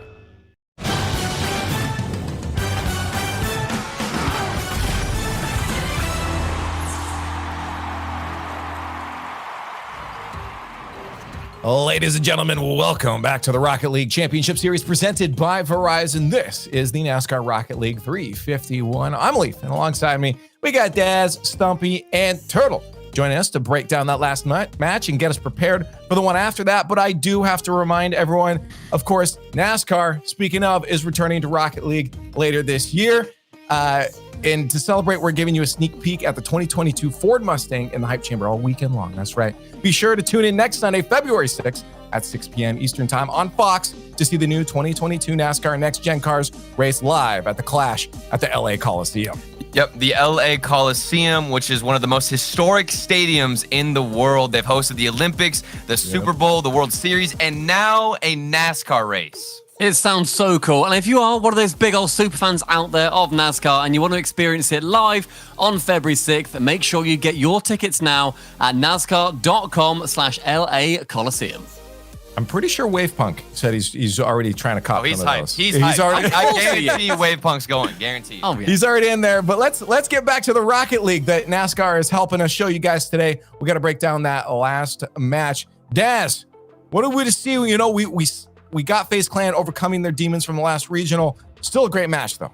Oh, yeah, it's definitely so. I mean, looking at FaZe Clan in this one, they just popped off. Like, they just absolutely popped off. A lot of people were so confident in Space Station Gaming because of how, like, Daniel looked. But, I mean, this game 3, oh, my God, it was just a stop. I think that finished 7-1 at the end of it. And SSG, they did what they could to try to bounce back into it. And it's just, there was nothing they could do. At any time, FaZe looked like they were, kind of pushed on the back foot here. Even in this 5-minute OT, FaZe Clan still end up coming out on top. I think that this is the best that we've seen them look so far. I feel like FaZe in this round as well, they looked like they were starting to figure out how each other want to play. The biggest criticism of FaZe is that they triple commit so often, and that is then what separates them from the top team, realistically, in North America in NRG. They were just lacking that play of spreading out a little bit more. There were still times in that where you'd be able to chuck a net over everybody on FaZe, and then they wouldn't be able to do anything about it. But thankfully, their individual ability lifted them above SSG, and now they have the incredible honor of going against NRG, the team that has just held them at an arm's distance from that top spot. Yep, that's true. Let's take a look at that bracket in case you guys like to see things. I like to see things. Helps Me too. Helps my crazy brain focus in on something here. That's right. We're focusing on General, NRG, and FaZe Clan. Look at that next match. Of course, G2 put NRG down there, Turtle. They're sitting in the grand finals right now, and they have the advantage, forcing whoever comes from this next matchup into a bracket reset. Yep, that's sweet from G2, a big storyline for today. And I think we all did actually forget that SSG had to reverse sweep against Oxygen. And like everybody was so hyped about that win, but we forgot like they shouldn't have even been in that position in general. So it makes sense as to why FaZe Clan were able to take down SSG. And the big question mark surrounding NRG is how will Garrett G perform, whether or not he's still feeling a little bit under the weather, or if they'll bounce back against FaZe Clan and try and take another stab at G2. Let's start talking about this one. Big match coming here. This is for a grand finals run. The General, NRG and FaZe Clan face off. We've seen FaZe Clan, have incredibly high highs, not always hit it consistently, but they're looking good today. They overcame Space Station, Stumpy, and now they got to go up against the General NRG, who didn't look the most fantastic in the grand finals. God, that's generous of you to say, Leaf. They didn't look fantastic. They got swept. It's the third time they've been swept in 58 series. They looked pretty abysmal, in all honesty. I think Garrett G, despite eating apparently an ungodly amount of prosciutto yesterday, wasn't weighed down by it. His meat sweats didn't slip him right off that chair. Justin was not putting in a great performance, and Squishy scoring that pretty devastating goal towards the end. G2 certainly had the better of them, but NRG, they have typically been that thorn in the side of FaZe Clan, and I think it's going to be a really big time for FaZe Clan just to get over the mentality of we don't do as well against NRG as we do versus the lower level teams. I think it's a really good time for them. I think that the NRG, they've made major, they've got less pressure on them, they can maybe step off the gas just a little bit. This is the part that we're scared of now. It's not it's been a bit shaky. Chat, we'll see how you're feeling with this one. It's time for the Verizon Fan Vote. Hashtag NRG and hashtag FaZe in the chat. We've been back and forth here. Mostly for me, it's been a bunch of fourth and way back. It's not been good. Turtle, you fell with us in the last one as well. My genius brain, after getting that one prediction. I told you that was the only time I was ever going to be right again. But I gotta stick with my gut, okay? I said that NRG, they were going to get knocked down and then they'd make the bracket reset. Regardless of how they looked, if you go back and watch that game, in the last game, number 4, they were laughing, they were smiling at the end whenever G2 scored like their 5th goal, okay? Yes, the secret weapon of NRG. We saw it at the Major. When they're goofing off, they're not taking things as serious as they maybe should, they end up performing a little bit better. That could come into play here, and I think that would be huge for NRG just to relieve some of that pressure and ultimately play better now up against FaZe Clan because expectations thrown out the window. That's true. So you're taking General NRG on this one. You're going to be confident. Oh, I'm going NRG. It's not super confident, but it's there. I'm sticking with it. Okay, Stumpy, before we get to, Dad, you get to go last because you get some time to deliberate on this. Stumpy, I need you, because we're feeling down bad here. How confident are you in your pick, and what's it going to be? I feel pretty confident. I just want to address a point that Turtle made where he said, "Say it." Right, let me say it. Don't just keep saying say it. I'm right. Let me say it then. Calm down. Just take it. Right. Take a step back. Just breathe, and let me tell you why you're wrong. I love the have fun meta. I think it's brilliant. I think it's a hilarious meta that for some reason it's a meta to have fun when playing Rocket League. The fact that they were laughing in that last game and it was 5-1, literally their worst result, I don't think is going to be very good for them. I would 9 times out of 10 predict NRG here. I think NRG are the better team, but they just were not there versus G2. I'm really going for FaZe Clan on this one. I think FaZe looked awesome versus Space Station. I think NRG, if they get a game here, cool. That's good considering the form they looked in the upper bracket final. I am going to pull the big brain of I've been wrong the whole time. So I'm going to say something that should be wrong, but that way, if it's right, I can just say it's right. I'm going FaZe Clan. Okay. So that way, it should make the general NRG win, right? The result that we want. But if FaZe Clan wins, I'm still right. So I'm putting that on the board 800 here now. IQ, ladies and gentlemen. Yeah, the most fake prediction I've ever seen in my entire life. I have never seen somebody predict a team and secretly be rooting for the other one. What is this? Sit on the fence. Daz, the big question comes down to you. Are you standing strong? Can I get my favorite production person to put the prediction they already know that's going up? That's right. That's right. They already know how to say anything. NRG are going to take this series. Roll this. I know you're watching in the watch party. This is a first touch battle. They had FaZe winning this tournament. I had NRG, and I'm still going with NRG until the wheels fall off. Absolutely right. Yeah, G2, they're popping off. That's great. They're having a good tournament. But the general NRG isn't done yet. FaZe Clan got lucky against SSG, and they're going to be taken down now. I never thought at any point that I would ever agree with Rolders and T-Bates over Dazarin, and my mind is blown right now that that's the world we live in. It's all going upside down. We'll see if that continues. Chat, how you feeling? I know we were shook a little bit before. Oh my goodness! Oh, the FaZe fans still haven't woken up. Right. This doesn't make sense. That's right. I'm only picking NRG because that's what I said earlier. All right, I have to stick with it, and this is already painful, and it's what I predicted. I don't understand this. All right, our turn is done. It's time for Stacks and Subi over in the Verizon Skybox as FaZe Clan faces off against the general NRG. They were shook before, but can they regain?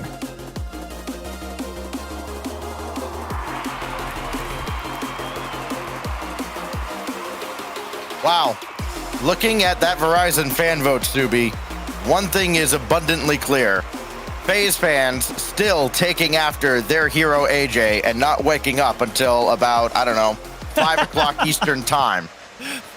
AJ is here, though. He's ready to go, and he, Typical, and First Killer are the three leading scorers in this tournament. NRG is going to have their hands full, Subi. Oh, absolutely. And, Stacks, I was talking about it on the desk earlier. It's early on the West Coast for gamers, so they're not all up. And if they were, they would realize that FaZe Clan is shooting the lights out in the NASCAR Rocket League 351. All three members not only getting crazy amount of shots, but 1, 2, 3 for goals per game. This team is an offensive powerhouse. This team is averaging 3.2 per game. Think about that number for a moment. You think, okay, sure, my team scores 3 goals and ranked all the time. No, at this level, that does not happen on a per-game basis. First Killer, big drive, saved away by Garrett G. What a read from a player who clearly is not at 100% today, but his focus was on point there. Yeah, great save. Way to stay on the goal line as well as Justin tries to bring things in. And NRG definitely not in peak form today, as you brought up. Garrett G not feeling well. Everyone's brought it up. His First Killer goes far post, but Squishy able to get back to that. Tough save, but stands on that goal line. Is Justin gonna go for an air dribble there? Not much coming to fruition, and First Killer baits him out. Demo on the back line for Justin, and First Killer gets it underneath the defense. FaZe Clan first to strike. Yeah, First Killer obviously credited with the goal, but AJ, of course, going after Squishy too, kind of rushing his defensive effort, and FaZe Clan strikes first in game 1. Make that 28 in the tournament now for First Killer, and now he has the outright lead. So scary what this team can do on offense when they're all popping off. And, the first regional, we thought, okay, FaZe Clan doing okay, but looks like SSG is going to have the last laugh. But FaZe Clan came out, got their revenge today, and they're just looking better and better the longer that they play together. Is First Killer keeping this ball alive, and a double commit on the goal line for NRG. And I expect to see a lot of that. When you're not feeling well, it's tough to really get vocal and communicate with your teammates. Is Garrett G going and trying to look for someone to demo, but finds no one and puts himself out of position, on that play. Is NRG still yet to get too many shots on target, just one here in game number 1. And to be honest, Dax, I don't even remember it happening. I just remember him being stuck on defense this entire match. Well, this comes right out to Typical. He'll drop it off in the direction of First Killer, but First was on his way back. That bump will open things up. First Killer will score yet again. Oh, this is just picking your pocket 101. Justin thinks he's got daylight, but AJ comes from behind. That ball gets pushed forward right into First Killer, and no one home from NRG. They're just not expecting Justin to throw that interception there as FaZe Clan go up 2 and looking very comfortable against the general NRG.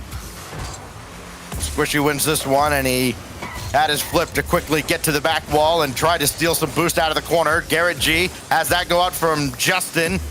And now Squishy shot. Oh, what a perfect snipe. Lower left. NRG back in it. And you love to see this from NRG coming out of the kickoff and getting one immediately back to cut that deficit just down to 1. And you said it, Stacks. What shot placement there from the young gun, Squishy, I'm sorry.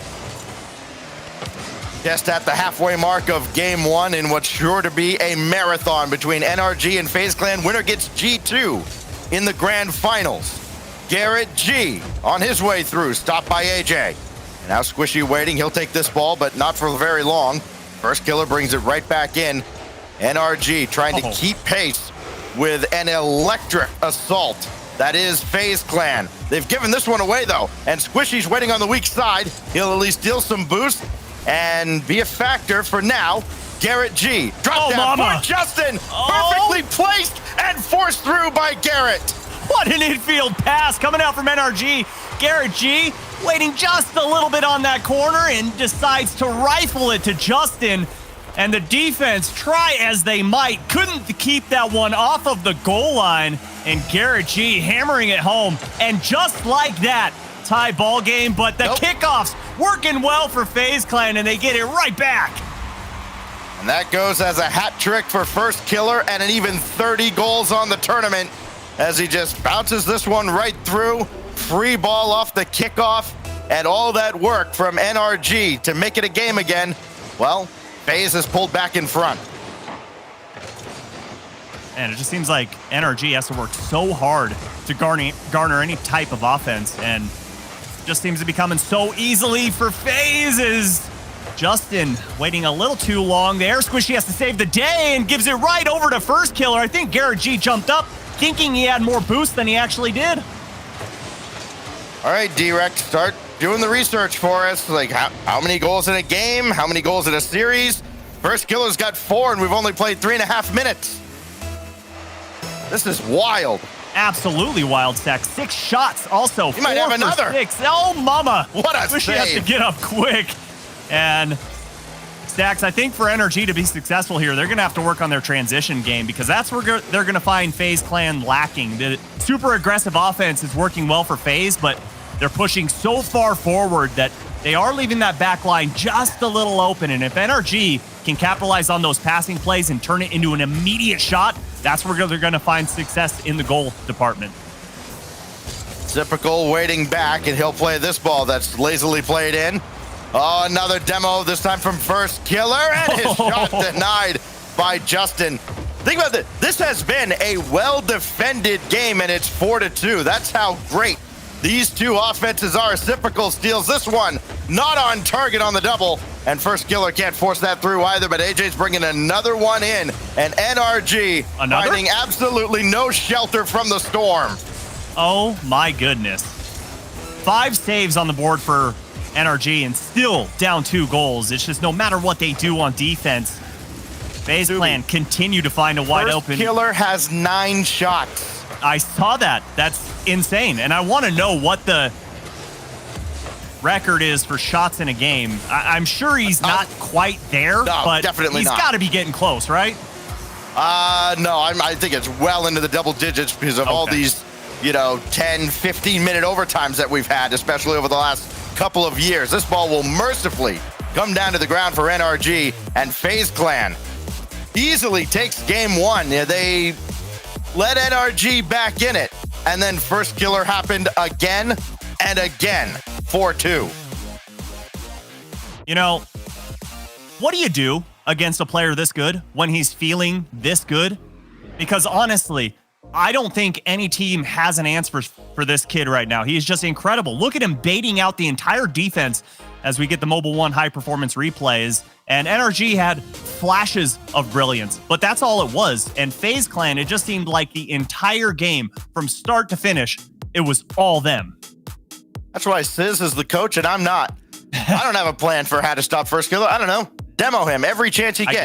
Just, like in basketball, you got one good player on a team. You just, play a junk defense or something and just go after him specifically. It's tough. Good luck, NRG. At least now it's 0-0, a new start as we go to Forbidden Temple. And now they get to mentally reset as they go up against, First and Friends, Part 2. Oh my goodness, AJ got this on target, but Justin's got an easy save. And that goes away from First Killer. That's a key, but again, sent right back once it came.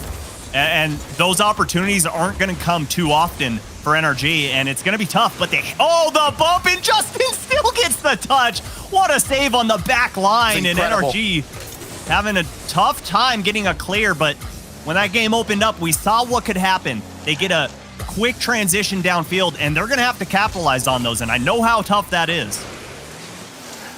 Just take a moment to appreciate the raw talent on the field right now between all 6 of these players. Even Garrett, playing sick, is still one of the best players in the world. Justin, back to Garrett. His shot right down the middle, swatted away emphatically by First Killer. I love the idea there. Unfortunately, Garrett had started to push forward, thinking the rebound was going to come through because Squishy looked like he might shoot that, which I love that he's covering it up the play, looking like he's going to shoot, goes for a pass instead, but unfortunately Garrett G got slightly out of position there as Squishy comes off the ceiling, and First Killer reads that well, and Typical accidentally touches that. Chaos on FaZe Clan's side, but NRG had already rotated back to get boost. D-Rec telling us, by the way, the North American record for single-player shots in a game, 13. So First Killer got close in regulation with 9. First Killer's got to get to this one, though, and Squishy had the read, so Typical has to jump back very quickly. AJ, another boom downfield. Not a lot of possession lately out of FaZe, at least in this game. Been more back and forth than RG, not affording them the time and space they had in game 1, especially not letting First Killer get going. So he's back on the defensive line. This kicks out to Justin, and AJ plays it right back across. Typical's there to beat Garrett G. Nobody's home. 1-0 FaZe. What happened here? Where was the defense for NRG? Justin's up on the back wall. Squishy'd push forward, and Garrett G goes for the quick challenge. Typical had him beat all day long, and you got to think if you're Garrett there, just go back, try and cover up that goal line. But tough spot for NRG. The offense was working so well, they got a little comfortable, and that's when FaZe Clan lulled them to sleep.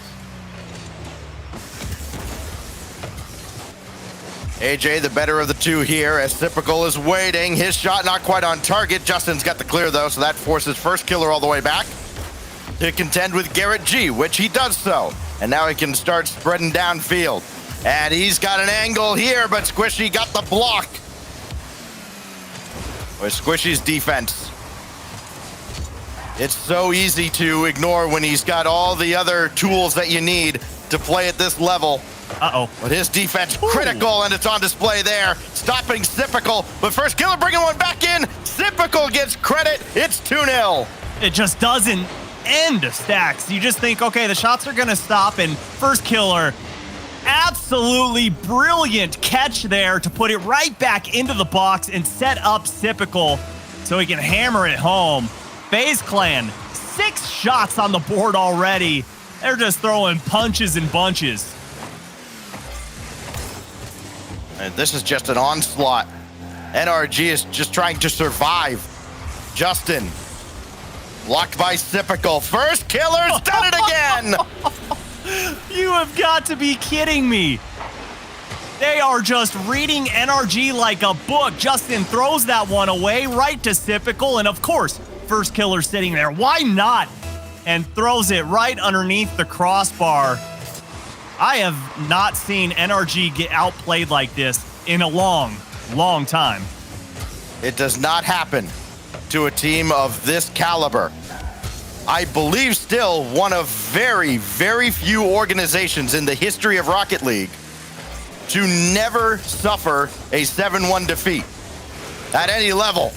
One may happen here. What a blistering shot from AJ. Better save out of Garrett G. He stops that one as well. And now Garrett past first killer. Oh, and he bye-bye. has Squishy as an option. Justin comes in. The trailer will score. And with 90 seconds left, NRG has life. You know, I think this demo actually hurt Typical there. He smoke screens himself, and Justin comes through, launches that ball far post.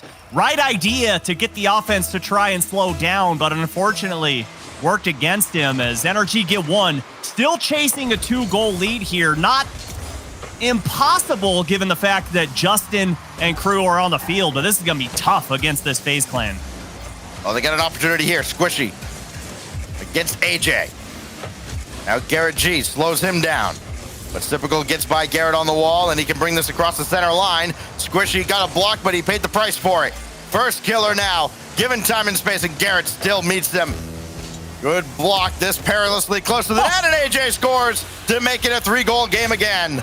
I think this was all because of Typical here off of the back wall. Comes up, goes up, and I think NRG thought maybe he's going for a back pass. Didn't realize AJ had a direct line on the shot, and FaZe clan pretty much putting the nail in the coffin there. Is 3-goal lead. Pretty impossible to come back from with 1 minute to go. First killer in the air, and Justin beats him and stacks. For me, I think NRG really needs to start thinking about being a demo-heavy defense, and Typical tucks this one in. Upper 90 shot placement key here. I mean, every time somebody scores at this point, the entire top right of the screen is just full. It's either a hat trick or a playmaker or something. This time a hat trick for Typical. Oh my. 3 from Sip, 1 from first killer, 1 from AJ. And a 5-1 lead. 2 away from 7-1. Typical loves one up for AJ, but he's gonna have to retreat. Garrett G's got this. To the backboard, and he intercepts Squishy, does AJ. So now first killer, trying to control through the air. Justin actually played it even further on, and first killer scores his 6th of the series. Uh-oh. Stacks, you know, you just love cursing things, and what were you saying? It's that meta commentary, man. NRG hasn't been Braziled ever, blah, blah, blah. Let's talk about it.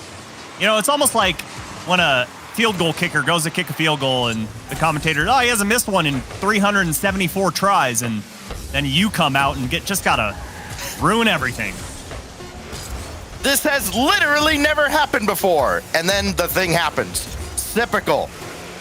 Downfield for AJ. No time on the clock. Doesn't matter. Typical scores! Oh my gosh! Oh, Dazarin hates you right now. He cannot stand you, and I know it. Stacks bringing out the curse, and FaZe clan pulling out the Brazil.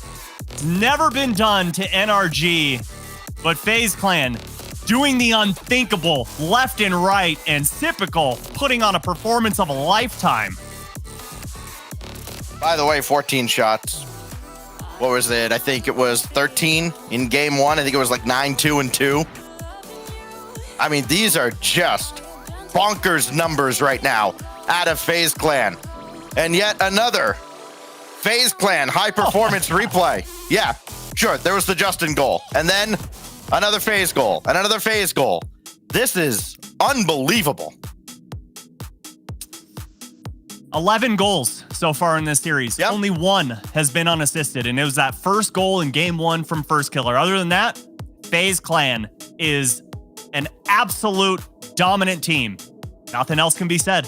What are you going to do to stop them? Because I don't have the answer. I know Stacks doesn't have the answer, and from what it's looking like, Sizz doesn't have the answer. So NRG has just got to go out there, and, you know, we heard Stumpy talking about the fun meta, blah, blah, blah. Maybe that's time for it to come out. Let's see some crazy stuff come from NRG, because at this point, yes, you're down only 2-0 in a best of 7 series, but it feels like they're down 9-0 in a best of 1 series. I mean, it just seems like there is no shot that they're climbing their way back into this. 2 down and 2 to go for FaZe clan. to get to the grand finals and get another shot at G2. AJ will flick one up there. First killer couldn't get to it. Justin can. Now Garrett G, shot on, forces AJ to make a save. No, man, I really think NRG need to go for some demos, both sides of the field. Yep. Just turn ball cam off and just have one player designated to basically play spy. Okay, let's pick a name, because right now it's not just first killer. It's all three members doing great things on offense. And last time it was typical. Got that great hat trick, and AJ got the playmaker. I think Typical got a playmaker too. I mean, this is disgusting from FaZe Clan. Back into the FaZe zone. So, frame this part of the scoreboard right now. I believe this would be, well, no. It is not the first time that NRG is out shooting FaZe in this series, because they're even. One shot apiece. I was going to say, how does that happen? Looking for any victories at all at this point. They've kept them scoreless for the first 80 seconds of game 3. That's the best I got for you. First killer lobbing another downfield. NRG trying to stabilize against FaZe Clan and slow down this juggernaut offense that came in averaging over 3 a game, and that average only continues to climb. Just pure filth out of the corner here, AJ. Bye-bye, Garrett, and Justin gets dunked on the goal line, pinching it in. Great placement from AJ, recognizing how the physics are going to work behind that ball. First killer wants more. Garrett G disrupts, but it falls right to Typical. I mean, nobody can do any right on the blue half of the field. It is just FaZe everywhere. And nobody can do any wrong on the orange. This is a performance of a lifetime, and you saw a rare smile coming out from first killer there. They are feeling good about this. Game 3, up 2 goals, and just looking like NRG have no signs of life right now. Garrett lobs one on. AJ's got the clear and a second touch he had 5 boosts in the tank and still managed to manage his momentum to get there. And that first killer clears AJ out and just says, hey, go play defense for a change. He does, and he'll still bring this all the way across. Yeah, it's been a while since we've seen first killer score. 21 seconds left in game 2, so he's due for one, right? As he comes through, gets the neutral 50 on the goal line, and Garrett G just has to go for a desperation touch there, as he does get a beautiful touch there, and NRG have numbers for a split second, but Squishy just going to launch that into AJ, and both sides all evened up now, and that's about all we've seen from NRG on offense, as Typical going to put a shot on target. Don't know where NRG was on defense, and Typical gets a second one here in game 3. It's another open net for Typical. Not such a slow loner after all. 3-0 for FaZe Clan in game 3. So they're right around their average per game in the tournament, and they still have half a game to go. They've gone 4, 7, and now 3 and counting in this series. Squishy will try to collect, and Typical is right in his grill. Still has enough to actually go up for this, but first killer lobs it right back into the zone, and Justin will have to bring that to the corner. He doesn't have a lot of control here, as first killer will give way to AJ. Typical, another shot set away by Garrett G. A lot of NRG's problems right now are just these touches getting away from them. The car control not too great. Squishy can't utilize that flip reset. Not sure if he actually got it, and Justin looking to pass that one mid, but NRG already rotated out. Nobody putting pressure on FaZe Clan, and they're just giving way too much time and space to all 3 members of FaZe Clan at the moment. First killer deleting Justin off of the field, and Squishy can't do anything with that. And it just seems like FaZe Clan not even respecting NRG on the offensive half right now.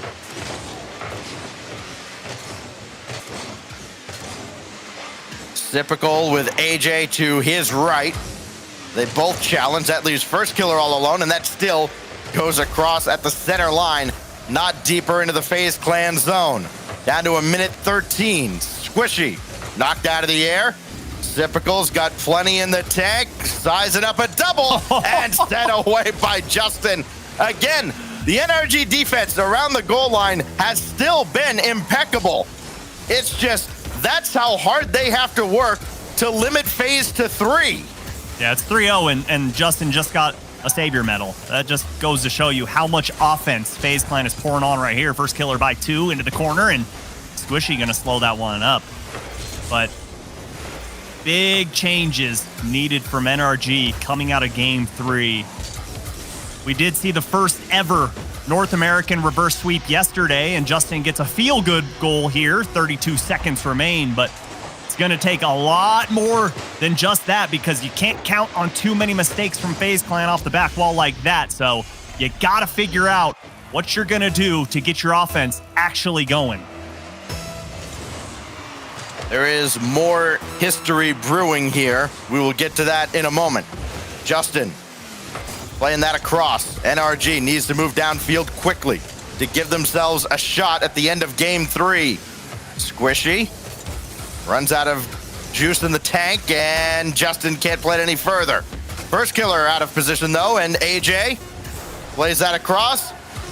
I've seen first killer do some pretty special things, but that would have been right at the top of the list if he scored from there, as this goes harmlessly to the corner. And finally, FaZe are held under their average goals per game by a fraction. It still goes 3-1. They're on quadruple match point to go to the grand finals. My goodness. Only 11 shots there, something.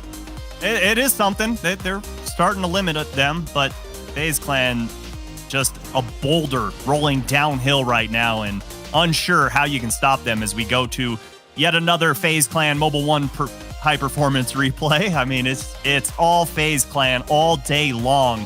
But Stacks, we've got to talk about the importance of Garrett G to this general NRG roster. When he is not feeling good, we see what happens, and we see how important he is to this crew. I mean, his communication, his leadership, his on-ball play, and just everything that we know and love from him.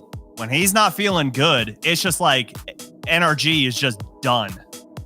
Yeah, and we've seen this from, the best competitors out there. You remember Squishy at Season 7 with Cloud9. He had, I believe it was some kind of infection that was affecting him. He was still out there. He did everything he could to get out there and compete. Garrett G doing the same. Clearly not at 100%. But rather than bring in the sub Musty, Garrett said, look, this is my team. I'm going out there to compete with the guys. So now they've got to find a way on Utopia to bring it back.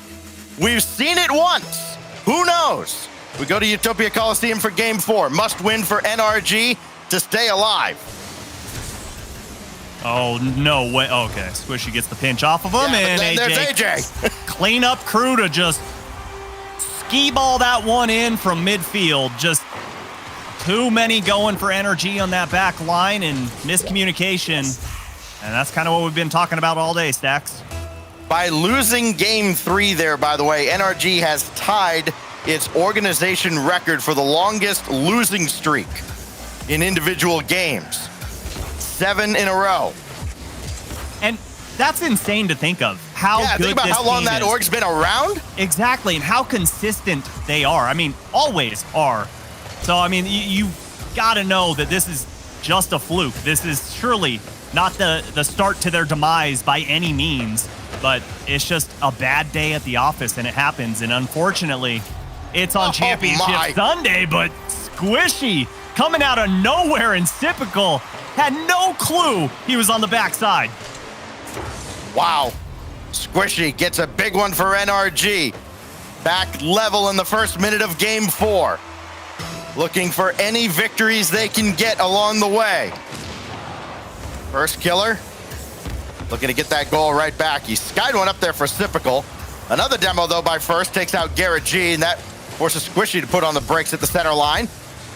Now Squishy playing his way through. Determined not to let NRG exit in the lower finals here. Third place not good enough, but first killer! Oh, what a save again by Squishy!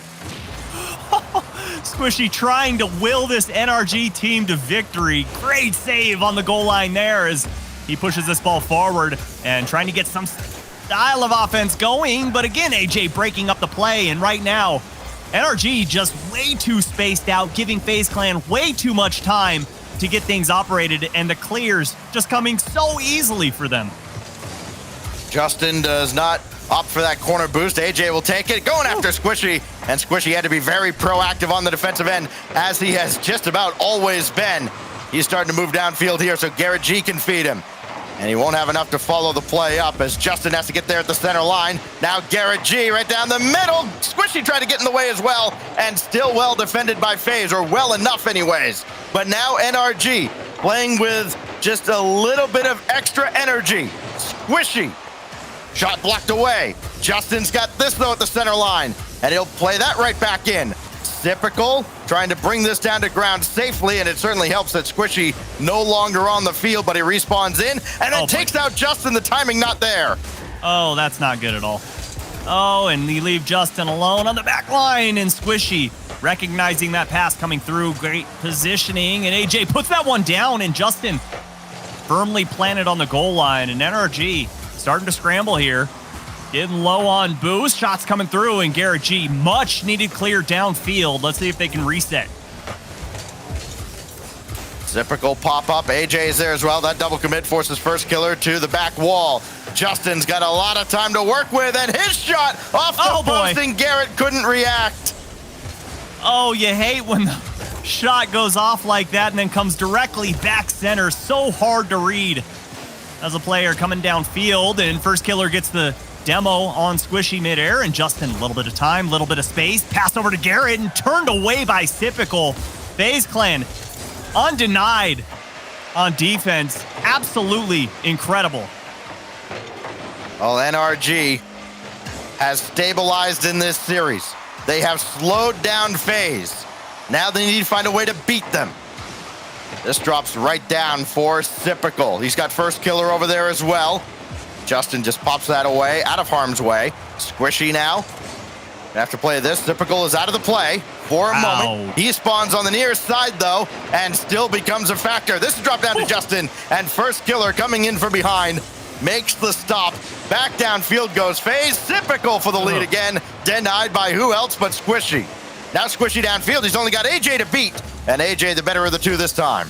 Yeah, we've seen a few times now where Squishy's let that ball get away from him. Justin can't get that one over the defense. Not sure if he was going for just a normal flick or a musty as Squishy puts it up. Looking to go off backboard, easily defended by first killer. This is going to be a tough one, and Squishy can't put it in. Pinches it off of the crossbar. Great opportunity, and he pulled the trigger just a little too early. Squishy's back on the ball here as Typical dispossesses him, but there is Garrett G. Imagine what it would do for the psyche of NRG if Garrett G can make a big play right now. Not this time, though. First killer's through, and Garrett's got to get back to the back wall. That goes right out to Typical, as so many of these clears have, in fact, in the series.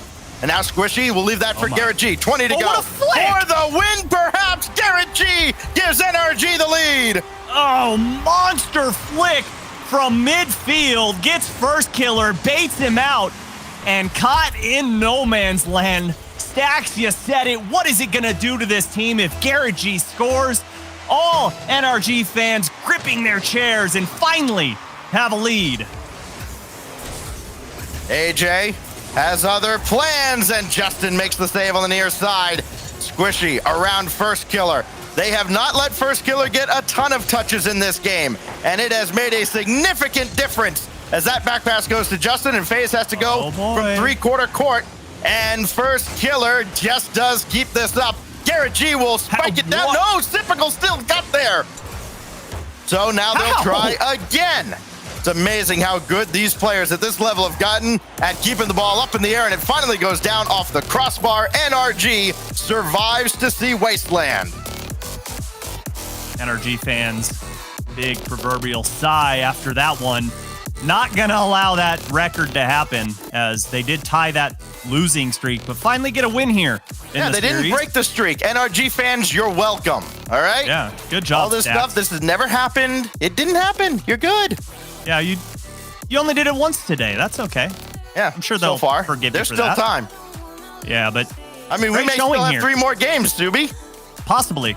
It is possible, but great job there from NRG to really limit the offense that we saw from FaZe Clan. And when I say limit, only allowing 10 shots. But the good thing for NRG is they got 11 of their own. So out shooting FaZe Clan here, and that's the key to success. You've got to be able to keep FaZe Clan on defense just a little bit. You can't allow them to play 4.5 minutes of straight offense. And that's what we saw here. NRG doing a good job. But again, I want to see some demos. I want to see if NRG can capitalize on a man advantage on the field. I think it's going to work well in their favor. This is interesting for NRG defensively. The number of shots that they have faced game by game, it spiked up to 14 in game 2. It's gone down since then.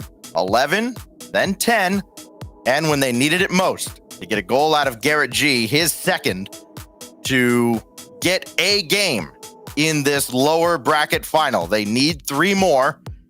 They're up against, again, still a monster of an offense, but they quieted that offense, holding FaZe just to the single goal.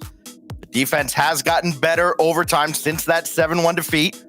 Now, we go into Wasteland. Game 5. Still must win for the general NRG. But the prospects are looking a lot brighter than they were about 5 minutes ago. Typical shot saved away by Justin. The demo on Squishy, inconsequential. He's already back in the play and throwing one right down the middle at first killer.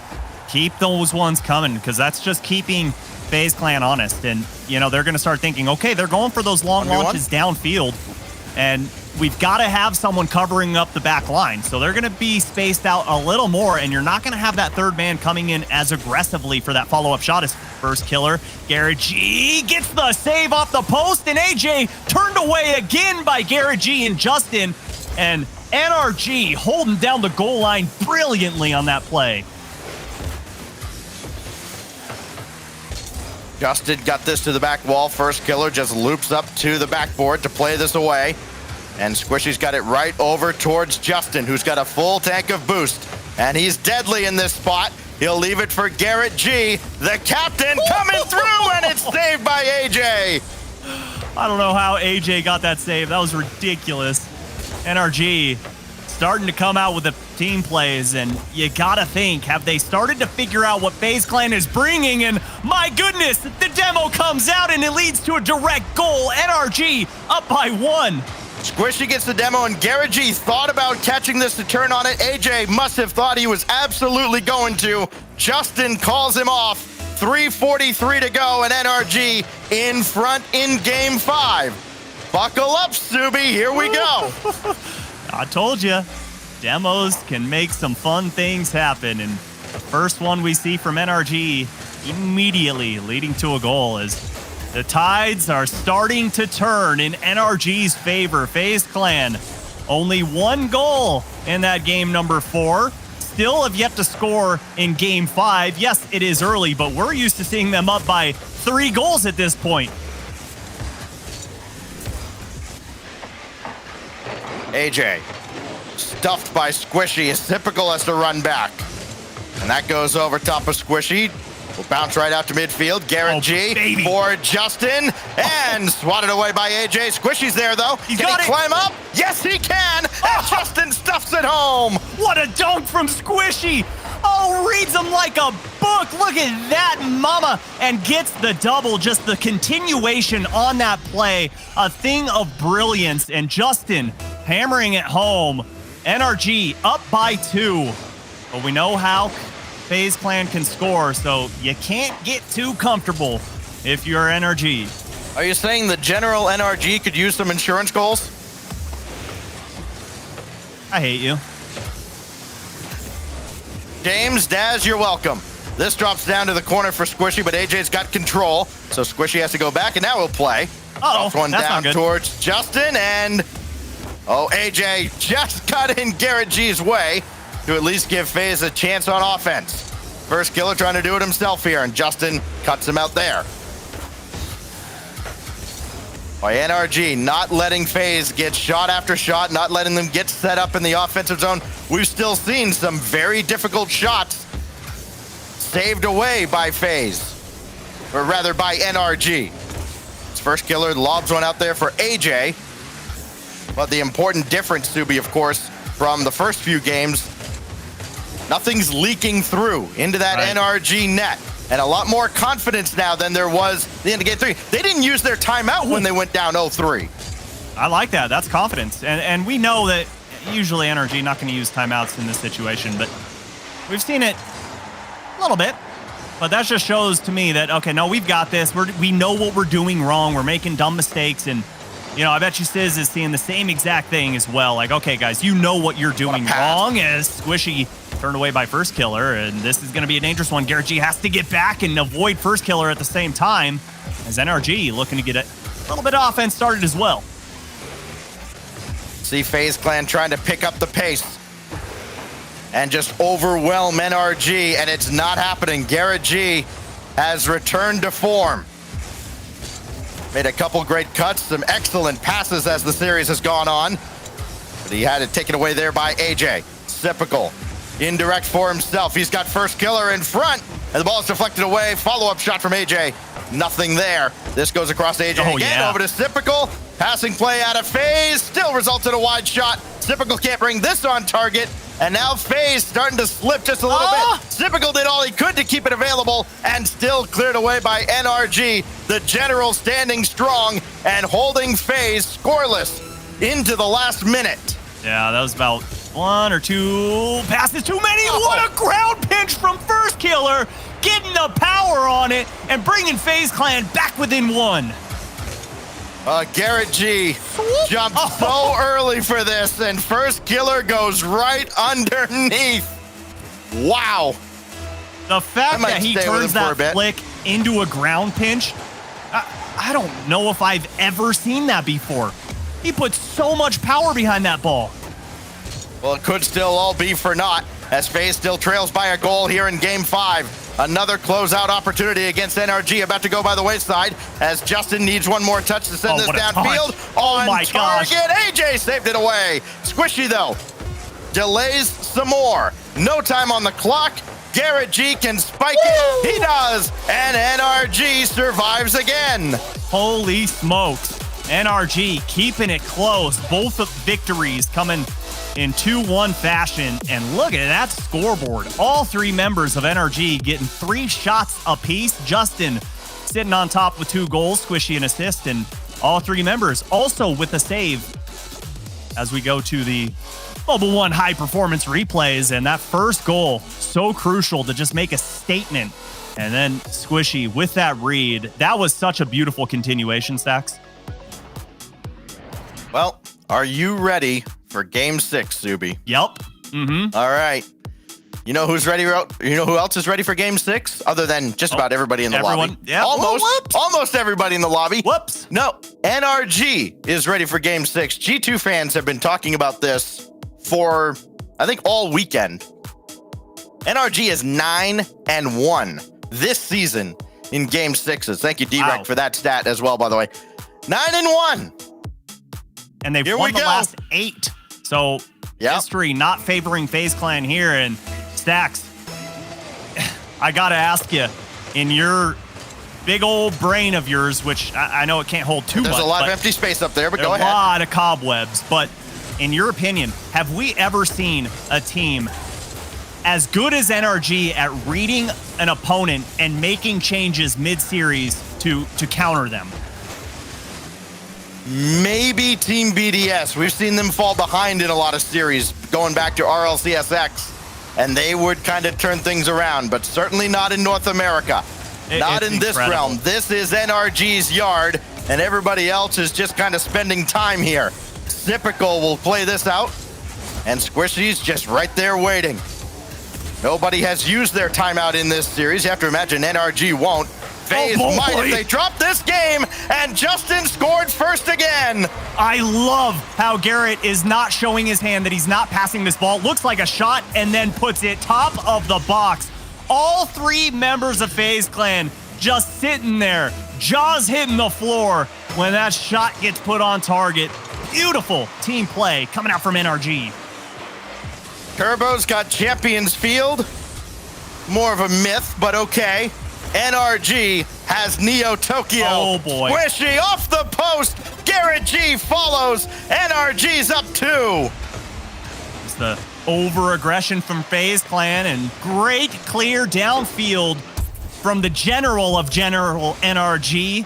Garrett gets that ball up to Squishy. Squishy misses it, and we're seeing a smile on Garrett's face there. That's good to see. Hopefully he's feeling a little better here, and that's got to do something for him. AJ out of boost, doing everything he possibly could, which was not a whole lot with that ball. Justin now. He's got an option over on the weak side, and AJ can just pop that ball away. But not a lot of forward motion out of FaZe. They finally get towards the back line, and Garrett G will collect. Typical, caught spectating as he's demolished. Love it. And Garrett G will wait back as Squishy tries to create by himself. You got a big old barrel and a bunch of holes leaking water on that, and you just plug one up by taking Typical off the field. That offense slowed immediately, and that's what I think, in my opinion, NRG needs to continue to do. Defensive demos. Don't allow FaZe Clan to just continue their offense. Force them to beat you 2v3. And we know it's possible, Stacks, but better odds for you. Right. Well, they are also forcing FaZe to play up in the air, but now Justin brings us down to ground, and AJ clears away, credited with a save. Now first killer. Watches Squishy just play that right around him. Typical, though, still has first killer downfield. He can play this ball out of the side. First killer trying to get Squishy rotating on the weak side, and then Typical gets bumped back into that ball, and harmlessly across it goes off of Justin. Garrett will lob one towards the backboard and cleared away by first killer. The creativity there, even off the ball, you have to have your head on a swivel. Both teams certainly do. Justin and Garrett both had to jump for this. Now AJ trying to dance around Squishy, having absolutely none of it. 3-zip. Squishy pulls out the binoculars here, sees, oh, look at that. That net way down there is wide open. And I'm just gonna poke it. 3-0 lead for NRG. FaZe Clan, they opened up as hot as we have ever seen, but in the last 3 games, only 2 goals for FaZe Clan. Absolutely incredible turnaround for the General NRG. Squishy over top of Typical, but it's first killer now. 1-on-1, usually no contest, but Justin made the save. Squishy comes in to help as well, and AJ may have tried to slow play there, and Squishy just got right around him. You know, I realize points don't matter too much in Rocket League. Kind of like whose line is it anyway? They're just kind of like made up, and I don't even know how you get them. That's what I keep telling myself in ranked. Yeah.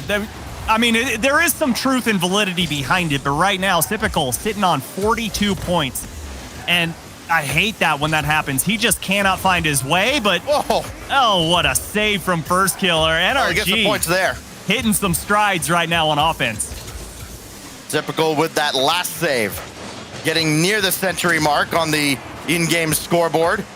Typical trying to get an assist out of this here to set up first killer. Not happening. This is just lobbed up. It's a jump ball. AJ down to first killer, who had been electric early in this series and has gone ice cold since. AJ. First killer, create himself. No, AJ has that drop down to him, but nobody's in position to make a play on the ball. And again, clear all the way downfield. Tick-tock goes the clock. Typical takes out a defender. First killer can't get the touch, and AJ a little too high, but Typical there for the cleanup, and FaZe Clan have some life breathed back into him here in game number 6.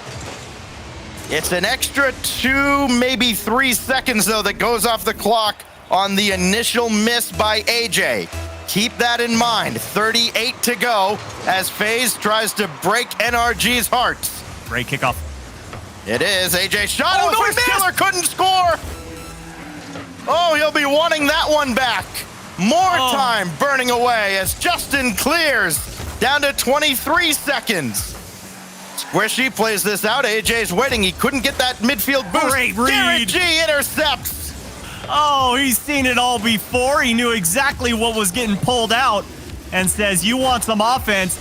Get back on defense, young buck, as NRG, for the 4th time ever setting up a best of 7 reverse sweep for North America.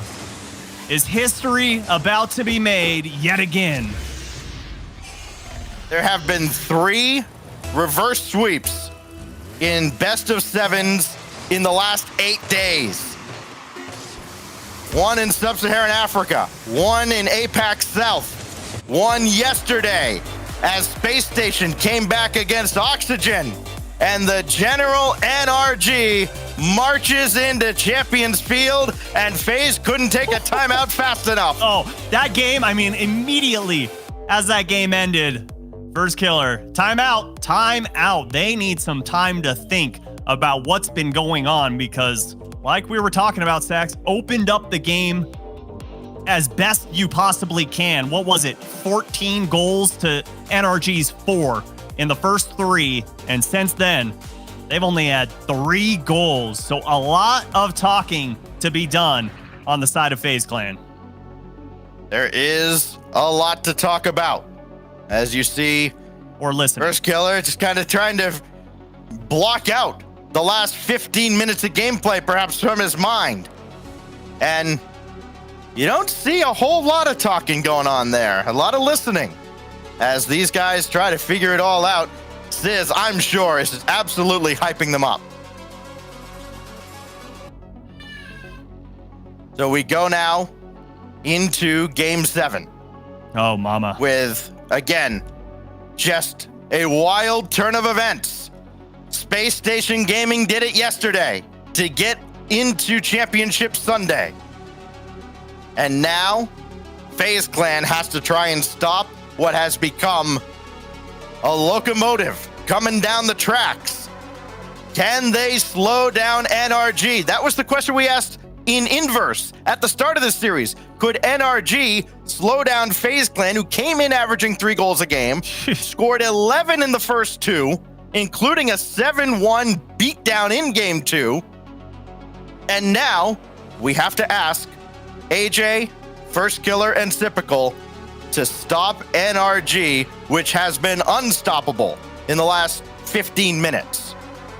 Oh, this is just brilliant. This is one for the ages for NRG if they can pull this one out.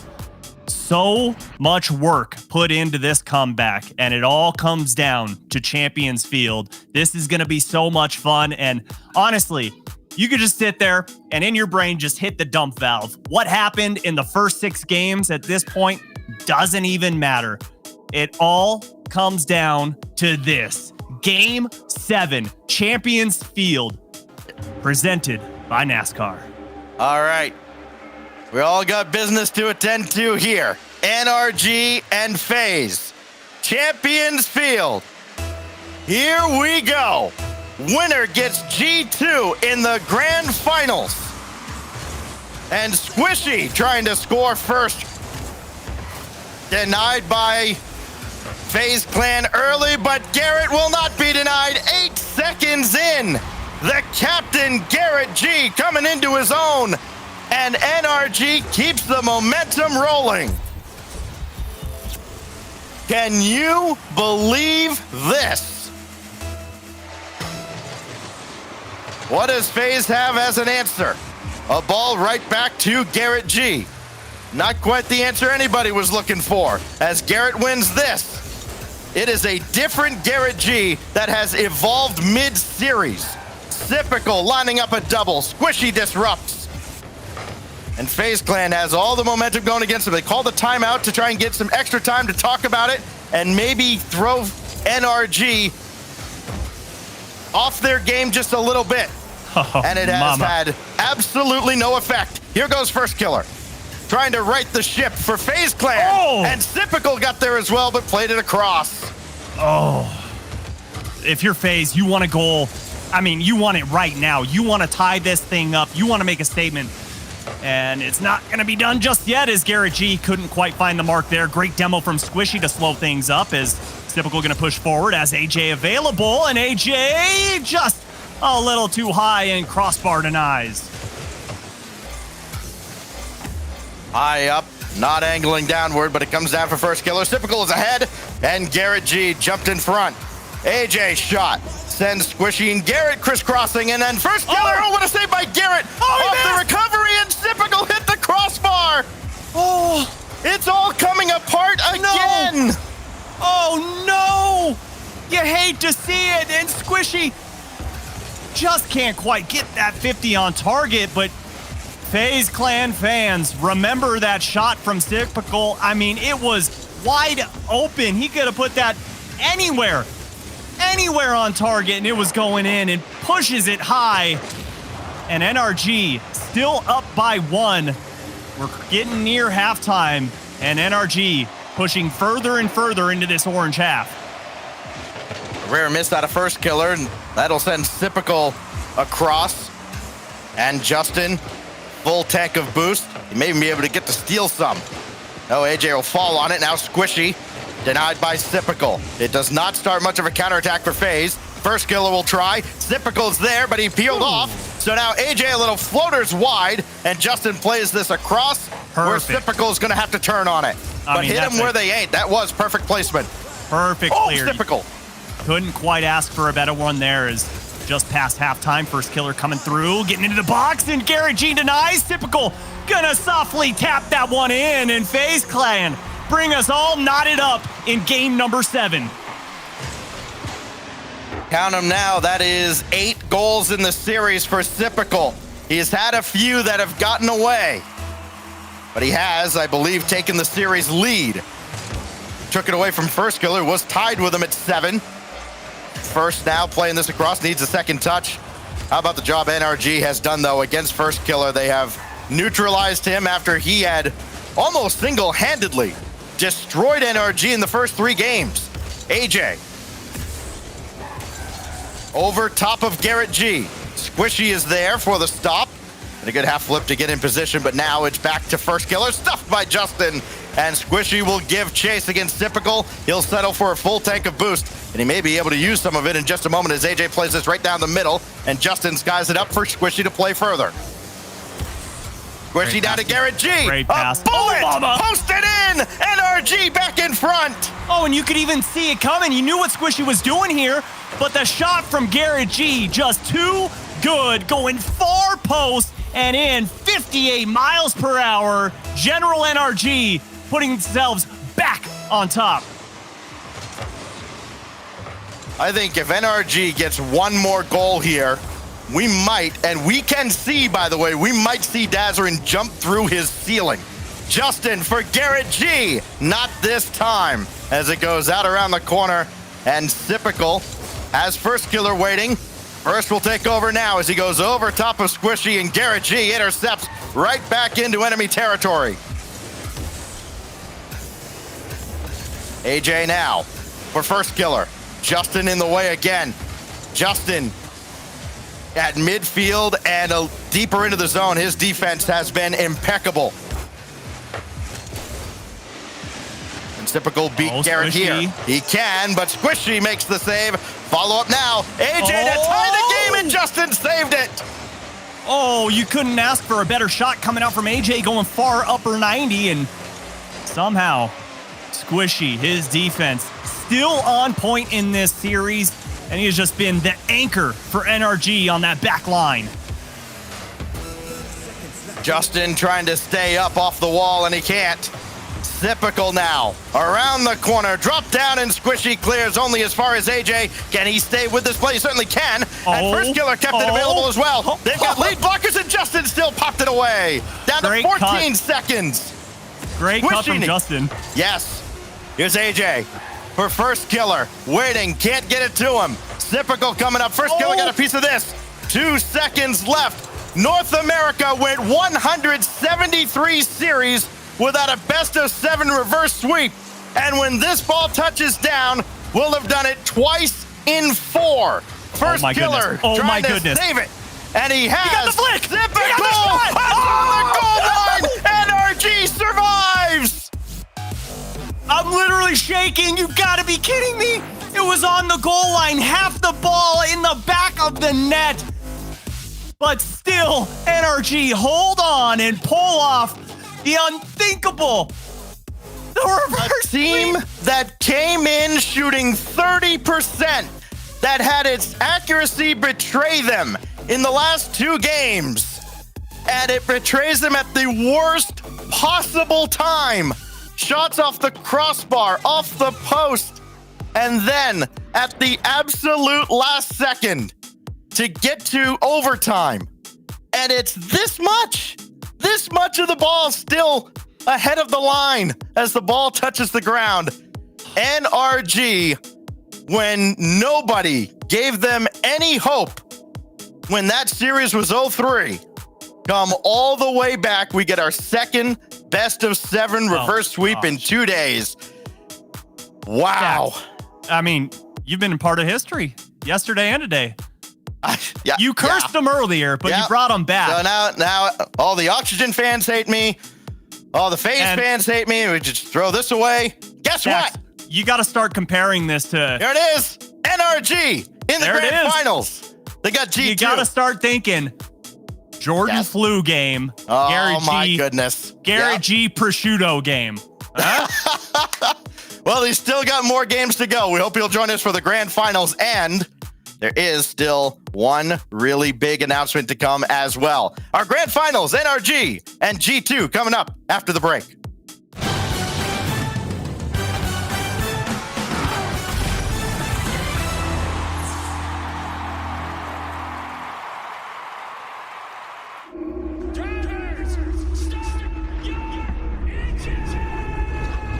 The spotlights have shined before. On February 6th, they will shine again. On something LA has never seen.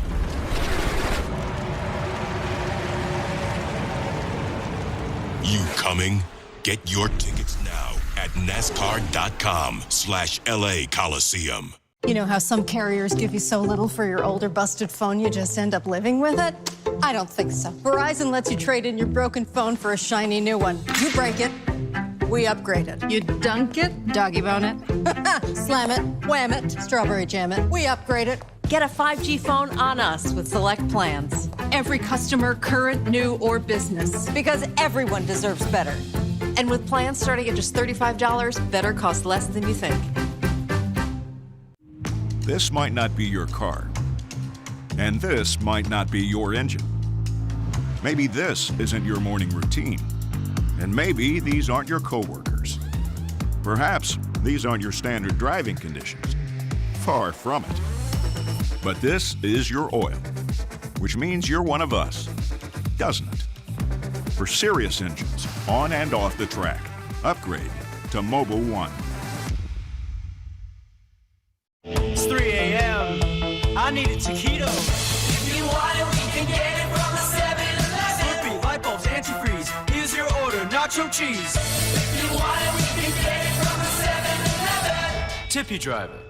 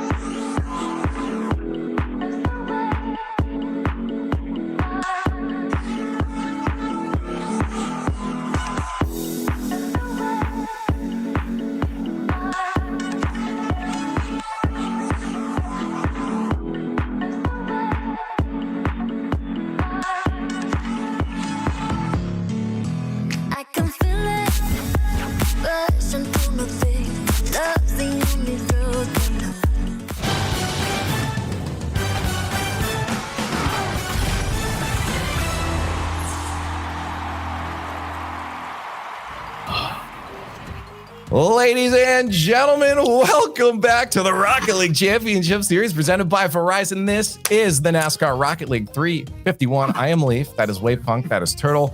And that is now the new smuggest man on Earth. That's Look at the standing by. Look at the shades.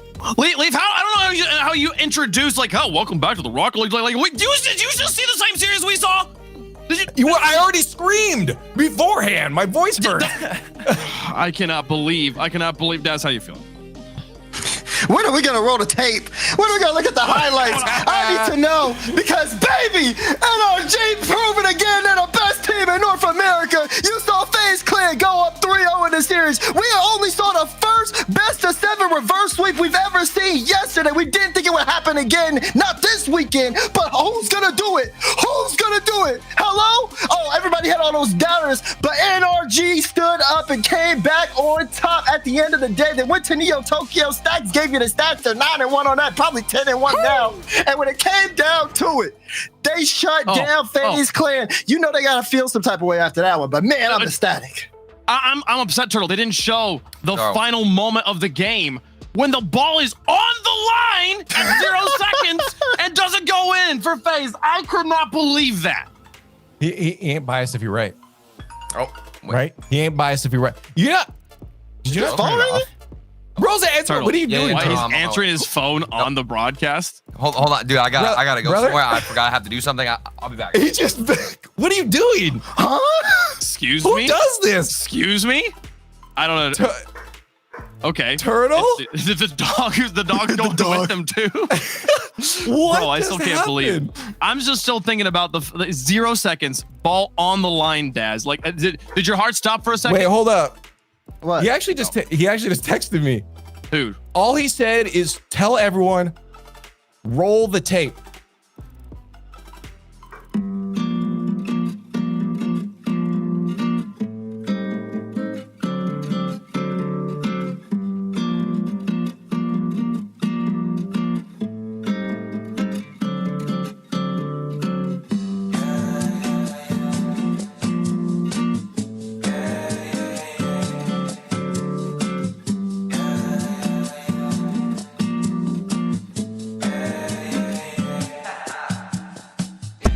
We floated at the top. I'm on a wave and it never gonna stop. I hit a 3, now we running the clock. 24 seconds, I still block his shot. I'm making this an eternal spot. Permanent stain in the flow, ink blot. Don't step to me when I get too hot. I'ma end your life and it's all you got. We on the top and we ain't gonna fall. It's an obsession, a habit you call. We hitting automatic, never stall. Only got one tactic, do it all. I'm from the bottom, I hate what I saw. I couldn't walk, so I learned how to crawl. They wanna talk when you're back to the wall. So I say let 'em, I ain't moving small.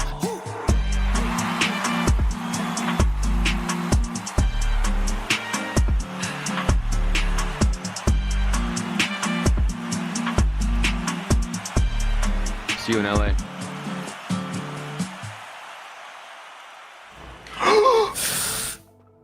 No wonder the dude had to go.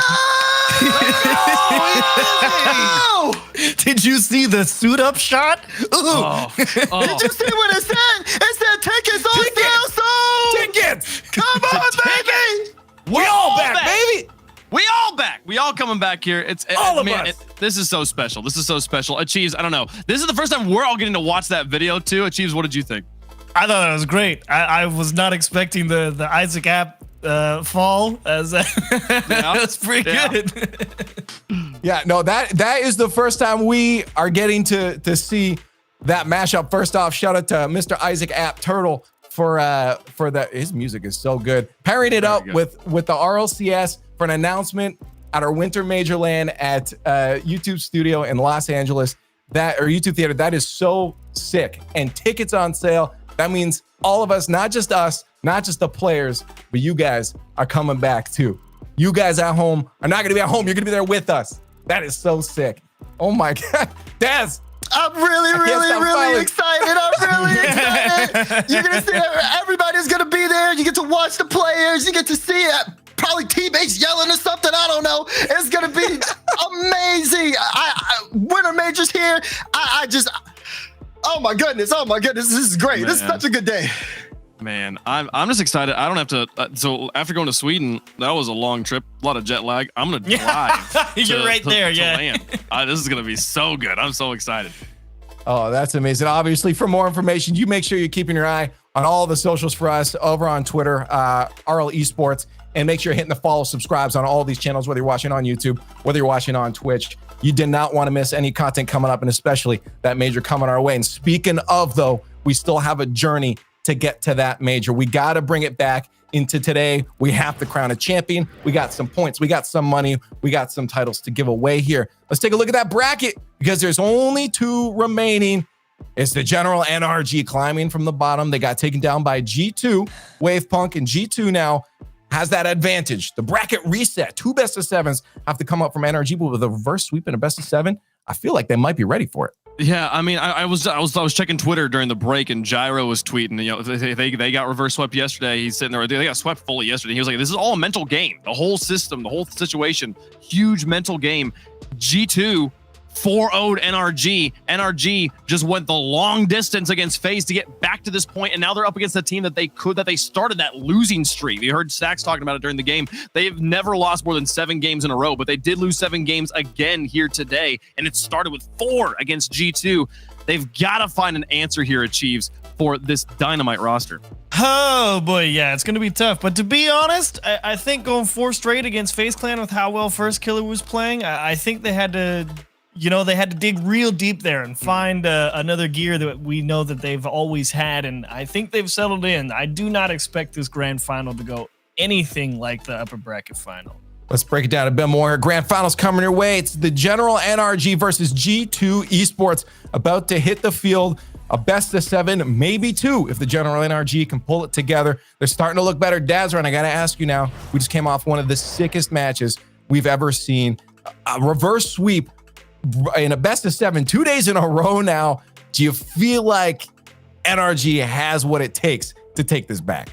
I think they do. And normally, you can say whatever you want. You said talk about the bias and things like that. But for me, it's just like this team was just down 3-0 in a best of 7. And they just did a reverse sweep. Again, this is history. I know it's feeling a little common over the course of this weekend, but this is history that we're seeing. And NRG, we always talk about the mental that goes into this roster. Garrett G having one of the best mentalities in North America, that type of leadership and that type of just momentum that you saw as NRG turned that series around.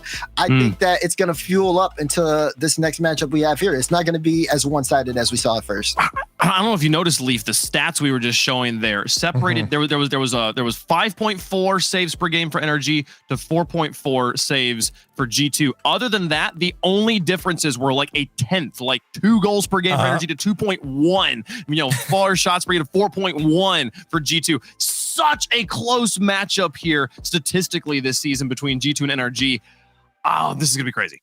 Yeah, I mean, it wasn't that close on the scoreline from before, but we've definitely seen the NRG, wake up a little bit more from that upper bracket final there. They had a great match against FaZe Clan. Incredible showing. We got to know, chat, how you're feeling about these 2 teams coming in here. It's time for the Verizon Fan Vote. #G2, #NRG in the chat. We got a tough decision to make. We've seen what G2 can do to this team before, but we've also seen what NRG just did to FaZe here. Analysts, I know you're thinking, and I know it's going to be hard, but you're going to have to pick one here. I feel like I've been all over the place, wrong and shamed. So I'm just going to... It's been a tough day. I honestly feel like no matter what I do... There we go! You already know! I mean, it was that simple. Not even a question. NRG all the way, baby. Yo, let's go, NRG. You got to get me on the board. There's no way I go against what we just saw there. That was brilliant. I think they're back. They look like they got the energy and they're having fun. Achieves, you on the edge? I think NRG will get. Yeah, I think they'll get 1 series. I wouldn't be if the first one goes longer than 5 5 games though, 6 games. Like if they go to 7, I'll really have to think about the second series. I don't know. This is going to be one of the toughest. So you're going NRG. This is one of the toughest mental situations I think for NRG, given that there's the sweep they came off of, and then there's a way that momentum and just like fight or flight can carry you through a best of 7 reverse sweep where like you can't believe it's happening. You got that energy right, and then you actually pull it off, and then the crash that happens afterwards, right? Garrett G, if he's not feeling like physically the best right now, there's a way that he could ignore that, I think, through the back half of the series against FaZe that is going to be impossible to ignore right now. And I think it would be a disservice to G2 to say that to predict energy across the board here. I got G2 taking this one down. They're going to continue off the sweep from earlier. You know what? I respect that. I think you're absolutely right. It'd be a disservice because we saw what they did before, and we saw that they're looking good. They had some incredible highlight plays, and I do not expect that to be any different coming into this grand finals. But NRG does have 2 best of 7s. You got to take them down on looking hot, but they've already been beat. Chat, what are you guys saying on this Verizon fan vote? You're saying NRG, ooh, that's the lowest we've seen it. Okay. Well, okay. See, that's where I thought it was going to be the first time. Both of these teams have literal armies, so this makes sense that it would be a little close. It's true. NRG is usually right up there. Okay, before this match gets started, they're getting ready right now. I need to know what we're going to see. What was it achieves that G2 was doing before to dismantle NRG, or was it on NRG not really playing up to their game? I think it was more NRG playing bad than it was, Don't take that the wrong way. G2 is absolutely a lights out offense. Don't take that the wrong way. I just don't think NRG was playing the best. I mean, for me, Daz, the thing that I noticed, Daz, was JNaps popping off in a way that I feel like we haven't seen him pop off in seasons. Yeah, I agree. I think it's a mix of things, right? Obviously, G2 have been playing phenomenally well this tournament, and we've seen Atomic just come up and make some really highlight plays. Again, looking at that game 2 goal where he just pre-jumped it and sailed it all the way across. Clearly, G2's confident. Chicago let me know that earlier on in the day. But I think coming down to it, it's really, a lot of points that we brought up are big. Metalli is going to be big. This one's going to be a very interesting one. I'm excited to see where it goes. It's going to be real fun. So let's head over now to the Verizon Skybox. James Bott and Corelli waiting to bring you this hype grand finals energy battles. Their way back to these grand finals for a rematch against G2 Esports, who dominated them in the previous matchup. Will it be a repeat, or will we have a reset?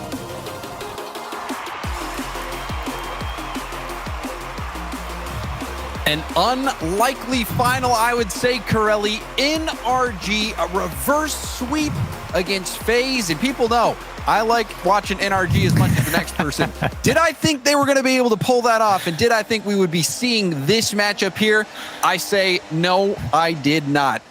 Corelli, we've seen NRG play G2 already. We've seen a reverse sweep. What do you even make of this going into game 1? Oh, man. Well, listen, I think G2 have looked the more consistent team throughout this tournament here. NRG have certainly had their struggles. And right now, I think the desk kind of pointed it out. Atomic has been the guy for G2. He has just been on a different level this regional as compared to the last one. G2 was a little bit shaky in their first go-around with this roster. A little bit of practice, like Chicago said. They look a lot more scary this time around. It's a little dicey on their defensive side here as Squishy is going to start off the scoring. Already things getting interesting just in that second touch, and even getting the third there. That brought out 2 defenders, making an easy cleanup goal for the general NRG, who are already getting off on the right foot against a team they had no success against earlier. NRG, I was watching them type before they got into this with G2, and they were shocked that they came out. They were just happy to be here. They're happy to be here now, as they were surprised that they could pull it off. They have no idea what just happened in that last match, but they got to go again against a team here that has proven to be a little bit more difficult than maybe NRG expected coming into this previous series. Chicago is shooting over 40%, 43 to be exact. A crazy statistic, even for his standard. Whoa. Atomic looking to take a shot there, but even thinking back to the first split, Chicago, the top offensive player in North America, and that, you wonder if he'll be able to keep up that type of quality, and I think we have seen that out of Chicago and G2. Oh, yeah. Oh, absolutely. And a lot of that is coming off the back of JNaps as well. JNaps actually takes the most shots on the team, but he doesn't score the most. It's those shots that open up the scoring opportunities for Chicago and Atomic. As here's the scoring opportunity for Squishy again, who has just had free reign on the G2 side. And that 50 by Justin, again, the key to this play. Justin being that vanguard, leading the charge, getting that extra challenge, doing some dirty work, and that has really paid off. Squishy in a scoring spot. Normally, we see Squishy as that third man most of the time on NRG playing the defensive game, but he has been cleaning things up to start things out.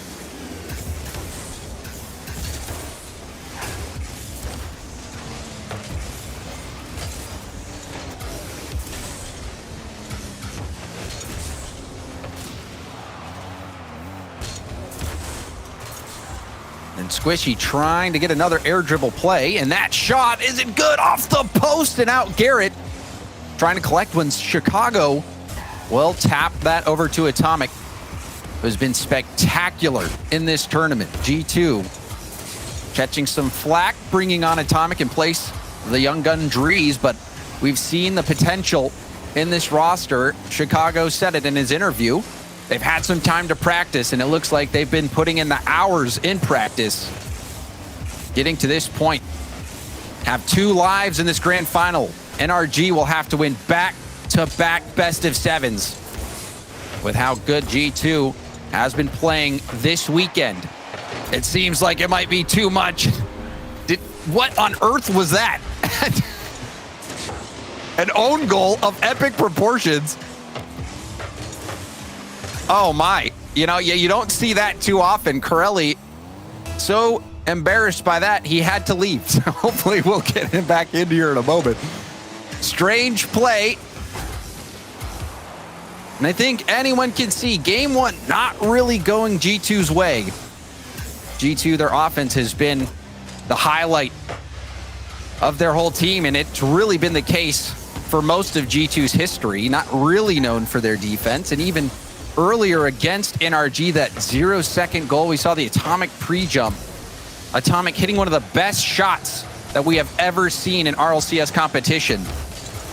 But that type of offense has been nowhere. A demo comes out, the shot is good, and Justin will be extending the lead for NRG, who are making a statement. And if you're NRG, you're coming into this series, it could not be better than getting out to a quick start in game 1 and almost, trying to go for that sweep, get to that second series as soon as possible.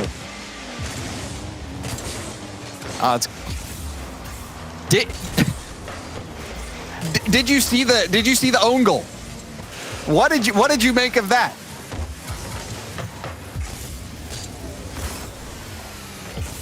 Expect that ball to go into him. It just looks so perfect. And you're right, you were talking about NRG. This is a dream start for them, especially against a team that had swept them earlier in pretty commanding fashion. It felt like G2 did a really good job. Here's a good passing play, but that one's off the post. Atomic just off the mark. As Chicago trying to salvage the offensive play, but in the end, Justin with the big clear. I was going to say just off the mark. That pretty much sums up game 1, but I think they're a little farther than just off the mark in game 1. G2, a head scratcher of a performance so far in this game. And that will be one back. Final minute, Atomic trying to make it respectable. It's best they could do. And they do get one back with 54 seconds left. That's a good bump there by Chicago, and a tough angle for Atomic to hit. Squishy almost was able to flip into that one and kick it out. In the end, G2, they put up 10 shots here, outshot NRG, and yet only 1 goal to show for it, maybe 2 if they can get a hold of it here, but you got to give credit to NRG. The 9 saves have really shut down G2 when they've had their chances. More passing coming out. NRG looking for an insurance goal. And Corelli, you talk about these saves that NRG has made, their defensive play. We were talking about this earlier, about how sometimes people will give NRG flack for allowing all that space when they play against top teams, but somehow NRG makes it work. Yeah, look, you could say what you want about the space given. They certainly finished. The results speak for themselves as G2 do get another goal here. 14 seconds left. They're going to need a kickoff goal and then some. as another great passing play coming out from G2. You can see them move the ball from the walls to inside the box or inside in front of the goal. They've done a good job of that. It's really the G2 play style, the G2 passing that they're known for. They're going to need something here. JNAPS can't get the touch. Squishy will shut it down. That one went a little bit high. And a good flick on there from Atomic. But again, NRG shutting down the midfield, not letting G2 out. And in the end, a 4-2 victory here for NRG. And like you said, a very welcomed one after their last series here against G2. And it begs the question, is this G2 warming back up? Is that what we just saw? Yeah. That's a good question. I'm not going to speak for them. I have no idea. I do think NRG is probably playing better than what we saw, or that what G2 saw the first time around regardless. And I do think, G2 had opportunities there to make NRG sweat a little bit more. I think what was really demoralizing was the quick lead coming out from NRG as well. It was a disaster. This right off the bat here in the replay, Squishy having that open net basically as the defense botched the touch. So I think it was a bad start there for G2, but as the series went on, that game went on, they definitely looked a little bit better at the end there. The passing plays were starting to come out, opening up that NRG defense. Yeah, it was about as bad of a start as you could have. We even saw a pretty epic own goal, and still G2 was within two. And you saw that passing play. JNAPS, one of the best playmakers in North America, paired up with one of the best shooters. They made a really nice play in those final seconds. So the general NRG, a tall task still. They had a good game one, but I don't know if they can really rely on G2 making this type of mistakes that they did in that first game. Yeah, I don't know if it actually came through earlier, James, but I was complimenting JNAPS and saying how great he was as a shooter. Correll, you left me for like 10 minutes. I know, I'm sorry. I had to go for a walk, but JNAPS does a really good job of putting pressure on defenses. His shots aren't always accurate, but he puts on a lot of shots to defenses, and it allows Atomic to follow up and put the final shot away. It's one of the good things about G2 that they do. It's why they have such a high a number of shots in a series. It comes a lot from JNAPS and his work downfield. Atomic, the flick. A demo from Justin as well. Squishy shot opportunity, puts it perfectly upper 90. You saw the defender creeping back towards net, but it was awkwardly right above their head. Gosh, he is just hitting the shots today, James. In game one, he was doing the same thing. And again, there's a lot of space afforded over to NRG. This one was lobbed over the midfield, and no one was there to challenge from G2. And Squishy says, thank you very much. With all this space, I'll line up a shot. Interestingly as well, we had the chance to talk to Reddles. He was in the Discord, the production Discord, where we all are joined, and that's how we get our comms. And Reddles was saying that NRG, they just have the experience that will sometimes elevate them above the competition. And Squishy Muffins, he has that experience as well. This squad on NRG, they've been in these situations before, these high stakes moments. And sometimes that is enough to put you over the top. It's funny you say that. I was mentioning earlier when NRG first entered the lobby, Chicago goes, "How are you guys here?" Squishy replied with talent and experience. That's what he said. And you know what? He's not wrong. There's a lot of talent on NRG, but that experience is unmatched by, any team here in North America. They are the most experienced team, and for good reason. These players have been phenomenal for NRG, and they have been at the top for so long. And for G2, they also have that experience, but there seems to be a difference when you have that world championship experience, winning it all, knowing what it takes, having that confidence in yourself that you can complete the job. And that is something that this squad has, and something that G2 aspires to get to. And this squad might be it. We have seen some magic, but they still find themselves down as we're approaching that halfway point of game two. Be very interesting here for G2. I was talking about how many shots they're able to put on. So far, halfway through this game, 0. Not a single one. And it's Garrett to put away another one. Again, space afforded to NRG on the far side. This time it's a great pass from Justin. But you take a look at the shots coming up from NRG right now, and they are just world class. They're sniping those corners. Squishy put it top right above JNAP's head. Now Garrett tantalizingly close to Chicago, but too far away. Well played shot on the dribble now. Atomic trying to get one back. He loses it. JNAP's too slow to the ball. Now Squishy against Chicago. First touch control, setting up another touch. Squishy, he was close to making that play while just getting out of his hands. Still G2 really struggling to get a hold of this ball. And now again, some space afforded to G2 this time, but not able to get a hold of it.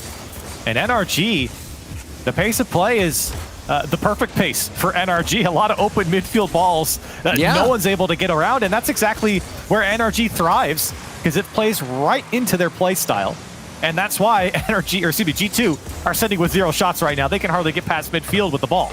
And a lot of that midfield presence is Justin. We've seen him and Squishy here. Wow. An unorthodox touch. Justin quickly on the play.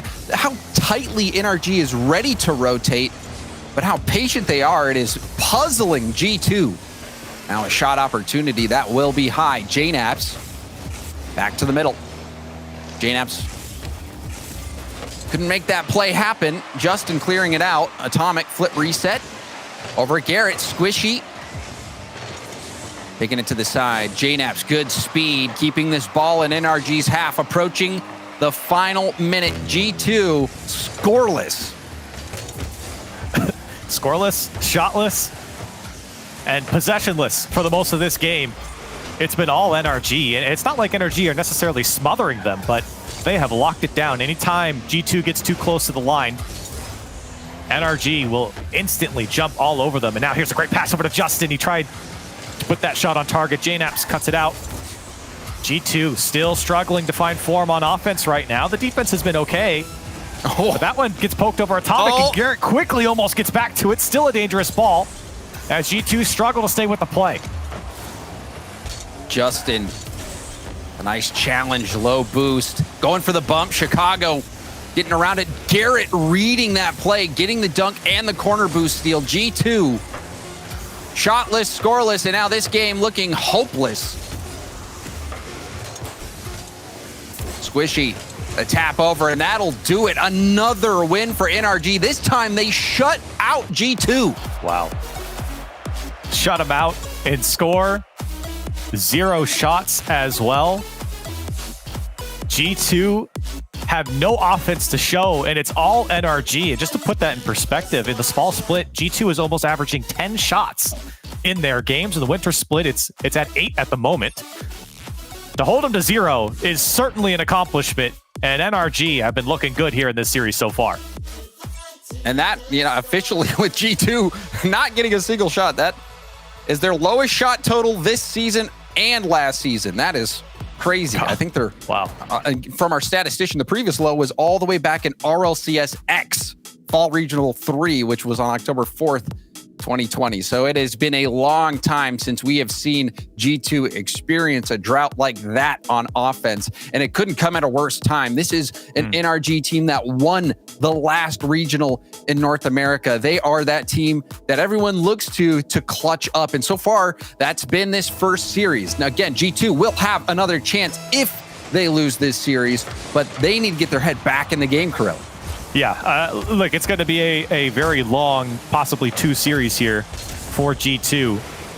And this first one might be the most painful, as right now NRG, that, like you said, they've taken G2 out of this game. They have shut down the offense, that G2 offense. It has not worked. And they have got to make amends, and it starts with the possession coming up from their side. NRG have just done a great job of, realistically just jumping at the play near the midfield line. It's just been all NRG. Garrett's had a couple of great challenges. Justin's Justin come across. as well. Yeah. And then, of course, the shooting from Squishy in particular. My goodness. NRG are just playing so perfect here against G2. And Justin getting bumped there, battling through it. We even saw Squishy in the last series against FaZe being able to battle through those bumps that don't completely take him out of the play. NRG, they don't always play a physical game themselves, but they manage to deal with that aggression quite nicely. And G2, one of those teams that loves to use bumps and demos to their advantage. Oh, absolutely. Here's a shot from Garrett.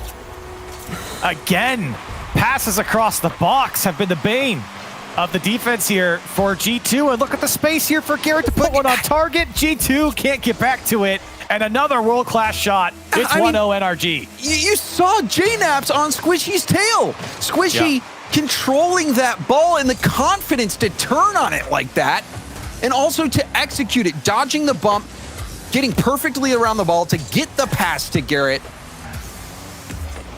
NRG playing inspired Rocket League right now. G2, not a single shot last game. They've got one so far. So does NRG, but it's a goal.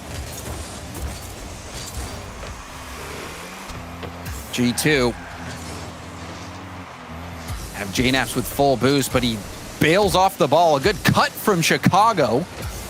And that'll move the ball into NRG's half, a demo.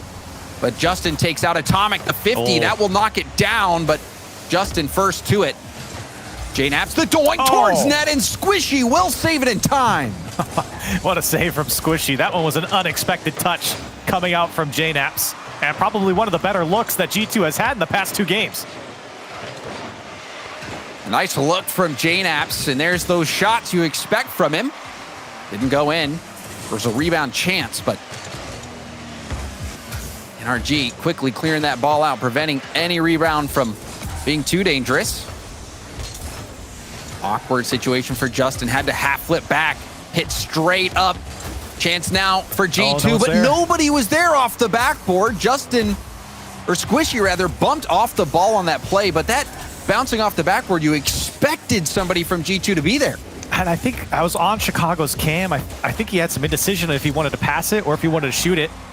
So I don't think it was communicated to his teammates or if they just couldn't get to it.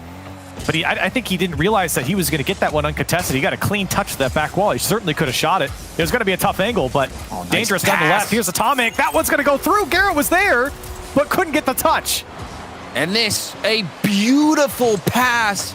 Chicago setting that up. He could not hit that ball too hard. If you tap that too hard, it's going to go way past Atomic. The finesse on that shot, even letting it bounce so that Atomic can get that upward hit. That everything about that pass was key, and Atomic did not let his team down with that shot right over Garrett G. And the drought is over. Garrett went too deep in the net. He would have made the save, but he went too deep. It was a great play by G2, but Garrett could have definitely made that save. G2 now, they put up 6 shots. Offense certainly looking a little bit more scary here. Not even just with that goal, but just the presence downfield against NRG. It's a good sign for G2, but maybe not a double commit there. Now it's just Chicago. He's going to the challenge, and boy, did he win it. Atomic to put it on target, and Squishy saves the day for NRG. This could be a swing game for G2 if they win it. Otherwise, a 3-game lead for NRG. That would be tough to come back from, but we've seen some reverse sweeps today, Corelli, so we won't be ruling that out. Yeah, you really can't tell what's going to happen in these series anymore with the way North America has gone this weekend. 2 best of 7 reverse sweeps. For G2, they don't even want to get to that point. Still a chance. Tied up. The final minute. Pass down. A demo from JNaps. 2 go, though. Chicago low on boost. Garrett awkwardly dives in, and that mistake may slow NRG down. Now a chance on the counter. JNaps. Did he touch it? Rebound out. Chicago to Atomic. Atomic off the backboard. Justin. Oh, he's upfield. Squishy's there. Squishy's there. The counterattack goal. NRG take the lead in the final seconds. G2 on the cusp of scoring, but boy, they got a run back. And Squishy was downfield, and Justin put it perfectly on his head, and a routine touch from Squishy to get the lead with less than 30 seconds to go. Oh, that was a roller coaster of emotions. You're thinking, oh, NRG is about to get scored on, and then that happens. Even the outlet pass, it barely got over the defender at midfield. Unreal from NRG. Still not over yet. Chance for G2. They equalize. They've been so close in the last minute, and they finally break through all of NRG, waiting for that pass, and no one able to get a touch on the double commit. Justin can't do anything about it. He's too high up, and JNaps to tie it up with 8 seconds left. It's so smart from Atomic. He knew that the backboard pass was not an option. So what does he do? He controls it and then taps it out into the middle. No need to even use the backboard. Oh, he's keeping it up. It's still Keep it airing. up. Oh, wow. Now it will touch. And we've got overtime. NRG G2, the first series so far. NRG getting the better of G2, but a chance for G2 to stop the bleeding. Yeah, like you said, James, I think you're right. Big sweet game here. Chicago wanted to force it through Justin, and he's going to stay on it here. Got the call out, and it might be good. JNaps, a Comet, can he clean it up? The Garrett's getting booked in net. Garrett's getting booked in net, and Atomic to take one back for G2. Oh, man, you saw the double commit. Squishy, Justin both go. Garrett getting harassed by JNaps. No shot. And G2 stabilize. We are at 2-1 in the series. And G2, that win could not have come at a more important time. No, absolutely. That was a crucial game. 13 shots for G2. Back to form here. Return to form, rather, for G2. And you could see the offense really started to churn on the NRG side. A lot more double commits were coming out from NRG, and that's what the G2 offense does to you. A lot of great participation coming out from JNaps, whether it was the shooting, the passing, or just bumping Garrett out of the way. You're getting a high level of performance out of JNaps here, and G2 are better for it as they come back in, like you said, a roller coaster game. A roller coaster game, and really the ride operator seemed to be Atomic. He was pressing all the buttons, making all the things happen. You even saw his play in those final seconds to tie it up, reading the defense so well, recognizing that he had one option, and it was to control that ball and try to get a light pass out to the middle. The defense recognized that's what Atomic was going to do. Too late. Atomic playing the ball around him and making some huge plays. Atomic, a key part of that win for G2, but also credit to JNaps. You even saw the bump in net on Garrett. That was key to making that, to getting that win. And sometimes you got to get your hands dirty, Corelli. Oh, absolutely. Especially considering NRG, they do such a good job of being so defensive. That's why their floor is so high. They're so consistent against teams below them, which are all the teams in North America for the record, but specifically ones outside the top 5. And G2 right now, that game was crucial, but they still got a mountain to climb here. NRG, they've been performing a lot better. They're not going to get the 4-0 that they got earlier. That's a good touch from JNaps, looking for follow-up. Chicago's there. That one lobbed towards net as Justin to turn it away. Another shot comes out from JNaps. Still the defense holding on for NRG. But we have seen a lot of panic in moments from NRG. You even see Squishy getting faked out because he's getting harassed. The bump game from G2 working well. Now a pass out to the middle. Garrett will clear it downfield. G2's offense starting to heat up. Before, Corelli, when we first started these earlier games, NRG, a majority of the possession. But even in this game, you're seeing how much pressure G2 is putting on. Yep. 4 shots in the first minute, or before the first minute. Or excuse me, 5 from G2. They were very quick to put on that pressure. And just a minute and a half in, NRG not spending too much time on the ball here. Here's Atomic trying to get through Garrett. Still played into the NRG corner, fishing for an opening. It's Squishy, though, that he runs into. Tries to play it out. Chicago will jump all over it. Tries to find the back wall. And NRG still defense holding strong for now. Squishy wanted that 50. Drop down. Justin having to make the save. Might have been going in. Backboard play. Chicago will let it bounce a bit awkwardly. Dangerous ball to let bounce. You can see Chicago out of the play as well, but passing coming out from G2, and it dismantles the NRG defense. And to be fair, I think a lot of defenses would be dismantled when there's only one guy back and you got JNaps and Atomic playing off each other. There's not much you can do. You got to read the minds of the attackers. And G2 again, get the passing going, get the flow in the offensive third, and they're up by a goal. And this type of play is what you expected out of G2 after watching them all tournament long.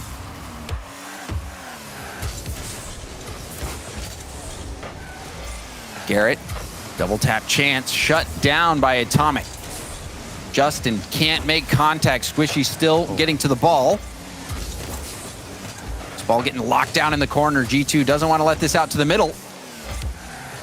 First touch from Justin is quite nice. Flips into the ball. Can't get the 50. Well-timed jump from Chicago will boom that all the way downfield. G2, not the prettiest of defenses there. Players running into each other. Atomic on low boost, or no boost, rather, the entire time. Still able to get it out. Here's a shot coming out from Squishy. Still not a single shot registered for NRG here in this game. And they really haven't spent a lot of time on the G2 side, and when they have, they've been stuck to the corners. Here's an opportunity, though, for Squishy. He can't get a hold of it. That one's going to pinch away. Now the counter's on for G2. JNaps looking to play it out of the corner. Garrett shuts it down, and he'll get it clear. Garrett, the 50, kicks out to Squishy. Controlling it. Squishy first tap. Atomic coming back to hit that out of the grips of Squishy Muffins. Now Justin to the corner. Blocked by JNaps. G2 doing a good job of keeping NRG in those corners, not letting that ball come out to the middle. A miss hit from Garrett. A shot opportunity. Rebound up to JNaps, and he will finish it. That hit from Garrett putting NRG in an awkward spot. Yeah, not the ideal touch. And Chicago puts it up over the net. He knew there was going to be follow-up there from G2, and JNaps from the midfield line saw it all the way. It's an easy touch for him to put that one on target. NRG can't get back to the other side. And G2 again breaking through. 10 shots for them. NRG at 1.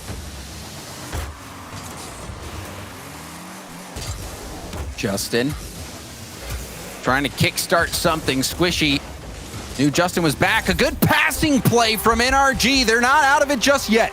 No, sir. Not at all. And they finally break through. 1 for 2 in the shooting department. Justin, what a touch from the back wall. Got everyone to go from G2 because they figured, no way could he get a quality touch out back to the middle of the field. So G2 committed, and Justin fooled them with that touch. And Garrett there to put it home. NRG within 1. NRG taking risks. You saw how quickly Justin was to that ball. And then the third man going for it in front of net like that. If you lose a 50, can spell disaster. But NRG going for it all. Final minute. Squishy. What? Oh my. Thought that was going in. You see 0 boost for Justin and Squishy. Boost troubles for NRG. That pinch. Down and across and kicked all the way out. Time. JNaps gets rid of it. That might put G2 in a tough spot. Chicago clear all the way downfield. No one's back. High? It's going to bounce down and out. Off the backboard. Squishy keeps it out. Still life for NRG. Oh Justin out of boost. He has not even a small pad. And that's a good bounce for Garrett. Wow, he's got boost too. He's going for the bump. Squishy's the shot. Gonna pass it down. Nothing in the tank. G2 gets a piece of it. Garrett to Justin. Justin off the wall.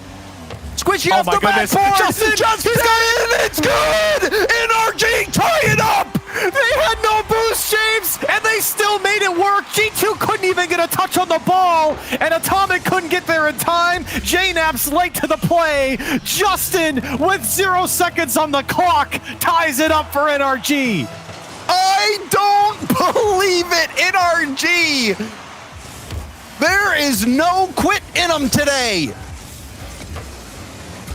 Unreal.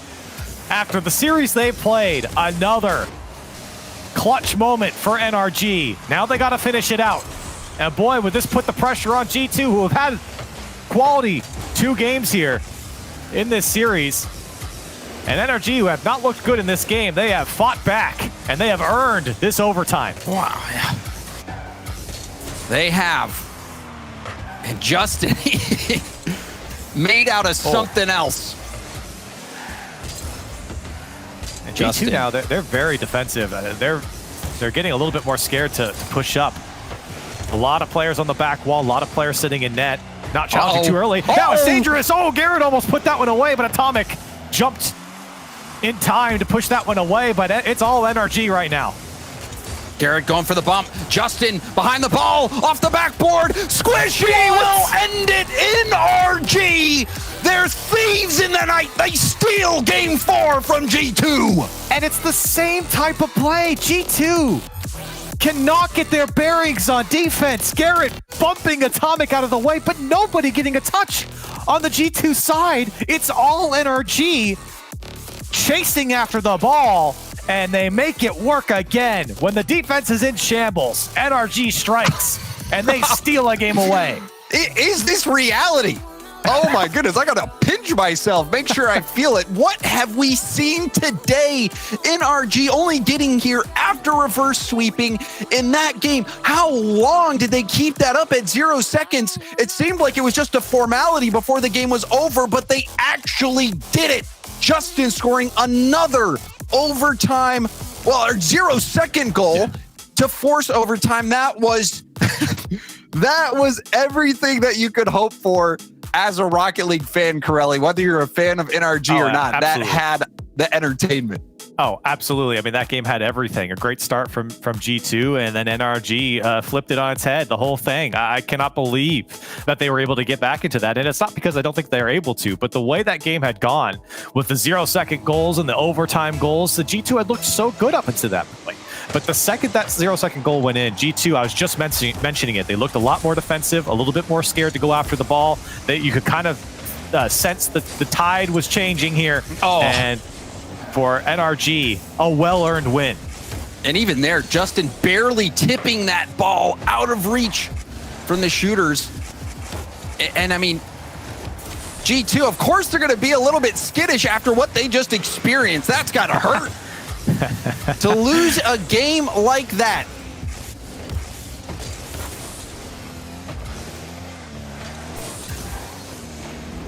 J-Naps off the wall. And that is tough to believe. Before that overtime win, Corelli, from NRG, G2 had won 6 overtimes in a row. Wow. Not to mention, we've been talking about Squishy a lot, Justin getting involved as well, both of them. 9 of 11 in goal participation, 81%. We've been singing Squishy's praises all series long. He started hot, red hot, right off the bat for NRG, and that has prevailed even those big overtime moments. Like you said, talent and experience. That's what NRG has. I don't think there is a more battle-hardened roster in North America than the general NRG. Absolutely not. The experience is unparalleled, and it's coming through even in these big moments, even domestically. Against, I think a lot of people are giving a lot more credit to G2. Say what you want in their first showing 2 weeks ago. G2 is a lot better now, and still NRG. And maybe NRG not even on their best day performing like this against G2. G2 find themselves on their back tires, trying to fight out of the half. Chicago will air dribble it out, but it's right to Justin, who wants to take a turn towards net. Atomic clears it out, but Garrett has space off the ceiling. Garrett denied by Chicago. A catch by Squishy. We've seen him do that at the midfield, set up plays. Squishy and NRG in general, very good at recognizing when they can bring that ball under control. A miss. Open net, and it's good! Squishy sneaks it in underneath the crossbar, and who missed this ball on G2? Chicago just went over his head. Simple as that. Didn't have the read off the ceiling, and granted, it came off pretty quickly, but just didn't have the read, and Squishy again, scoring his 7th goal in the series. And he has just been lights out here against G2. A remarkable first series so far. Garrett off the ceiling was ready in case Atomic missed. Atomic can't challenge. Justin beat to the ball. Atomic off the backboard. Squishy has to deny Chicago, and he does. Gets it around him, and Garrett trying to tip that ball at midfield, and a boom comes out. Squishy, the touch. Trying to take Atomic out of the equation. I don't know if he was trying to flick that one on or control it. I thought he might have gone for the flick on. That would have been beautiful from Squishy. He's certainly feeling himself in this series, and for good reason. NRG have been giving him the ball, and he's been knocking them down. Here's a shot coming out from Atomic. J-Naps, that one goes a little bit high. Garrett gets a piece. Squishy's got to save this ball, and he pushes it to the NRG corner. Shot towards net. Justin will deny it. Chicago wanted the bump on the goal line. He was streaking. Bumps in the air. Squishy tipping it around again. Those midfield challenges. Squishy is weaving his way around those defenders.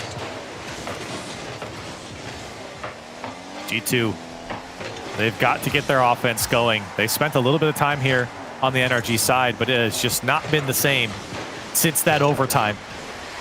Two go into the NRG corner from G2, and they still don't come out with the ball. Squishy punts Justin into the ball, and it works for the clear as players get back for NRG. Atomic tries to put it on target.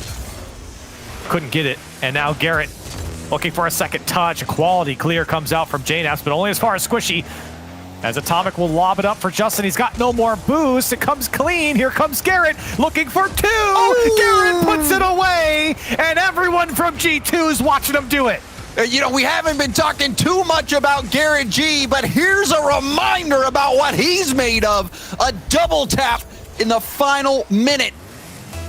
In this first series, Corelli, time ticking away. It looks like NRG might be taking that first step towards another title. But hold on. Need this. Oh, but Chicago! It was going off the post. It looked like it might have been out. And it looked like it was tapped in. Who was this? Was this Garrett getting back? He had no boost. No, it was Squishy. Ooh. It was out. It was out from Chicago. And Squishy, I mean, what can you do? You think it was going in. But a gift here for G2 and a welcome one with 44 seconds left at the kickoff. Plenty of time for G2 to tie this one up. So things interesting now after that quick goal. Garrett dunked on. Now a race back. Justin streaking against Chicago. First touch around one. Air dribble. Flip reset. The 50. Justin so good at wasting that time, but it's back in G2's hands. It's a tough ball that was given over to Chicago. Now 10 seconds left, James. And G2 might be their last effort. Justin going for the 50. Will pinch wide. We saw some last second heroics from NRG. Will we see it from G2? It bounces.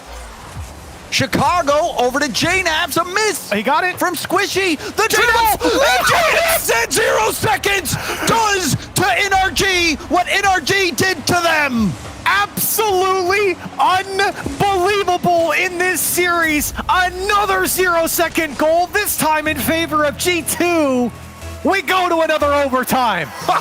Oh, things are getting spicy, Corelli.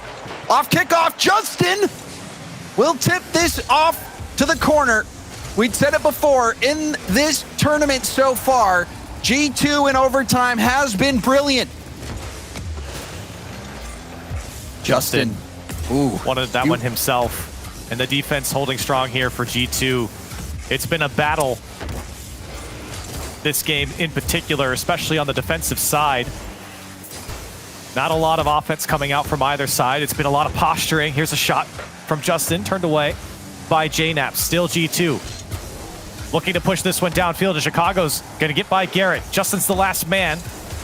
And well done to control the first touch, but Atomic will shut him down. NRG having to play a bit of defense. Garrett doesn't get the touch. It was going wide. And Justin again wants to control, but Atomic there to take him out of the play. And lots of boost stealing coming out from G2. You can see Squishy had to clear on empty.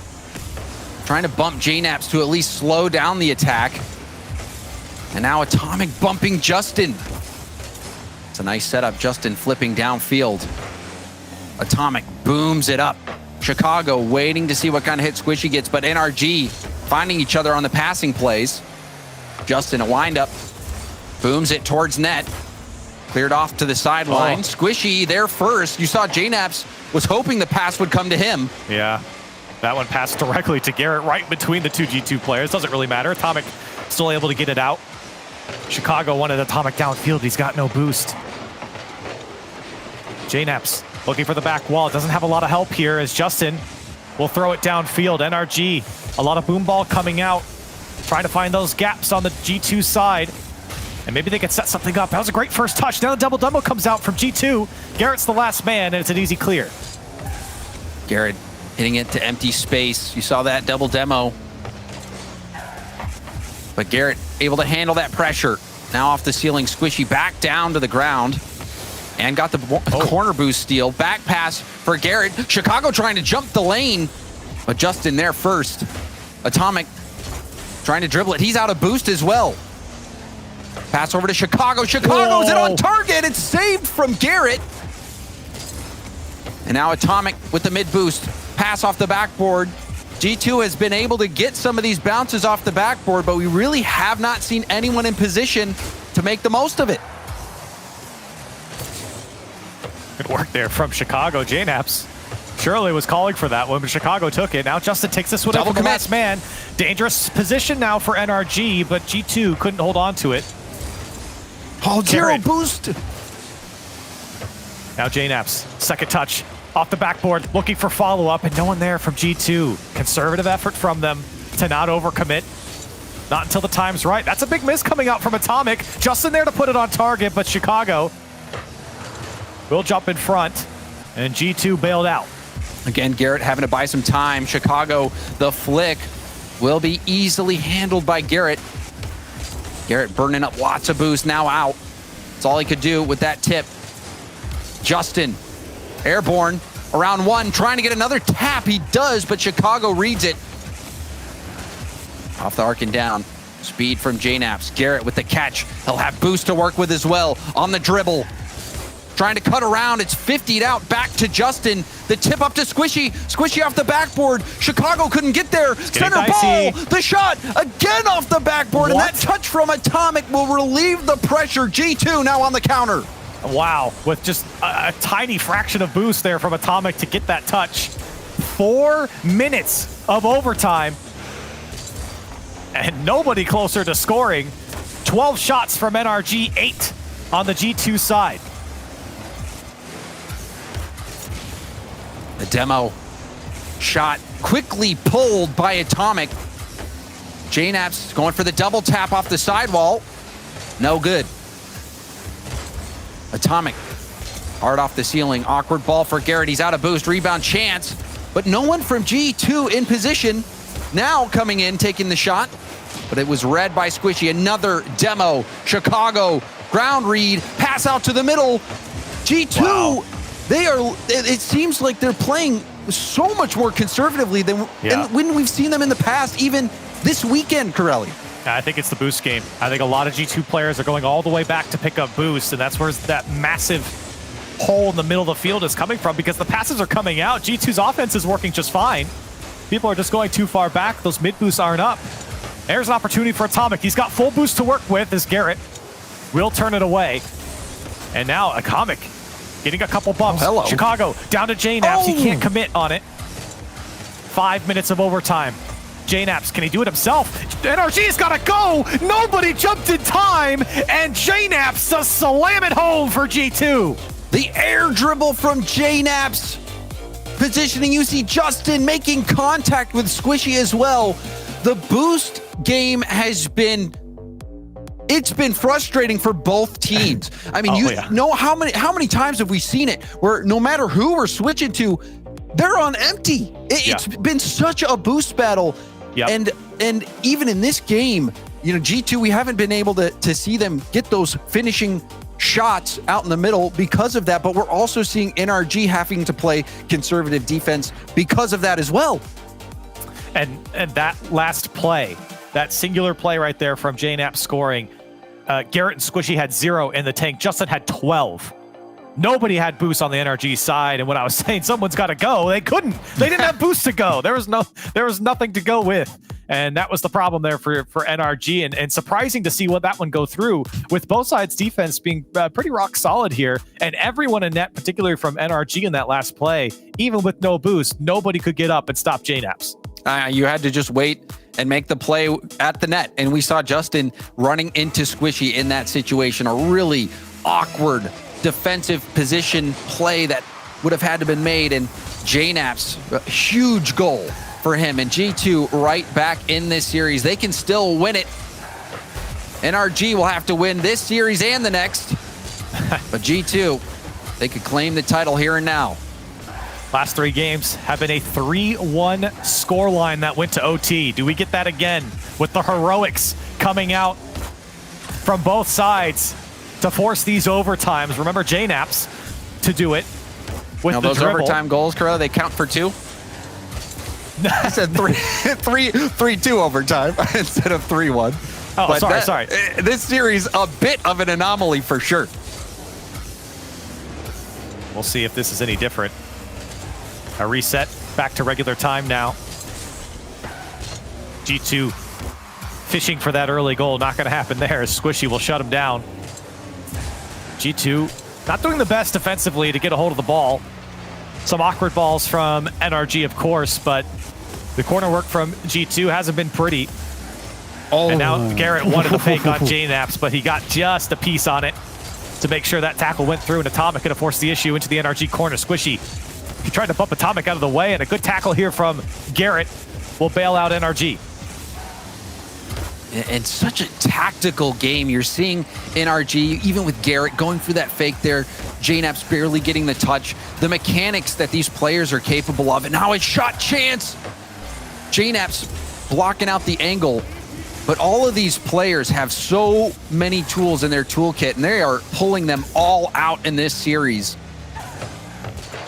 What a battle that we've seen so far. And this might not be the only series if NRG can close it out. Yeah, we might get another one, James, and I wouldn't be surprised. Right now, again, it's going almost just back to where we were in that previous game. Very tight battle. This one popped over wide. No team giving up an inch. We're already seeing some demos come out from NRG. We haven't seen as many of those come out. G2 getting tons of demos. But NRG, they're playing that game early on. Hasn't paid off yet. Oh, no. What happened here on the NRG side? Squishy, did he not get the read? Chicago looking for a second touch, didn't get it, and I think Squishy was reading the double played the tap. double. Yeah. He played the double tap from Chicago, and instead comes out to JNAPS, and G2 will score there first. And that is what has been missing for G2, is that player ready in the middle when that opportunity comes out to finish off the play. That's what happened. Chicago threatening the double tap, Squishy buying it all in, and an easy cleanup for G2. And you can't blame him. I mean, with Chicago looming like that over the ball, you would expect a player like him to get the double tap. And Squishy was trying to pre-jump it because that's what you got to do when he comes after it that quickly. And just unfortunate for Squishy, he made a choice there, and it wasn't necessarily the wrong choice. I think in most cases, Chicago does get the double tap. I mean, when you're last back like that too, you just have to make the decision, because if Squishy doesn't get up there and it is a double tap ball, then it's going to be a goal. So sometimes you guess wrong. Squishy guessing wrong. G2 able to capitalize on it. Now another chance for Chicago. Flip reset, no. Decides to get the extra touch. Try to throw off the defense. And this game, the time has melted off the clock. We're approaching that final minute. Where did the time go? That's what happens when there's only one goal. And it's just been back and forth. Who will break first is really the question. It's Atomic throwing everything at Squishy, and he's not fooled. Squishy, look at him, still on the ball here. Finally is removed from the play. And now JNAPS takes to the sky, gets a pinch. Maybe another one off the backboard as Justin lands on top of it. Panic from the NRG defense. They sent two. A miss from Squishy. Nice challenge from Atomic. Chance now for JNAPS. Flip reset trying to get the dunk. We've seen 2 0-second goals to tie things up. Seems like that might be another requirement for this one, as G2 has been stingy. There's the pass. Backboard bounce. Chicago with the denial. And another play. Chicago demoing Squishy, speed flipping on low boost. That's going to slow down NRG. But Atomic couldn't get the touch on the ball. Squishy. Oh, this could be it. Looking for Justin out in the middle. A lot of work done by Atomic there. 10 seconds left. NRG, this might be their last chance. We might be going to a game 7 here. Justin looking for the corner. Gets a second touch. Still dangerous here for NRG. It's going to stay up. Now it's going to go down. And G2 will force a game 7. They have battled back. It has not been easy against NRG. Finally, we see a game 1 in regulation, though, Corell. Yeah, right. And G2 with that win, breaking NRG's 9-game win streak on Neo Tokyo. It has been a crucial map for them, and a crucial game, I should say, for NRG. They'll have to go to a Game 7 if they want to reset this bracket, or G2 could end it here. G2 fighting to the end. I mean, even NRG, the fight that we've seen from them today, whoever takes the title today, there is no doubt that they have earned this championship title. It has been grueling watching this slugfest, even in this series. G2, a chance now with Atomic, with the questions that came with the roster move, a chance to answer it. And this Game 7, brought to you by NASCAR, I'm sure is going to be exciting. See if G2 can close it out here. NRG trying to stay alive, and maybe a gift here right off the bat. Justin to flick it on into the net in the first 7 seconds. Justin will find a way to score. You give him a little bit of space, a small window, he will find a way. I'm shocked to see Atomic miss that ball. And an early goal for NRG.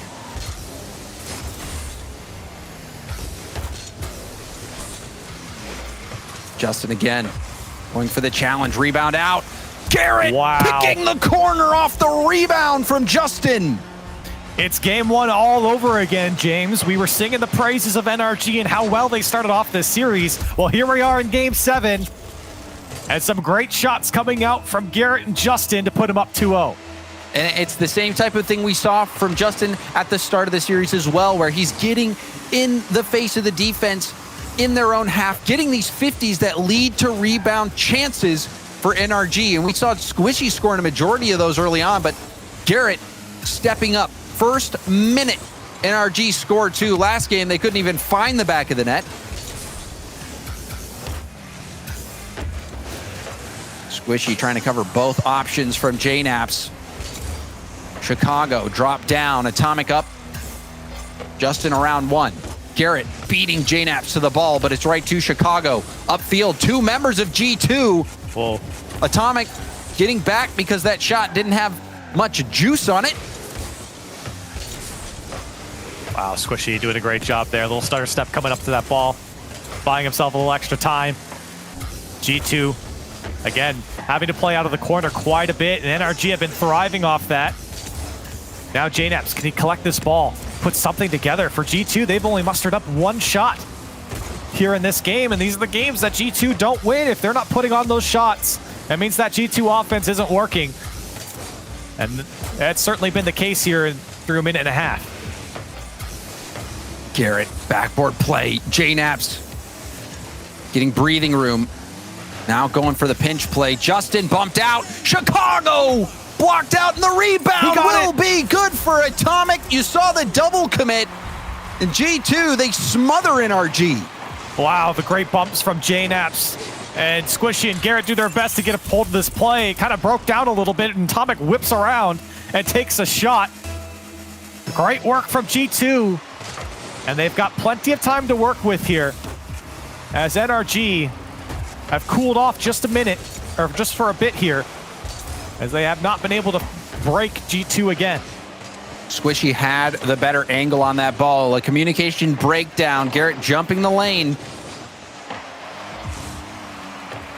And now G2 find themselves within 1. Game 7. If NRG win it, we roll it back. If G2 find a way, then it's all over. Atomic out of boost in the same spot as Chicago. A lot of resources committed to that. Tough Justin angle. trying to get this to the center. Awkward ball. Atomic will tip it out. It looked like another scoring opportunity for NRG.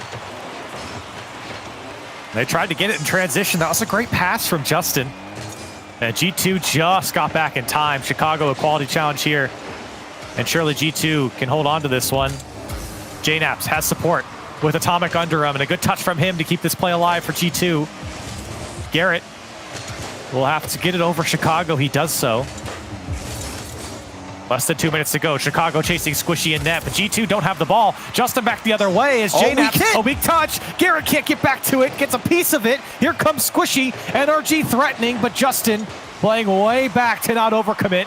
And the smart play from him as it breaks down for NRG.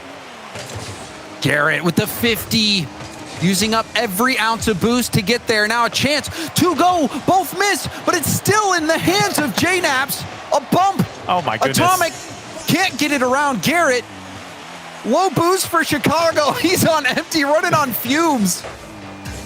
And nobody had boost for G2 there. That's why JNAPS was flopping behind the ball. He was throwing every fake he possibly could to get G2 to bite. He wanted them to take the 50. A minute to go. NRG holding on. Do they force the bracket reset? They could get a cushion here. It comes out to Squishy. He puts it away. And NRG, it's looking more and more likely for a bracket reset. And they get a cushion. Garrett going for the bump play, trying to ensure the rebound. And Squishy, he's been playing cleanup crew all series long. And that was a big cleanup goal. Under a minute left to play. NRG up by 2. G2 needs something here. Ooh.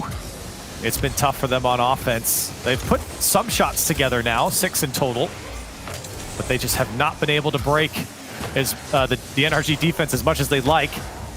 Squishy just being a nuisance, getting a touch on everything, ruining the possession of G2. Garrett called upon here to push it downfield. G2, they've got to go. 20 seconds left. Chicago doesn't get a piece of it. Squishy with no boost. He'll just keep playing with it. He'll throw it over everyone on the G2 side as they cannot break out.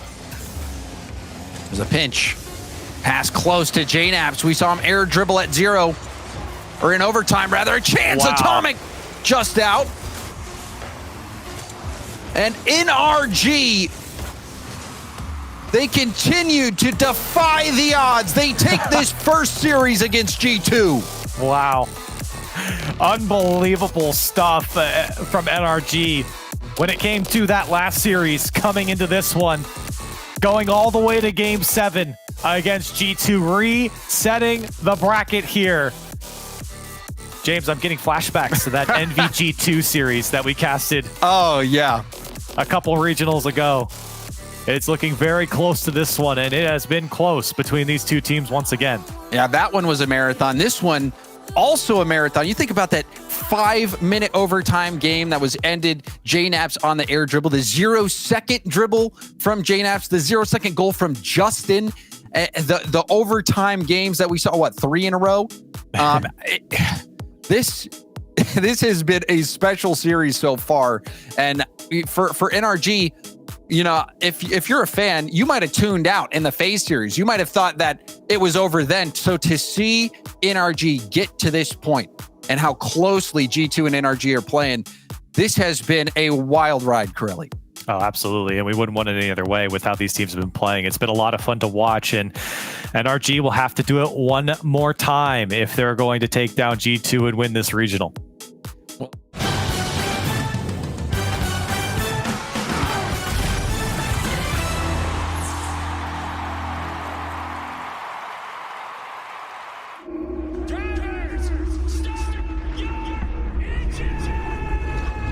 The spotlights have shined before. On February 6th, they will shine again. On something LA has never seen.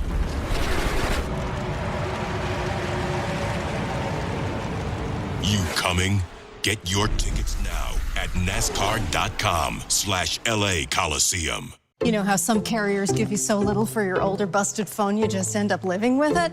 I don't think so. Verizon lets you trade in your broken phone for a shiny new one. You break it, we upgrade it. You dunk it, doggy bone it, slam it, wham it, strawberry jam it, we upgrade it. Get a 5G phone on us with select plans. Every customer, current, new, or business. Because everyone deserves better.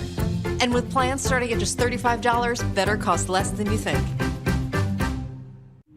This might not be your car. And this might not be your engine. Maybe this isn't your morning routine. And maybe these aren't your coworkers. Perhaps these aren't your standard driving conditions. Far from it. But this is your oil, which means you're one of us, doesn't it? For serious engines, on and off the track, upgrade to Mobil 1. It's 3 a.m. I need a taquito. If you want it, we can get it from the 7-Eleven. Slurpee, light bulbs, antifreeze. Here's your order, nacho cheese. If you want it, we can get it from the 7-Eleven. Tip your driver.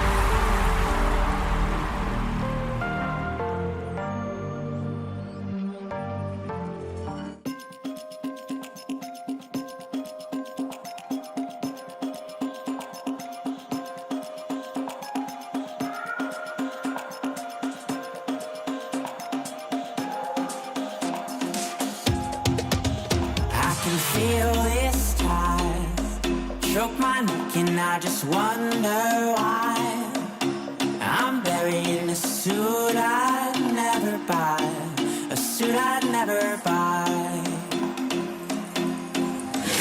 Cufflinks on my wrist, I can't act surprised when the shovels hit dirt in the earth. Did they start to cry?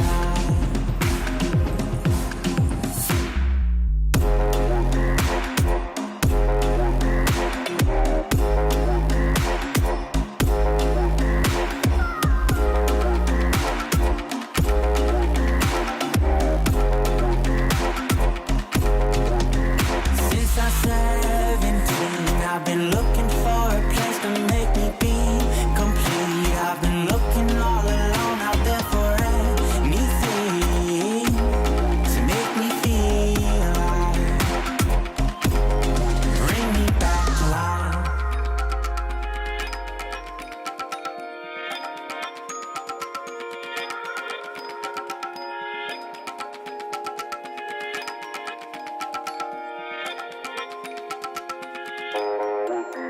Cufflinks on my wrist, I can't act surprised when the shovels hit dirt in the earth.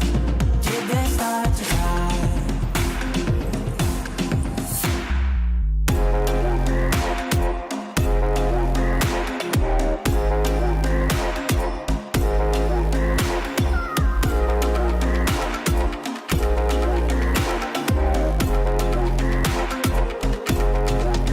Since I'm 17, I've been looking for a place to make me be complete. I've been looking all alone out there for anything to make me feel alive.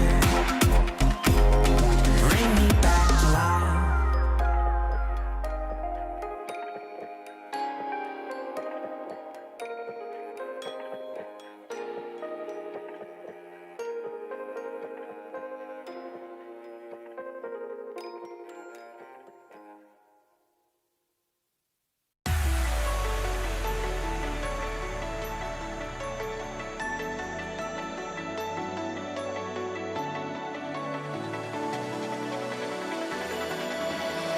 Paralyze my heart. Don't wanna feel your touch like ice tracing on my scars. Why is it hurt on the inside? It's unforgivable, but I forgive you every time. Hard to let it go, 'cause we're intertwined. I break you, you break me, but something about it makes us so, baby. Every piece keeps us together in the cold. Oh, oh, oh.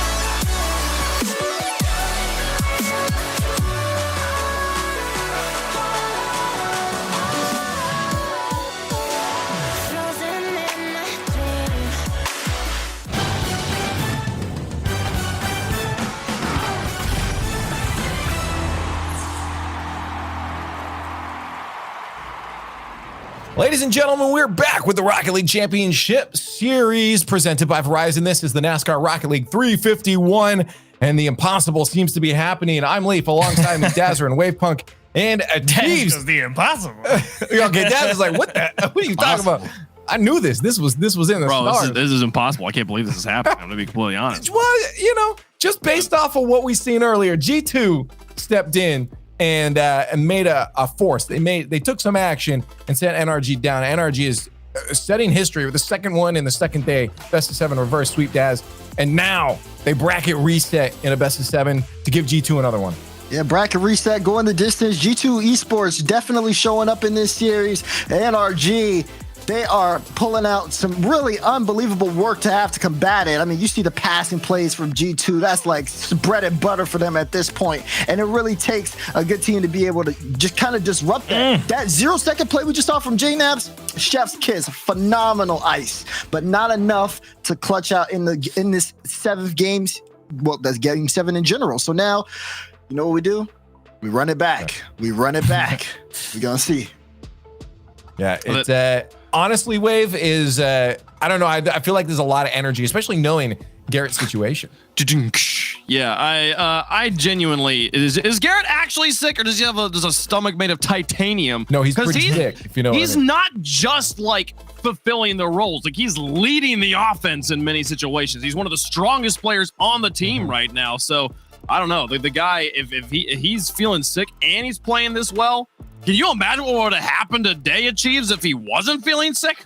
Well, Lord knows. Well, you kind of got a taste of it with the upper bracket finals, I suppose, and you pointed it out. J-Naps absolutely lightened G2 up in that series, and he started to bring it back towards the end of that series as well. So NRG don't have the benefit of relying on a nice, comfortable 3-1 lead in the series to get 3 shots at it the second go around. So if you're looking for more J-Naps, you're probably going to get it here because he looks dialed in too. Okay, let's start looking forward. We know what they've done. I wonder what they're going to do. We need to see if there's any flippers. That includes us. That includes you, chat. It's time for the Verizon Fan Vote again. We did have a G2 on the desk here at one point, so we'll get to we'll stick with the ones we know are sticking. Do we know one's sticking? We know Daz is sticking, right? He just assumes. Okay, that's what it was last time. Okay. That's what it was last time. Okay, yeah. Okay. All right. So now we see if there's any flippers. I'll start it off.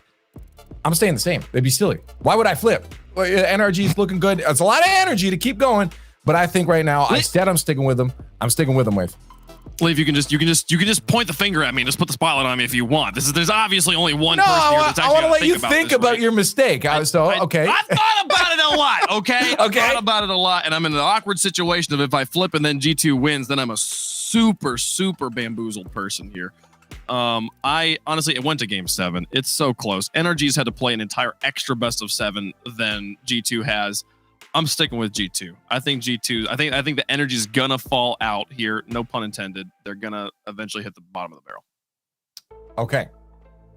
NRG down. Achieves, you're falling off the screen. You're still like backing. Are you backing off your?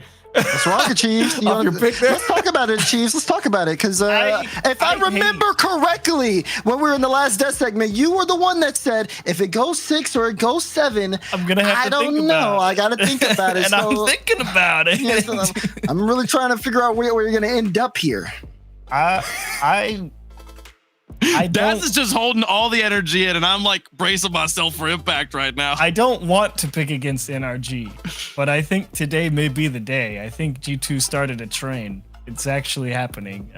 The NRG came out with a win, but that many 1-goal games, I know they're good, but you gotta find some new winner eventually, and it might be right now. So I'm going G2 for this. You flipped. Chiefs, you flipped. You flipped? Are you kidding me? Did you not see the game 7? Did you not see the 3-1? I did. 3-1. I know. What's going on? What more do they gotta do? I guess they gotta win it all. I'm not flipping. They gotta go win again. They have to go win again. That's what they gotta do. Achieves is sticking by his point. Well, I'll save you, Achieves. We'll get us out of here. We're gonna head over to the cast of James and Corelli. Ready for our final best of 7 grand finals after 75%. Oh, dang. Of course.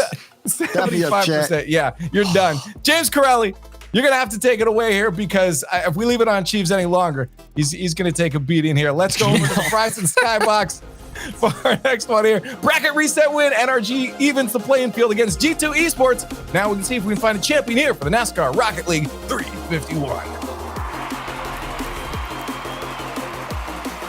Yeah, I thought Daz was going to have a meltdown there for a Chiefs. Had to end it for his own safety. But Corelli, this series, as they say, is for all the marbles. That is the saying, James, and you're absolutely right. Bracket reset upon us. Whoever wins this series goes home a winner. And I couldn't call it any other way. I'm really happy I was not on that desk, James says. Mostly because Daz was yelling at everyone, but also because I think this is going to be a very close series once again. And achieves that vote of confidence for G2. G2 came close in that last series, and you can't help but think if they didn't have such a slow start, especially in that first game, would G2 even be at this point? We know that their offense, when it is clicking, is near unstoppable. But that's the thing, James, is that they haven't clicked in all of these games. In some games they have. There have been games that G2 have just looked amazing, right? You get that G2 offense going, they get the passing going. JNAPS has been incredible.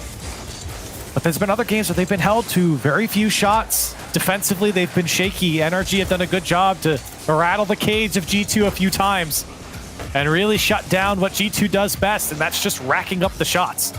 And there, Justin hand-breaking around and Squishy stopping that shot. Awkward ball for Justin. He tips it up over Atomic and now taking it to the ground, finding the space, dribbling it around JNAPS. Chicago up to Atomic. Atomic 50'd by Garrett G and got another touch, double commit, open net. It's in. Garrett G sniping the corner. That touch from Atomic, Corelli, right there, I think really threw things off. Maybe. I think that second touch was really the one that did in G2. That one went right to Garrett. I think the first one they could have recovered, but the second one was a perfect pass to Garrett. Bit of a panic. Yeah, I think Atomic knew he messed up. He didn't mean to get that first touch, but he was trying to salvage the play and make up for it, and instead, to the detriment of his team, passed it to Garrett with a free shot on target. See Chicago going for the demo in net. Justin clearing it out. Atomic, a wide berth. Chicago jumps in. Squishy. First tap. Ground pinch. Justin there for the rebound.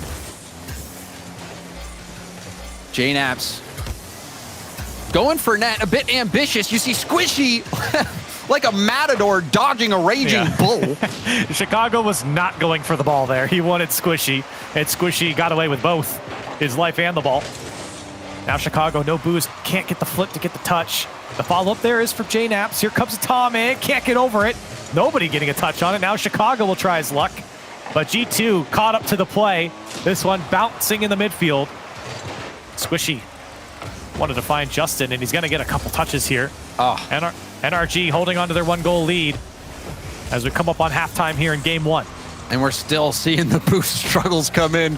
Both teams gobbling it up and burning it away. Justin on that last play, not only getting the double tap, but staying in the play and getting the challenge. Now we see a dribble attempt. Will pinch hard off the corner. Garrett will tip it out of JNAP's reach. Wow, what a read from Squishy. That was a tough one. Atomic was throwing everything at him. And another good touch here from Atomic. He'll get back to it. Full boost as well. Try to put that one down on target. Nobody there to crash the net from G2, and an easy clear for NRG to bail themselves out, and they're happy to do so. They don't have to force the issue as they sit with 1 goal up. Atomic playing with some fervor. He knows that first goal was on him. Garrett tapped, second effort to the corner. Wow. It's going to wrap around. Atomic, if he gets that around Squishy, that might have been a goal. Squishy just catching up to that one. Now JNAP's full boost. Flip reset inbound, and he gets a little touch over one. Justin there to clear it out. G2 still circling on this NRG side. Still threatening, but no one can hold on to the ball. As Garrett will calmly bring it down. JNAP's there in the midfield to field it for G2. G2 trying their best. Put something on target.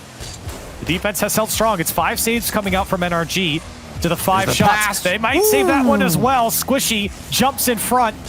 And NRG, they have stopped G2 on some tough shots. But it's so tense. You can see how threatening each 50 is. If it goes just slightly wrong, G2 in position to make NRG pay the price.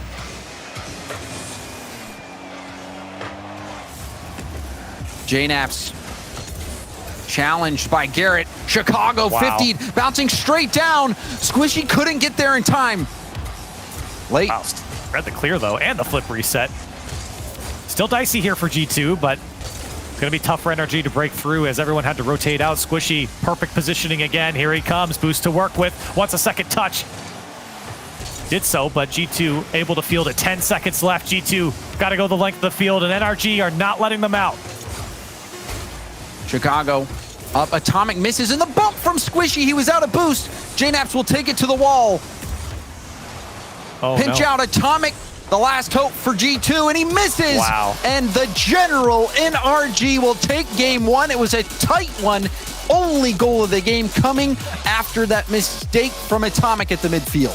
Yeah, I said, oh no there at the end because Chicago came across and just pinched that one out of any chance of staying on the NRG side.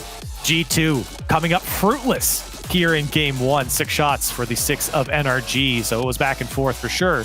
The context of the game, definitely the case as well. G2 certainly had some dangerous shots, James. We were talking about that earlier, but the defensive NRG was the difference. When you talk about it, the mistakes coming out from G2, NRG stayed consistent and weathered the storm when G2 put it on. Oh, and it seemed like it was stormy weather all game for NRG. There are a few, well, not even a few, many situations where if the 50 goes wrong, NRG, that was their last person making the challenge. I mean, you even think back to Squishy at the midfield. I think it was Atomic going up against him. If he gets that over Squishy's head, no matter where it bounces, there was no one back for NRG. And the 50s continue to play out in favor of NRG. Smart challenges, smart positioning. But G2, the amount of threats that they were able to generate without scoring, it was pretty remarkable. See if G2 can put one away here. Shut out. And NRG, like we said, they've prevailed in a lot of these series, or in a lot of these games where they make it tough for G2 to put on their offense. They make it, the execution, the bar for execution is just raised so high when you play NRG. And G2, sometimes they hit it, sometimes they don't. They're putting on the pressure now, but again, no shots coming out. JNAPS gets a second touch, throws off Atomic, and a free clear for NRG. All eyes going to be on Atomic. Atomic has had a stellar tournament. One of the craziest goals that we've seen, that 0-second pre-jump against NRG. He seemed like he might be that X factor that can put G2 on top in North America. And so far in this final series, Atomic, the one mistake that has cost G2 so far, and it's been tight. Now a chance for JNAPS, rebound blocked! And Garrett will clear it out. Atomic there stopped again. All of NRG jumping after that one. And a close call for the NRG defense. Probably one of the better looks that G2 has had. And here they come again. This time this ball given away though. Justin has options. We're looking to find Garrett. Chicago read it though. All the way through. Here's Squishy looking for the backboard, but JNAPS is there. Doesn't get the touch. A big miss. Here comes Justin as he wants more of the G2 defense, but still they bailed themselves out here as NRG can't put anything together. Justin diving into that corner. Numbers advantage potentially for G2. You saw JNAPS wave dashing, trying to get some boost for the play. And now G2 scrambling. Squishy off the crossbar and out. The G2 escape with their lives.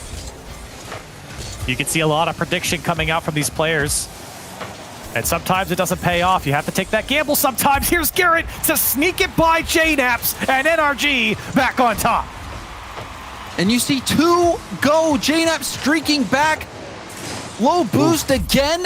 Not much area to work with. Garrett, after getting that first challenge, landing and shooting it right away. Perfect vision from Squishy. but the polish a bit lacking from G2. And you wonder if this is where those nerves, the experience, might be in favor of NRG at this point.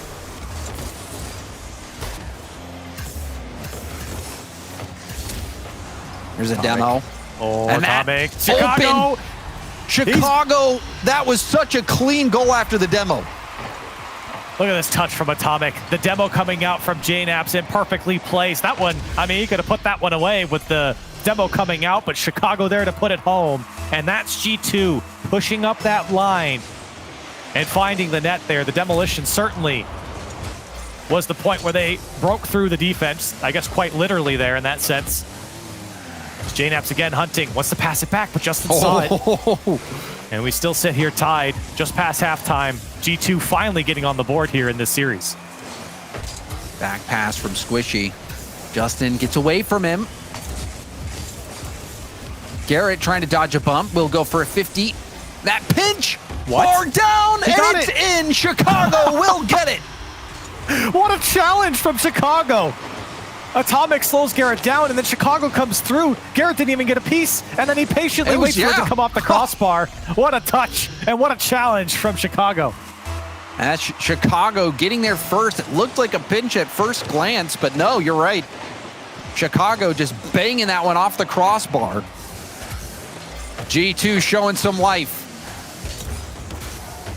And they need it, James. They don't want this series to get out of hand. They don't want to have to come back against a team like NRG, especially when they're forcing G2 to play at their best right now. G2, another chance to extend the lead. Backboard bounce, and Garrett will read it. Breakout play, cut up by Chicago. Chicago, in quite a few situations, has been the key player for G2 to break up the counterattack attempts by NRG. Again into the middle. See Justin out, gets bumped. We'll clear it downfield. Boost for Atomic. Has Chicago on the wall. Chicago towards net. It won't be on target, and that'll bounce safely out to the side. Oh, Squishy wanted to play Garrett, and Chicago took him out. Here's an opportunity now for G2. Chicago looking for Garrett, wants a piece of him, didn't get it. Atomic shot, looking for back post. Everyone from NRG looking at it. The double commit comes out, and they are able to turn it away. Now Atomic, who's to work with. Flip reset off the crossbar, and Atomic will drop it home. Atomic, this is the quality that you expected. The pre-flip into a flip reset, catching it wonderfully, escorting that ball home. And G2 will pad their lead, a much needed security goal, as we've seen those one-goal leads evaporate in the final seconds in these two matchups. And Atomic finally breaking through. He's 1 for 7 here. And that one, very crucial. It's with Justin now, getting a couple touches. NRG not out of it quite yet, but they need to score soon. Justin again keeping the challenge alive and the play alive here for NRG. G2's locking it down. Squishy tried to get a flip reset, shut down by JNAPS. 10 seconds left. Justin got to put something down. Oh, Garrett's there, the shot, but the save from Atomic, the backflip as he hit the ground, and G2 gonna hang on. Atomic coming off the backboard, flipping in place, denying that last second goal, making sure that G2 cruises to victory in game 2, and we are tied up in the series at 1 apiece.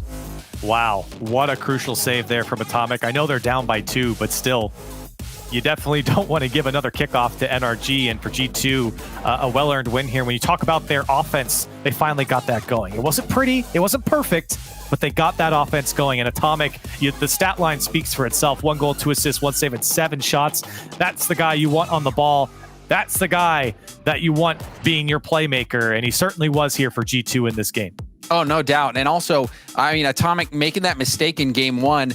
Atomic, the player who came in to make the difference for G2, he has to be leading for G2 in order for them to have a chance at closing out this title. And he was that in game 2. Brilliant. That flip reset play, even the block. Atomic, a crucial part of the offense and defense for G2. Looking quality, and they need him to stay at that level if they're going to take down the general NRG.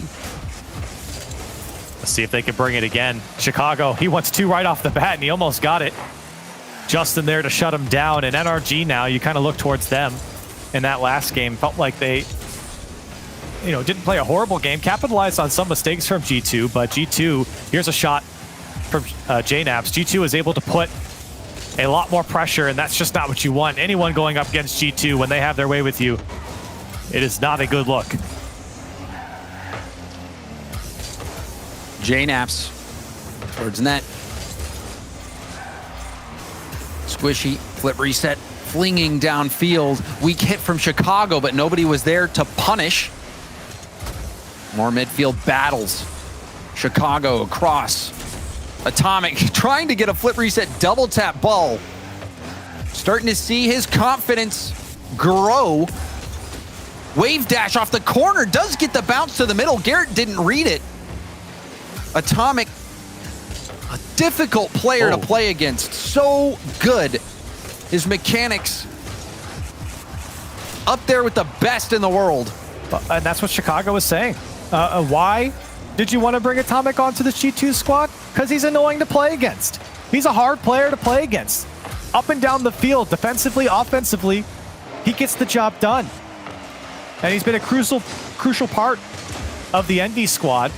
And he's brought over here to G2, and he's been performing here in the second go-around for G2. It has been much better. A little bit of practice goes a long way. And that has paid off here for G2. It certainly has. NRG cruising to victory in the first event of this winter split. This has been anything but a cruise. Garrett, chance off the backboard, and he'll miss. Everyone's missing. JNAPS will come cleared out. I'm not sure if Garrett thought that this was going to get through. Oh, nobody there for G2. Chicago doing his best to switch the field there. Now Justin looking for the backboard, uncontested, can't put it on target. Garrett G was there. The defense holding strong for G2. Atomic, he'll launch that one over his teammate. And it's right back into the hands of NRG. JNAPS off the wall. Atomic up to JNAPS. JNAPS trying to snipe that top corner. Justin had it covered. Justin again around Atomic. Garrett once more, but Chicago's streaking back. So speedy, not giving any space. Now Atomic, bar and out. The pinch, and it's cleared off, and you see Squishy with the chain dash. Trying to get to that ball. And bar down from Atomic. How did this go in? I thought it was out. I thought it was too high. We were looking at Squishy chain dashing on the wall. Now Atomic, he'll just redirect that one on target off the bar, and nobody there for NRG. They were playing it going below the bar, but coming off the bar, it's tough to defend. And G2 now, up by 1. Atomic has been incredible. And Atomic again, threatening the goal. Tap up. NRG, are they running out of gas? Has G2 refueled? Atomic again, the 50. I think he was trying to go for a block, but nobody from NRG made contact. Nobody was even stepping up to the plate. And now Chicago has no boost to work with, has to take the challenge. And this one coming back to Chicago, he'll put it just wide. Atomic will make sure NRG can't hold on to it. And there's that annoying play from Atomic. Scoop up the ball, take it to the corner, steal the boost. Oh. And then he gets back on defense and makes a save as well. Yeah, it's a perfect example of why he's annoying. He doesn't let you have the ball. Even if it's to the detriment of maybe his offense. He doesn't want you to have the free clear, the free possession. Atomic likes to make this on his own terms. And now Garrett through the defense. I was expecting a challenge. How did he manage to get through here? We'll take another look on the replay. Oh man, what a touch. What a touch from Garrett. Wave dash to the right, cut it back to the left, and push it past Atomic.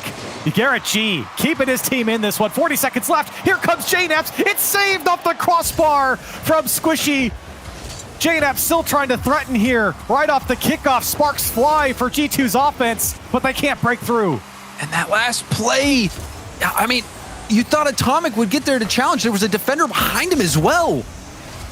We saw Justin get a bump. NRG back in this one. Struggling to get it out of their zone, however. JNAPS, the low pass. Chicago challenged. Atomic on the prowl. Garrett to the corner. Justin going to try to boom it. It's off the ceiling. Squishy is there, and we've got overtime yet again. I was going to say, NRG maybe could have gone on the offense there, but I think it's the smart play to not force it. Into overtime we go. It's been a very tight contest here between NRG and G2. Plenty of overtimes have happened, and Atomic, he's trying to put this one away! Holy smokes! Atomic with a second touch, and he puts away NRG! Atomic going nuclear again! That double tap, a thing of beauty. G2, a statement game. And is there a more annoying player to play against? I mean, we are witnessing how difficult Atomic can make life for the opposing team. Well, it's pretty annoying when he's putting away shots like that right off the rip. What can you say? What can you do if you're NRG? That's just what Atomic does to anybody. And boy, he has put on a show here in this game in particular. You talk about even the plays earlier. That shot from him in the replay right there off the crossbar, getting the job done defensively as well. Boy, he has been something special for G2 against NRG, particularly in this game and in this series. Oh, yeah. I mean, there was a question mark early on. Obviously, we saw him mess up on that hit, tried to make things better, ended up passing it out into the middle. The one goal that made the difference. That lit a fire under Atomic. Atomic is leaving it all out there on the pitch. The effort that he's bringing, the precision. That might be enough to put G2 over the top. Certainly is enough to put them on top right now. Atomic wanted another touch.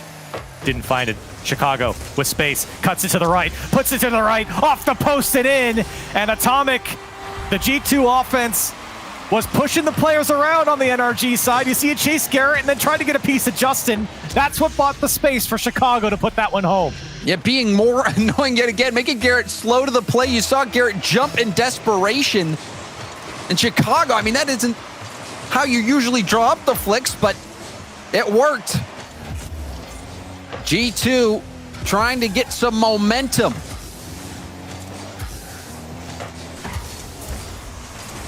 Chicago had that just out of reach. Squishy will stay on it. Flick attempt. Easily saved by Chicago. See now an infield pass. Oh, Garrett sniping the bar or the post side. That was a gorgeous passing play from NRG, and Garrett finding the slot.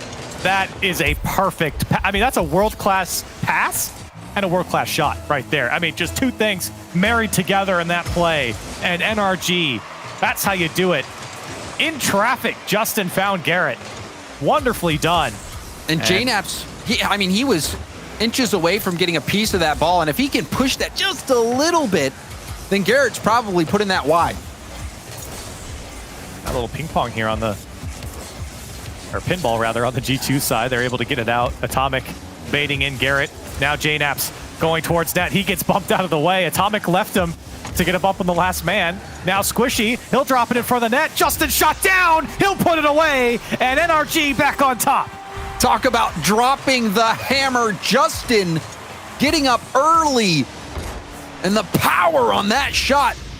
Atomic attempting the wraparound save, but no go. And NRG take the lead, bouncing right back. Here's JNAPS with a flick to the back wall. Garrett can't hold on to it. Oh, he still made the save. Another shot comes out from Chicago. The slow defense from NRG made up for by Garrett's perfect play there to salvage the defense for NRG. G2 trailing. NRG finding some offense. And they're looking for more. Squishy letting it bounce. Pinch will send it back. Half flip from Justin to control. He'll pop it high over to Garrett G. Garrett losing control of that touch. But Atomic, a weak hit, but Chicago bailing him out. Double commit, however. And now it's a race between Justin and Atomic. Atomic will get the tip. Oh. Justin didn't have any help there in the corner anyways. And now a race back to the NRG side. Here's JNaps trying to put it on target. Chicago into the corner as well. Everyone rotating out for G2. They know this one's coming back. Justin, a race to the ball. Beats JNaps there. Squishy trying to drop it back. And Atomic there to clear it home, or clear it away. And with no boost, no follow-up coming out. Chicago accidentally puts that one in a dangerous spot for JNaps, and he does clear it away, but Garrett still winning some challenges here on the G2 side. And that was smart from Garrett, recognizing that pinch opportunity, using the defender. And almost resulted in a goal. Now infield pass. Lower corner blocked out by Garrett G. That was a perfect pass from JNaps. And Atomic, quality placement there, but the defense just perfectly positioned. And now a big miss here from Atomic.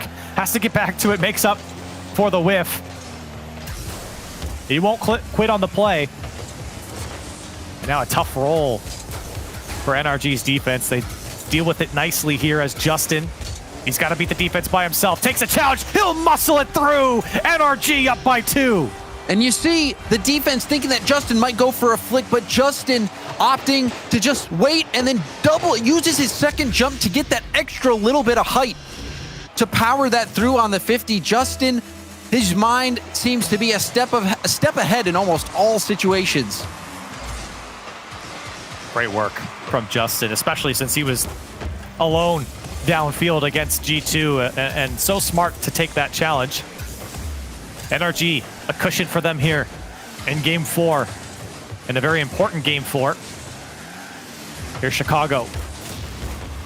Couple of bumps come out. This one's free for JNaps. He'll put the shot on, but Justin diving in front of the net. Another save from Garrett. G2 on the goal line, and they still can't push it through. Oh, and you saw Justin not wanting to use any of the 20 boost he had in the tank. Boost more precious than gold in this game. Garrett, towards the back wall. JNaps, panic flip. Justin, crossing it. NRG happy to waste this time. The pinch will go all the way back to Garrett. Squishy with the demo at midfield. And now space for Justin. Wow. And surely that will be the final nail in the coffin for G2 in game 4. And that certainly is a death sentence. Space for Justin. And boy, did he get it inside the box on the G2 side. And that's credit to his teammates doing a good job moving that ball around. And of course, Garrett chasing people as well. 4-1 is the score. And NRG, they have taken over this game and are trying to take over this series. And last game, it was completely taken over by Atomic. He looked unbeatable. 18 seconds into overtime, hitting that double tap. Atomic lights out, but this game, oh, Garrett G, one more for the highlight reel. And why not? Squishy serves him up, and he'll knock it down. A second touch, the defense just watching him do it as well. It even gets bumped there. He gets bumped, but it makes no difference. Nah, he can hang on. He knew he was putting that one away. 5-1 now is the score, and boy, NRG, they have come roaring back against G2. Maybe one more. Justin lays it back for Garrett. They're not quitting, and they've been very efficient in this game. 8 shots, 5 goals on the 8 shots for NRG. G2 have 11 shots and only 1 goal to show for it. NRG tie up this series. And this seems like we've been in the final stretch of a marathon. Each runner trying to take their time at attempting a breakaway, but it just doesn't work. The General NRG, a 5-1 commanding victory over G2, who in just last game, it looks like Atomic was starting to peak. This game, only 164 points only see G2 get a single goal. It was close at the beginning, but then NRG pulled away. Yeah, they did a great job of putting away a lot of those shots that G2 just weren't able to get to. There was a lot of physical play, I think, coming out from NRG as well, which is not something that's usual in their play style, but definitely showed here against G2. It was some impressive stuff, especially when you consider the ups and downs of G2. You know, some games they're amazing, and then other games they bring it back down. And NRG, they've been very, very consistent here in both the series that we've seen, and that type of consistencies will bring you championships. It's true. I mean, if you don't let that emotion affect you, you try to stay level. I believe Wavepunk had a brilliant graphic on how to do that on the pre-show, yesterday? But regardless, NRG trying to stay even. G2 making it tough, already pressing.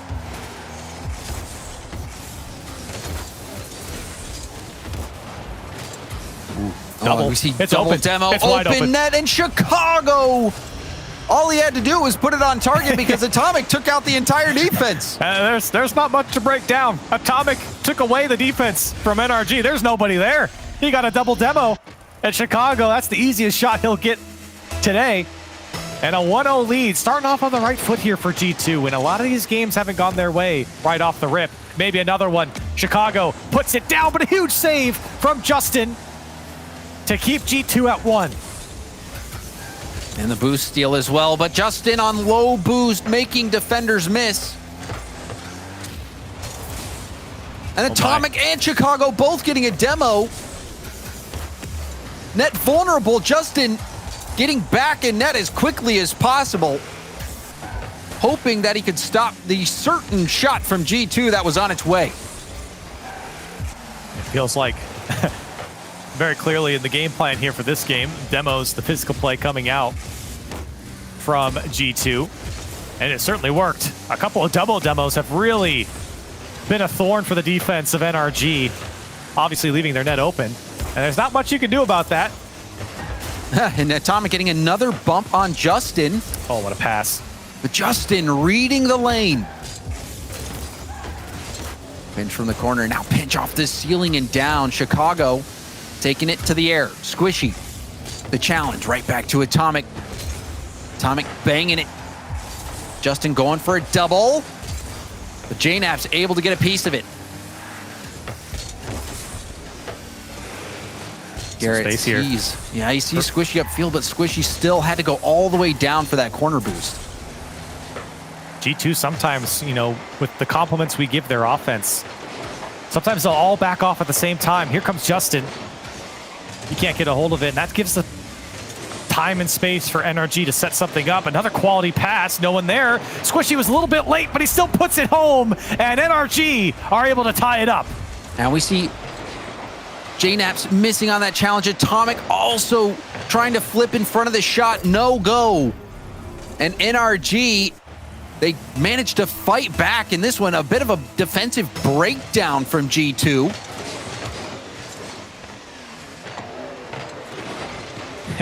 Justin already has 6 saves in this game. 500 score. We're not even at halftime. The only thing he's done is made those saves. No shots, no goals, no assists.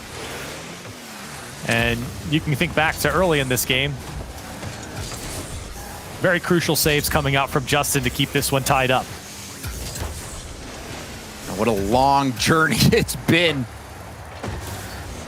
The game 7s, everything coming down to this, and it looks like we have a pause coming in, so we will share what that's all about as soon as we have word. I do see some in-game chat that says Atomic is experiencing some connection difficulties, so we'll wait on final word on what exactly the pause is for, but we will have the game back as soon as we can. It's tied up, one apiece.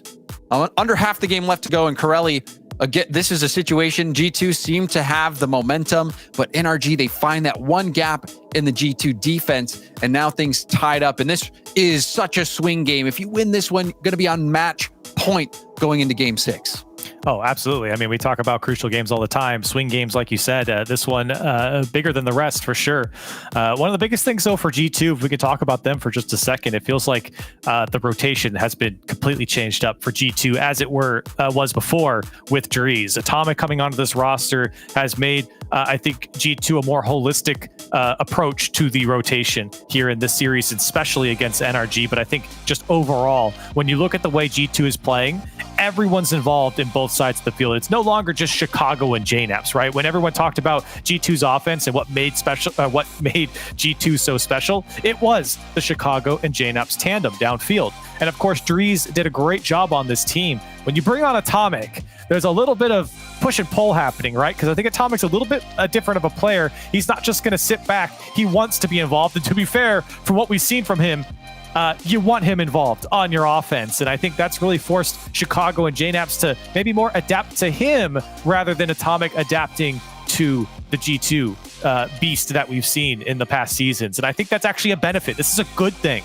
for G2. They're evolving, and you're seeing that against a strong squad like NRG. And I think it's paying off for G2 right now.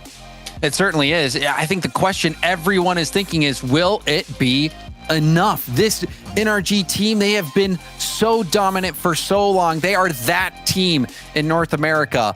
And for everyone else who's trying to get to that point, they're thinking, well, somebody's got to do it. And G2, they think it's going to be them. And I mean, you even see the way that NRG describes G2 on Twitter or whenever they're talking about them. Even Garrett in interviews in the past, they say that G2 plays like the best team in the world at times. And with Atomic, they have only gotten better. And Corelli, I think Atomic, he brings a substance to G2 similar to what Justin brings to NRG. It's that ability to just generate goals out of what seems to be thin air, and in those moments where you need to hit the shot to be able to do it. We saw that from Atomic, obviously, in the games, but to do that when the entire match, when the entire tournament is on the line, is something entirely different. We know that Justin has that in him. Does anyone from G2 have that in them as well? Atomic is restarting his internet. We're going to try to get him back in here as soon as we can. We will be starting out from kickoff as well. I believe about 2 minutes and 17 seconds on the clock. But Corelli, G2, this is the final stretch for them. Oh, absolutely. And I mean, G2 have had success before, right? You talk about their regional win in Regional 3. They were looking very strong going into the major. And, this is, I think, kind of a return to that form, obviously with a different roster. But, I think they were disappointing the first go around here in winter. Now I think you're seeing that true potential. And realistically, if they win or lose the series, I don't think that changes my opinion about G2. I think it's the consistency. That's the big question for G2. Because like you were mentioning earlier, NRG have said before, G2, they can play like the best team in the world at times, but can we get that consistently? But that's the special thing about NRG. They do bring that consistency. And G2, you can see it. You can see what this team can do at the highest level.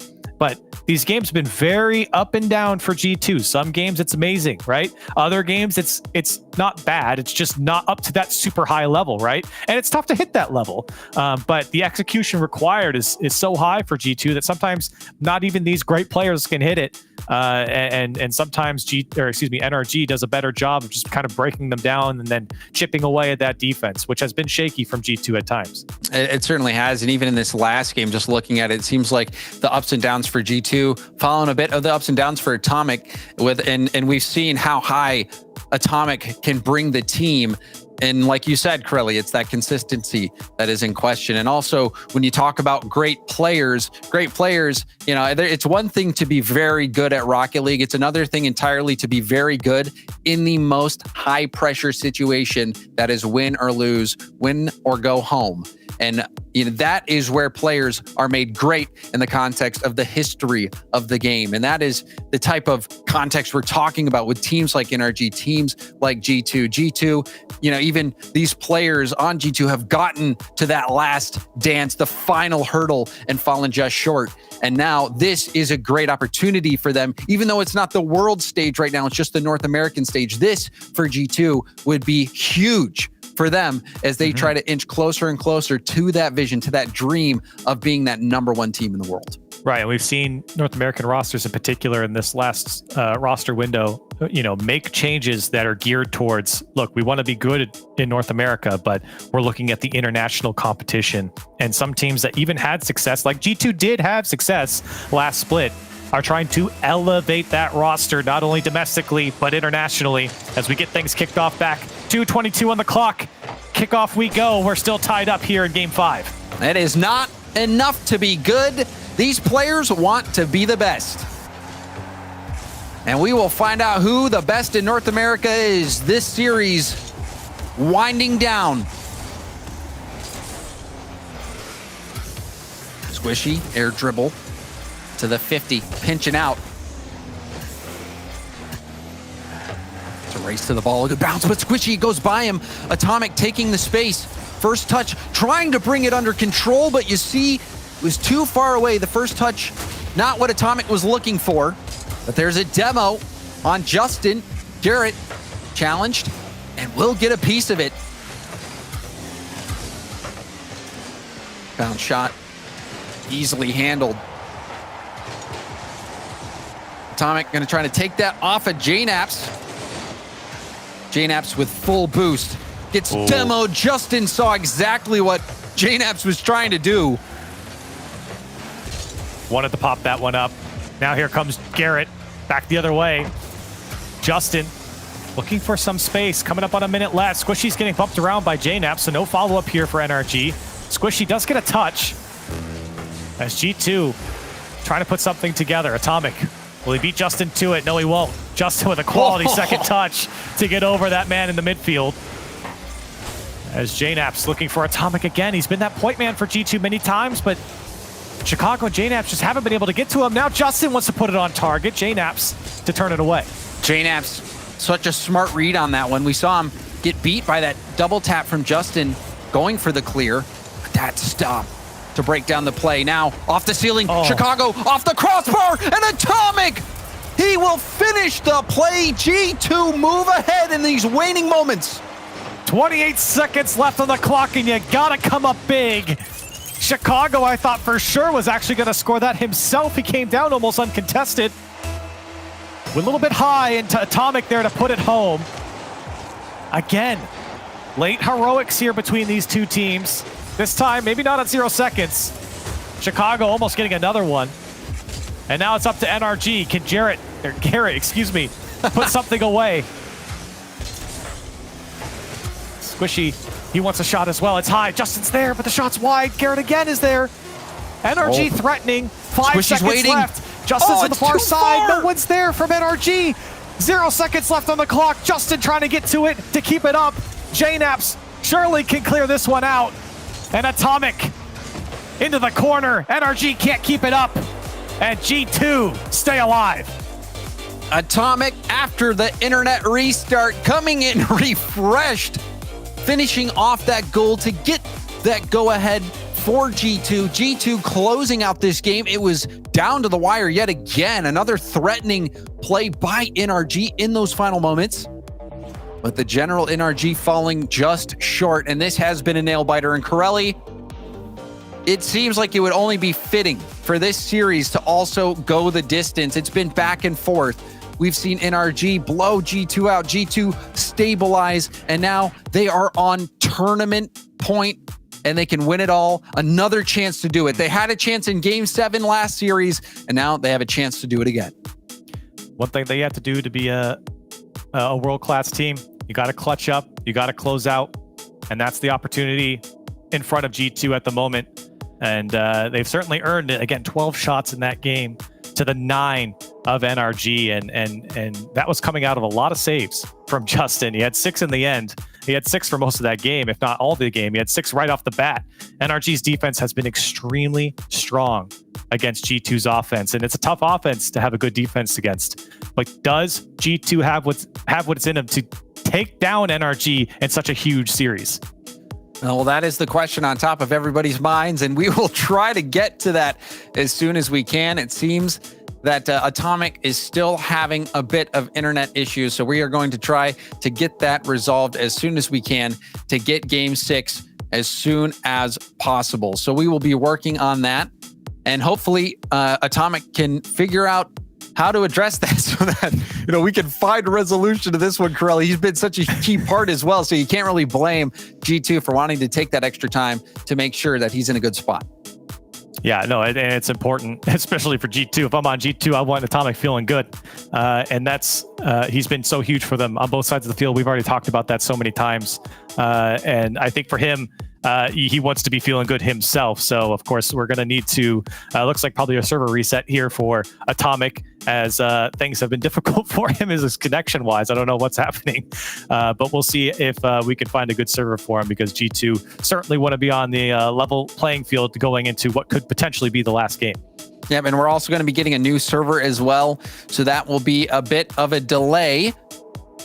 So we will get that as soon as we can. Yeah, it'll be interesting. As we get that going, Corelli, I think what we'll do is we will go to a quick break. As soon as we get this lobby back up and going, we will have the resummation of this final series. We'll be right back. Thank you for your patience.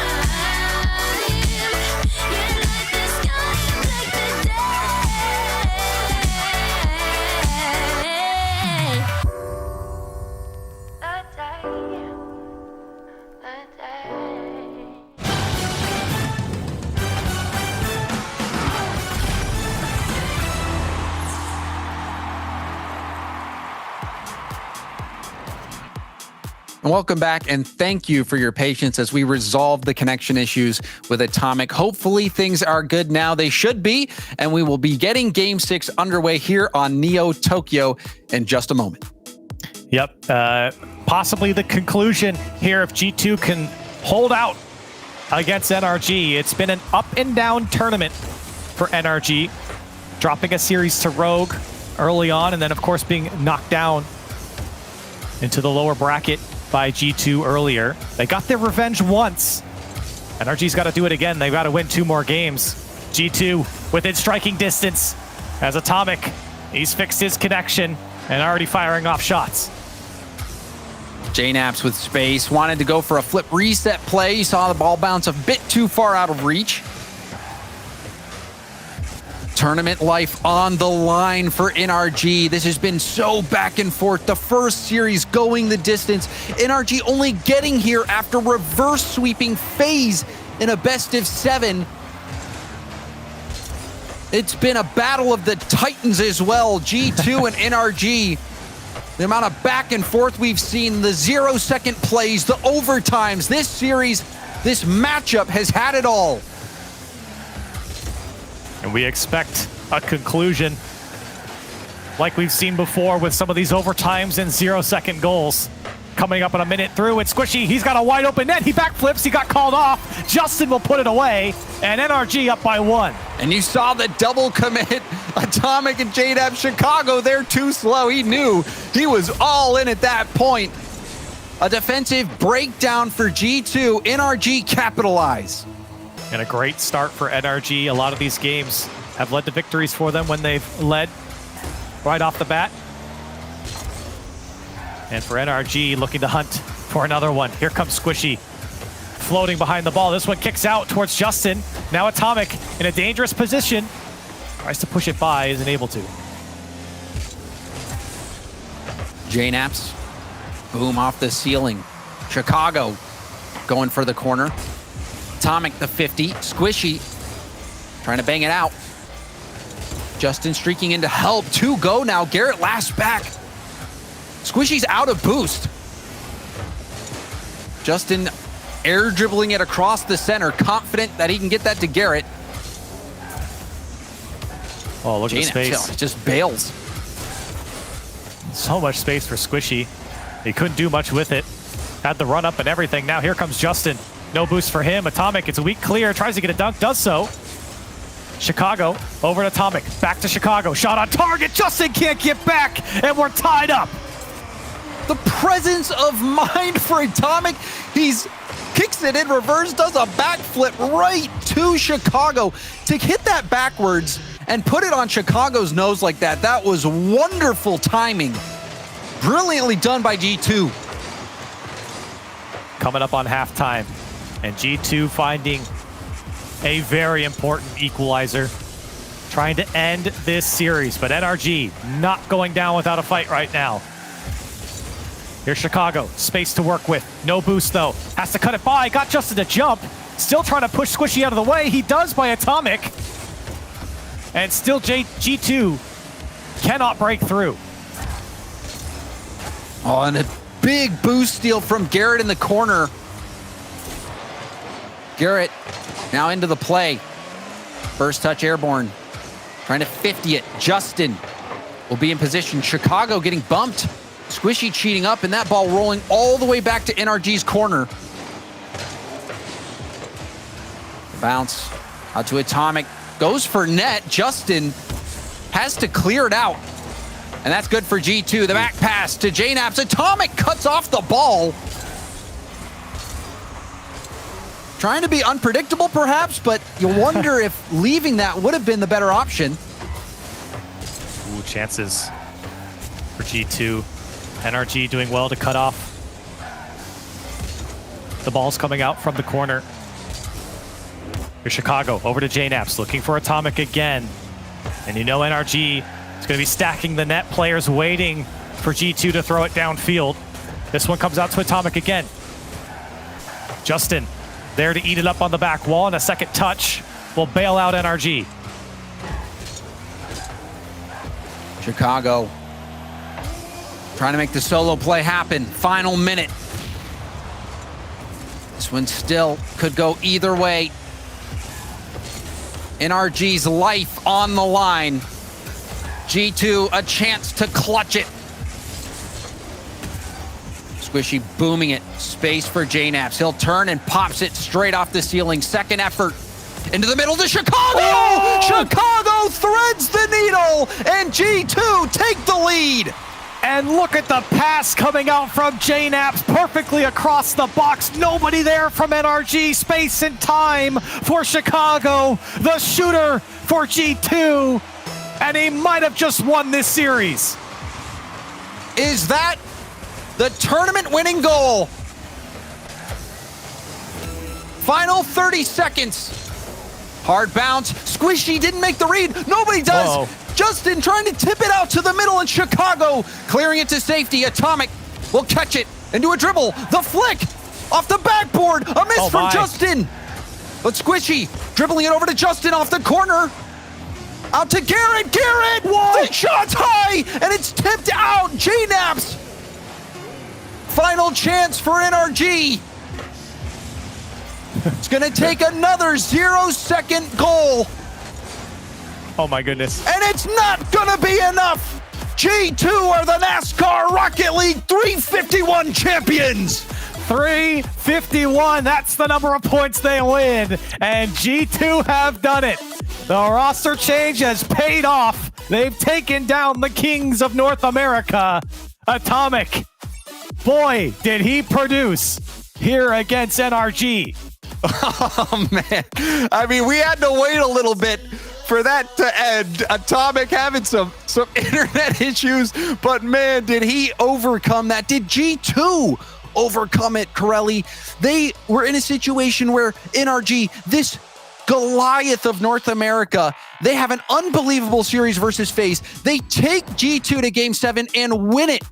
It seems like NRG is doing the unthinkable, and it's coming down to Game 6, a game that generally NRG historically is going to win. You expect them to win it and force Game 7, but G2, they did it. They clutched it. They made it happen. They got that win. And this is why they made the move, Corelli. This is why they brought in Atomic, was to be the best in North America and maybe the world. Like we said, it's paid off here for G2. There was a lot of questions surrounding the roster change. Why would you replace Dries? They performed well domestically, at least. And look, they're still performing domestically, maybe even better with the way Atomic's been playing here for G2. And what a way to introduce this roster after a shaky start. They come out, they take down the Kings, and they look good doing it. Oh, that was a spectacular series and event. I mean, as a fan of Rocket League, how can you hate what you just saw? The 0-second goals, G2 dethroning NRG, who's been dominant, and even, NRG, credit to them playing through sickness, but overall, you could just tell G2, they were playing their game. They were playing special Rocket League out there, especially that goal. Maybe to me, one of the best goals I've seen in a long time. Atomic pre-jumping at 0 seconds to get that goal against NRG was unbelievable stuff. Truly inspired Rocket League that we saw today from Atomic, Chicago, JNaps, the entire crew over at G2. Congratulations to them on the win. And to break everything that we just saw down, we're going to head back to the desk.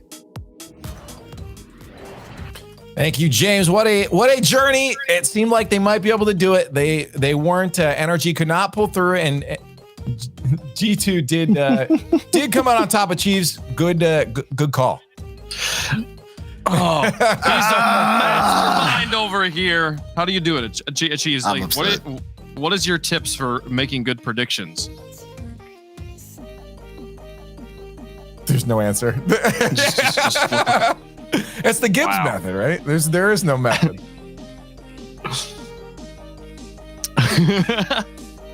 That's great. Oh, no. Oh, you're muted. That's okay. They'll never know. No. It's okay. They'll never know. He told us all the reasons. I'm actually really excited to use those reasons. Yeah, we got the secrets. Chat did not. So thank you, Achieves. Let's break this down. This was quite the run. Wavepunk, we saw a revitalized NRG push into those grand finals there.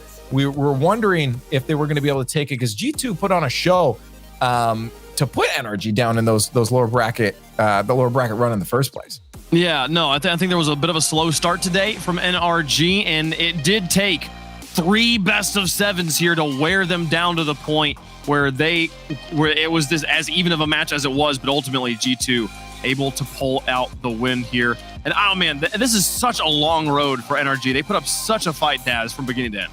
Oh yeah, they did. I mean, honestly, with the day that they've had today, you talk about getting that reverse sweep against FaZe, even playing G2 earlier on in the day and getting swept by them.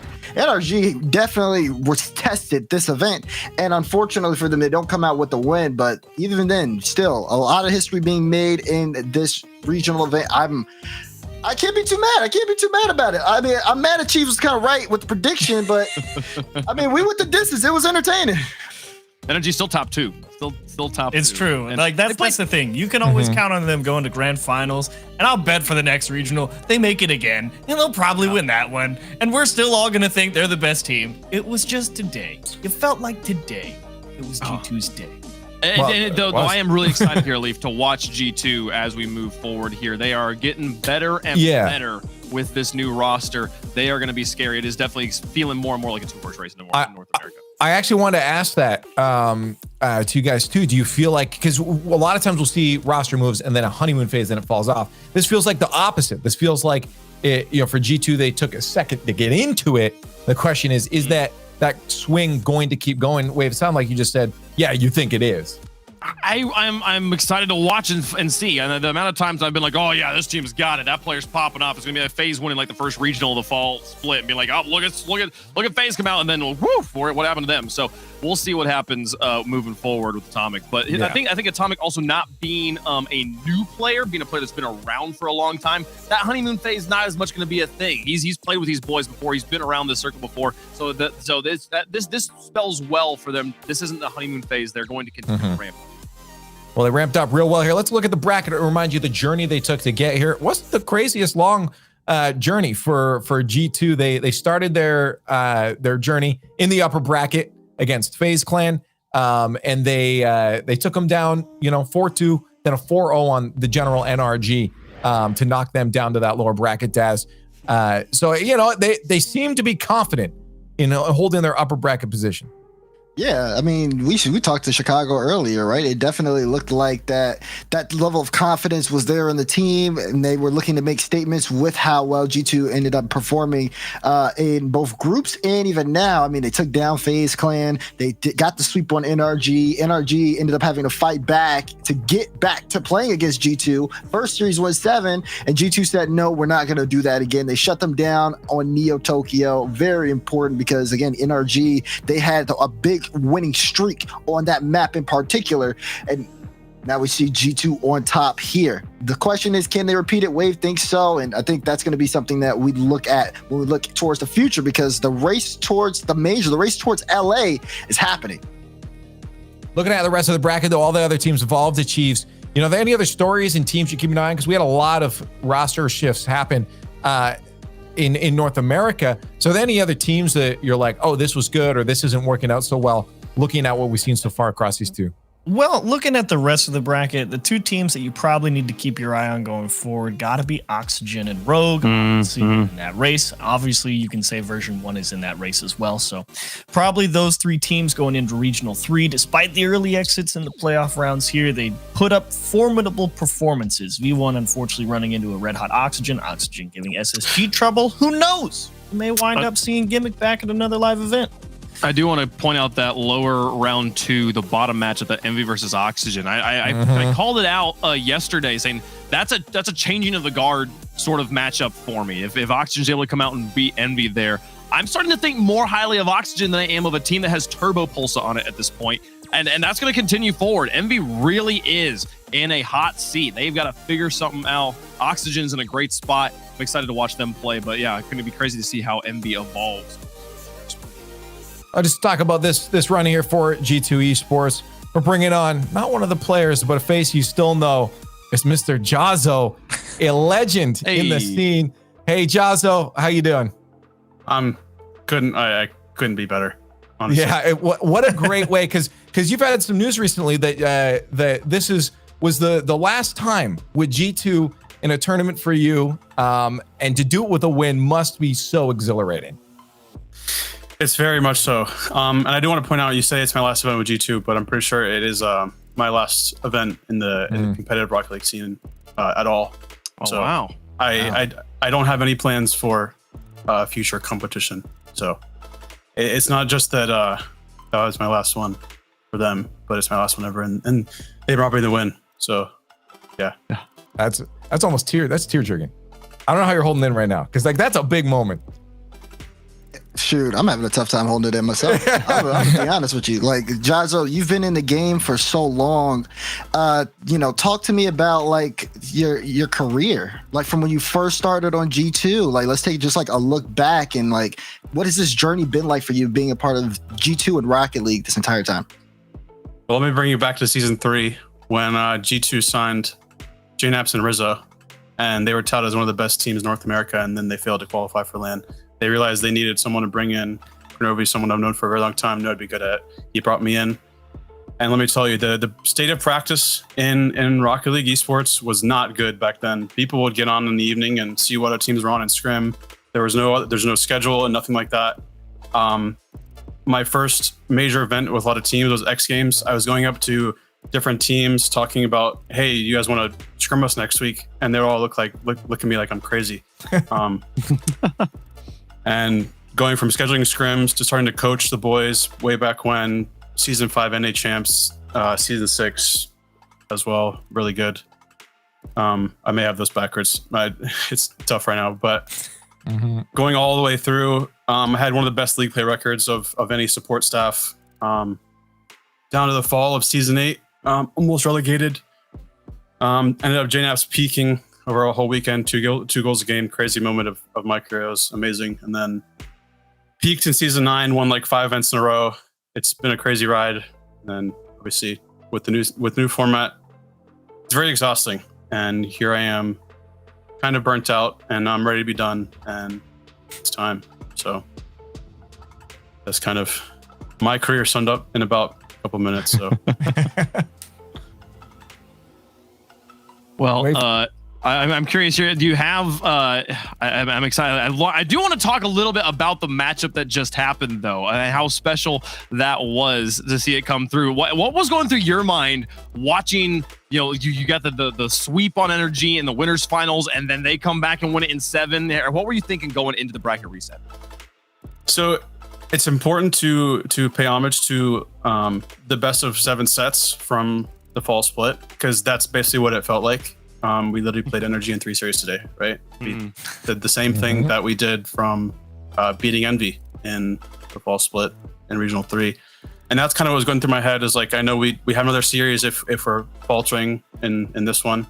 There was always a backup, and even if there was a backup, the guys never gave up. We took it all 7 in that first grand final series. So going through my head, it's like, I know we have the backup, and the guys just kept fighting, and that proved to be what brought them success. So, well, certainly an excellent approach to take today. Obviously, it's going to pan out for you, and this being your final competitive event and your last hurrah with G2. Do you have any final words of advice for your players before they carry on towards Regional 3 in the major?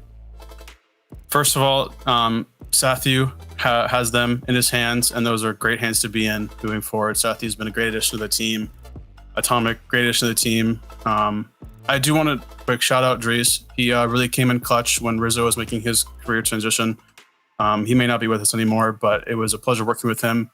I didn't get to work with Atomic too much, but I will always be an Atomic fan at this point. He's brought us success today, and we knew it was coming. JNAPS has become one of my best friends in the scene. I've known him the entire time of being in the competition. And he really made a big impact on how I enjoyed competing in my own way. And Chicago, from joining, has been a class act. He stepped up as team leader when we got rid of Kronovi. And he's going to keep growing, lead that team to success. And like I said, they're in good hands with Satya, and I can't thank them enough for everything. On that note, I want to make this moment last as long as possible here, Jazo, because it's the last moment here. You're taking a step away from RL Esports. You've done so much for the scene. So at this point, the stage is yours. The final words. The world is listening. Listen, Rocket League is probably the best esport I've ever seen. I know Shice always tweets about it, and it's just the words of truth. There's ups and downs, but at the end of the day, it's all about the fans. They love watching the hype moments, the 0-second goals, the season 5 Justin goals to goals today. I mean, it's all great. So you guys, the fans, no one here would be here without you. So keep watching, keep enjoying. We're at the best point Rocket League Esports has ever been. So it's only up from here as well. And it's all for you guys. So keep supporting, keep enjoying, keep tweeting. Don't hate too much though. So keep everyone in good spirits. Don't hate on RG. They played great. Don't hate on anybody. Just keep it up. We love you guys. And we love you, Jazzo. Thank you so much for joining us for this final moment. You are a legend. Make sure you know that. And we are going to miss you. And thank you for spending these final moments here with the scene on camera with us and then sharing that to the world. Thank you so much for everything you've done. Thank you so much as well. Jazzo, an absolute legend. I'm actually tearing up. I'm actually what a gem. To have a whole Rocket League has given us all something incredible. It's phenomenal. We've all been given this amazing gift, and to be a part of it is so cool. So to know that for yourself is that journey is coming to an end is such a powerfully, emotionally powerful moment. You know, like that is something hard to get through. But I'm glad that he's been here with the Scene Wave with us for so long. It's amazing to see. It's crazy to think back to. I'm trying to actually remember when I first met Jazzo, but he's always been someone who was like in and around like Kronovi at the beginning of the scene when he was so central. I think he and Kronovi were longtime friends there, and then I think with G2, he's been there at every single event we've seen G2 with. So that's a big story, a big moving on. I'm excited to see what he does next. Yeah, I didn't know if didn't think we'd get to share that moment with him. So I'm glad. Yeah. I see the chat. I see the community. Everyone throwing hearts in the chats, whatever platform you're on right now. It's beautiful. This is why we do it. We celebrate Rocket League. We celebrate this community and everything that it's given to us. So thank you, chat, for being with at that moment. Incredibly powerful. And there's more legends and stories to be told as Rocket League continues to evolve and grow forward. So let's tie it up by looking at the platform of this current season, where we're at, what's happening right now after this regional has ended, the NASCAR Rocket League 351. General NRG is sitting there with 651 as they push into that second. G2 Esports, Daz, is definitely making sure. I asked a question earlier. I'm like, do we think any of these three teams, you know, in that 2 to 4 spot are going to fall out? They're making sure that they're giving themselves a good hold in that top spot. You're right. Looking at, FaZe Clan, Space Station Gaming, they're going to do their best next event to make sure that they stay on top because, again, everybody's trying to go to LA. You see the hunger right under them. Oxygen, version 1, Rome. Yeah. So you said it earlier. People, we still have more legends to be told, and these teams are all trying to fight for their own individual story. These players have a lot to play for coming up. Yeah, they really do. As that final regional starts to head our way, we're done with the NASCAR Rocket League 351. Let's get some final thoughts here. You guys know how it works. We go down the line. We start with the Chiefs. We end off with Daz. The Chiefs, how you feeling? What a good day. I mean, it's been some bonkers series, some bonkers goals, a little bit of a twist where NRG doesn't just win everything, but it's still familiar because they made the grand finals. And then we just get to, jump back into the chaos next week with Europe. So, rest up. Yeah, it's going to be crazy stuff. And we know where we are celebrating the major for the winter split here. We're going to be coming to Los Angeles. It's a great place if you're on the question, like, do I come to Los Angeles in March? And yes, you do. This is one of the few times a year when everything's going to be green. It's going to be incredible. The YouTube theater where it's happening is connected to the SoFi Stadium where the Super Bowl's happening. So, like, this is such a big deal having fans back in person leave. I couldn't be more excited about it. Yeah, no, for sure, Daz. This is exciting because I know there's going to be some energy and some hot takes there in their desk. Energy is going to be there. Oh, well, yeah, we know that. We know that. But besides that, I think this is definitely a good sign for obviously the North American region to see these teams stepping up against the general NRG. And I think that, right now we're past the midway point for NA, but we're in the midway point for the rest of the season, or the split, I should say. We're going to see what happens with Europe, and we're going to see exactly who ends up making LA. This is such an exciting time to be a fan of Rocket League. And on that, man, this is so cool with that Winter Major. The goal is to have everyone there, right? We want everyone there celebrating Rocket League. Of course, with that, just want to obviously give some warnings. Different areas have different guidelines during these times that we're in right now. So make sure to check out YouTubetheater.com/FAQs. They got a frequently asked questions section on there while you're planning your trip to make sure that you're up to par and you understand what we're getting into, to make sure we can all have an awesome time. I want to call out right now, this is going to be the first event we have an audience at since we were supposed to have that World Championship in Dallas. That sold out in 5 hours. I know since Madrid. I know we can do it again. Yes, I know. So my challenge is out there to everyone. When those tickets go live in the next couple weeks here, that you sell that thing out faster than 5 hours. That thing better be no tickets left in a matter of seconds. 2.5. Oh gosh, 2.5 hours. Is that our challenge? 4 hours. What feels reasonable to you? 10 seconds. Listen, the way they're hyping this up, make sure you get your ticket before they're gone, okay? Because you can tell people about to pre-jump. They go fast. They do go fast. Gotta get the pre-jump in. Get the pre. They're going good. We got our major on the way in LA at the YouTube Theater. It's going to be exciting, but we still have more Rocket League to get through until that point. Different regions as well, not just North America. So stay tuned. Hit the subscribe button, hit the follow buttons, whatever platform you're on. Head over to the Twitter, RL Esports, to make sure you're keeping up to date when all that stuff drops. You don't want to miss it. Thank you guys so much for joining us again for another weekend of exciting Rocket League, and I can't wait to see you soon.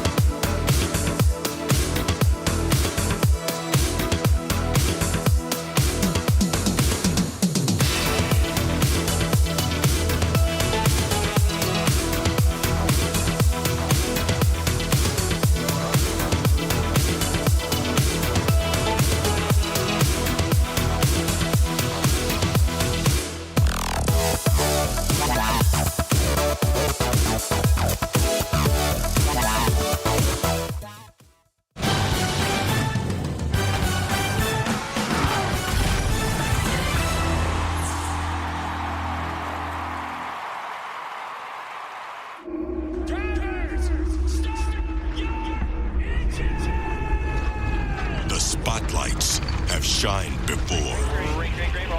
On February 6th, they will shine again. On Something LA, has never seen.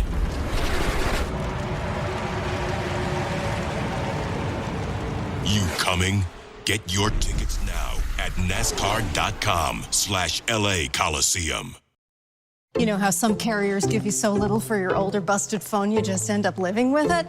I don't think so. Verizon lets you trade in your broken phone for a shiny new one. You break it, we upgrade it. You dunk it, doggy bone it, slam it, wham it, strawberry jam it, we upgrade it. Get a 5G phone on us with select plans. Every customer, current, new, or business. Because everyone deserves better.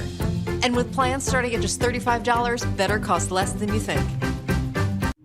This might not be your car. And this might not be your engine. Maybe this isn't your morning routine. And maybe these aren't your coworkers. Perhaps these aren't your standard driving conditions. Far from it. But this is your oil, which means you're one of us, doesn't it? For serious engines, on and off the track, upgrade to Mobile One. It's 3 a.m. I need a taquito. If you want it, we can get it from the 7-Eleven. Slurpee, light bulbs, antifreeze. Here's your order, nacho cheese. If you want it, we can get it from the 7-Eleven. Tip you.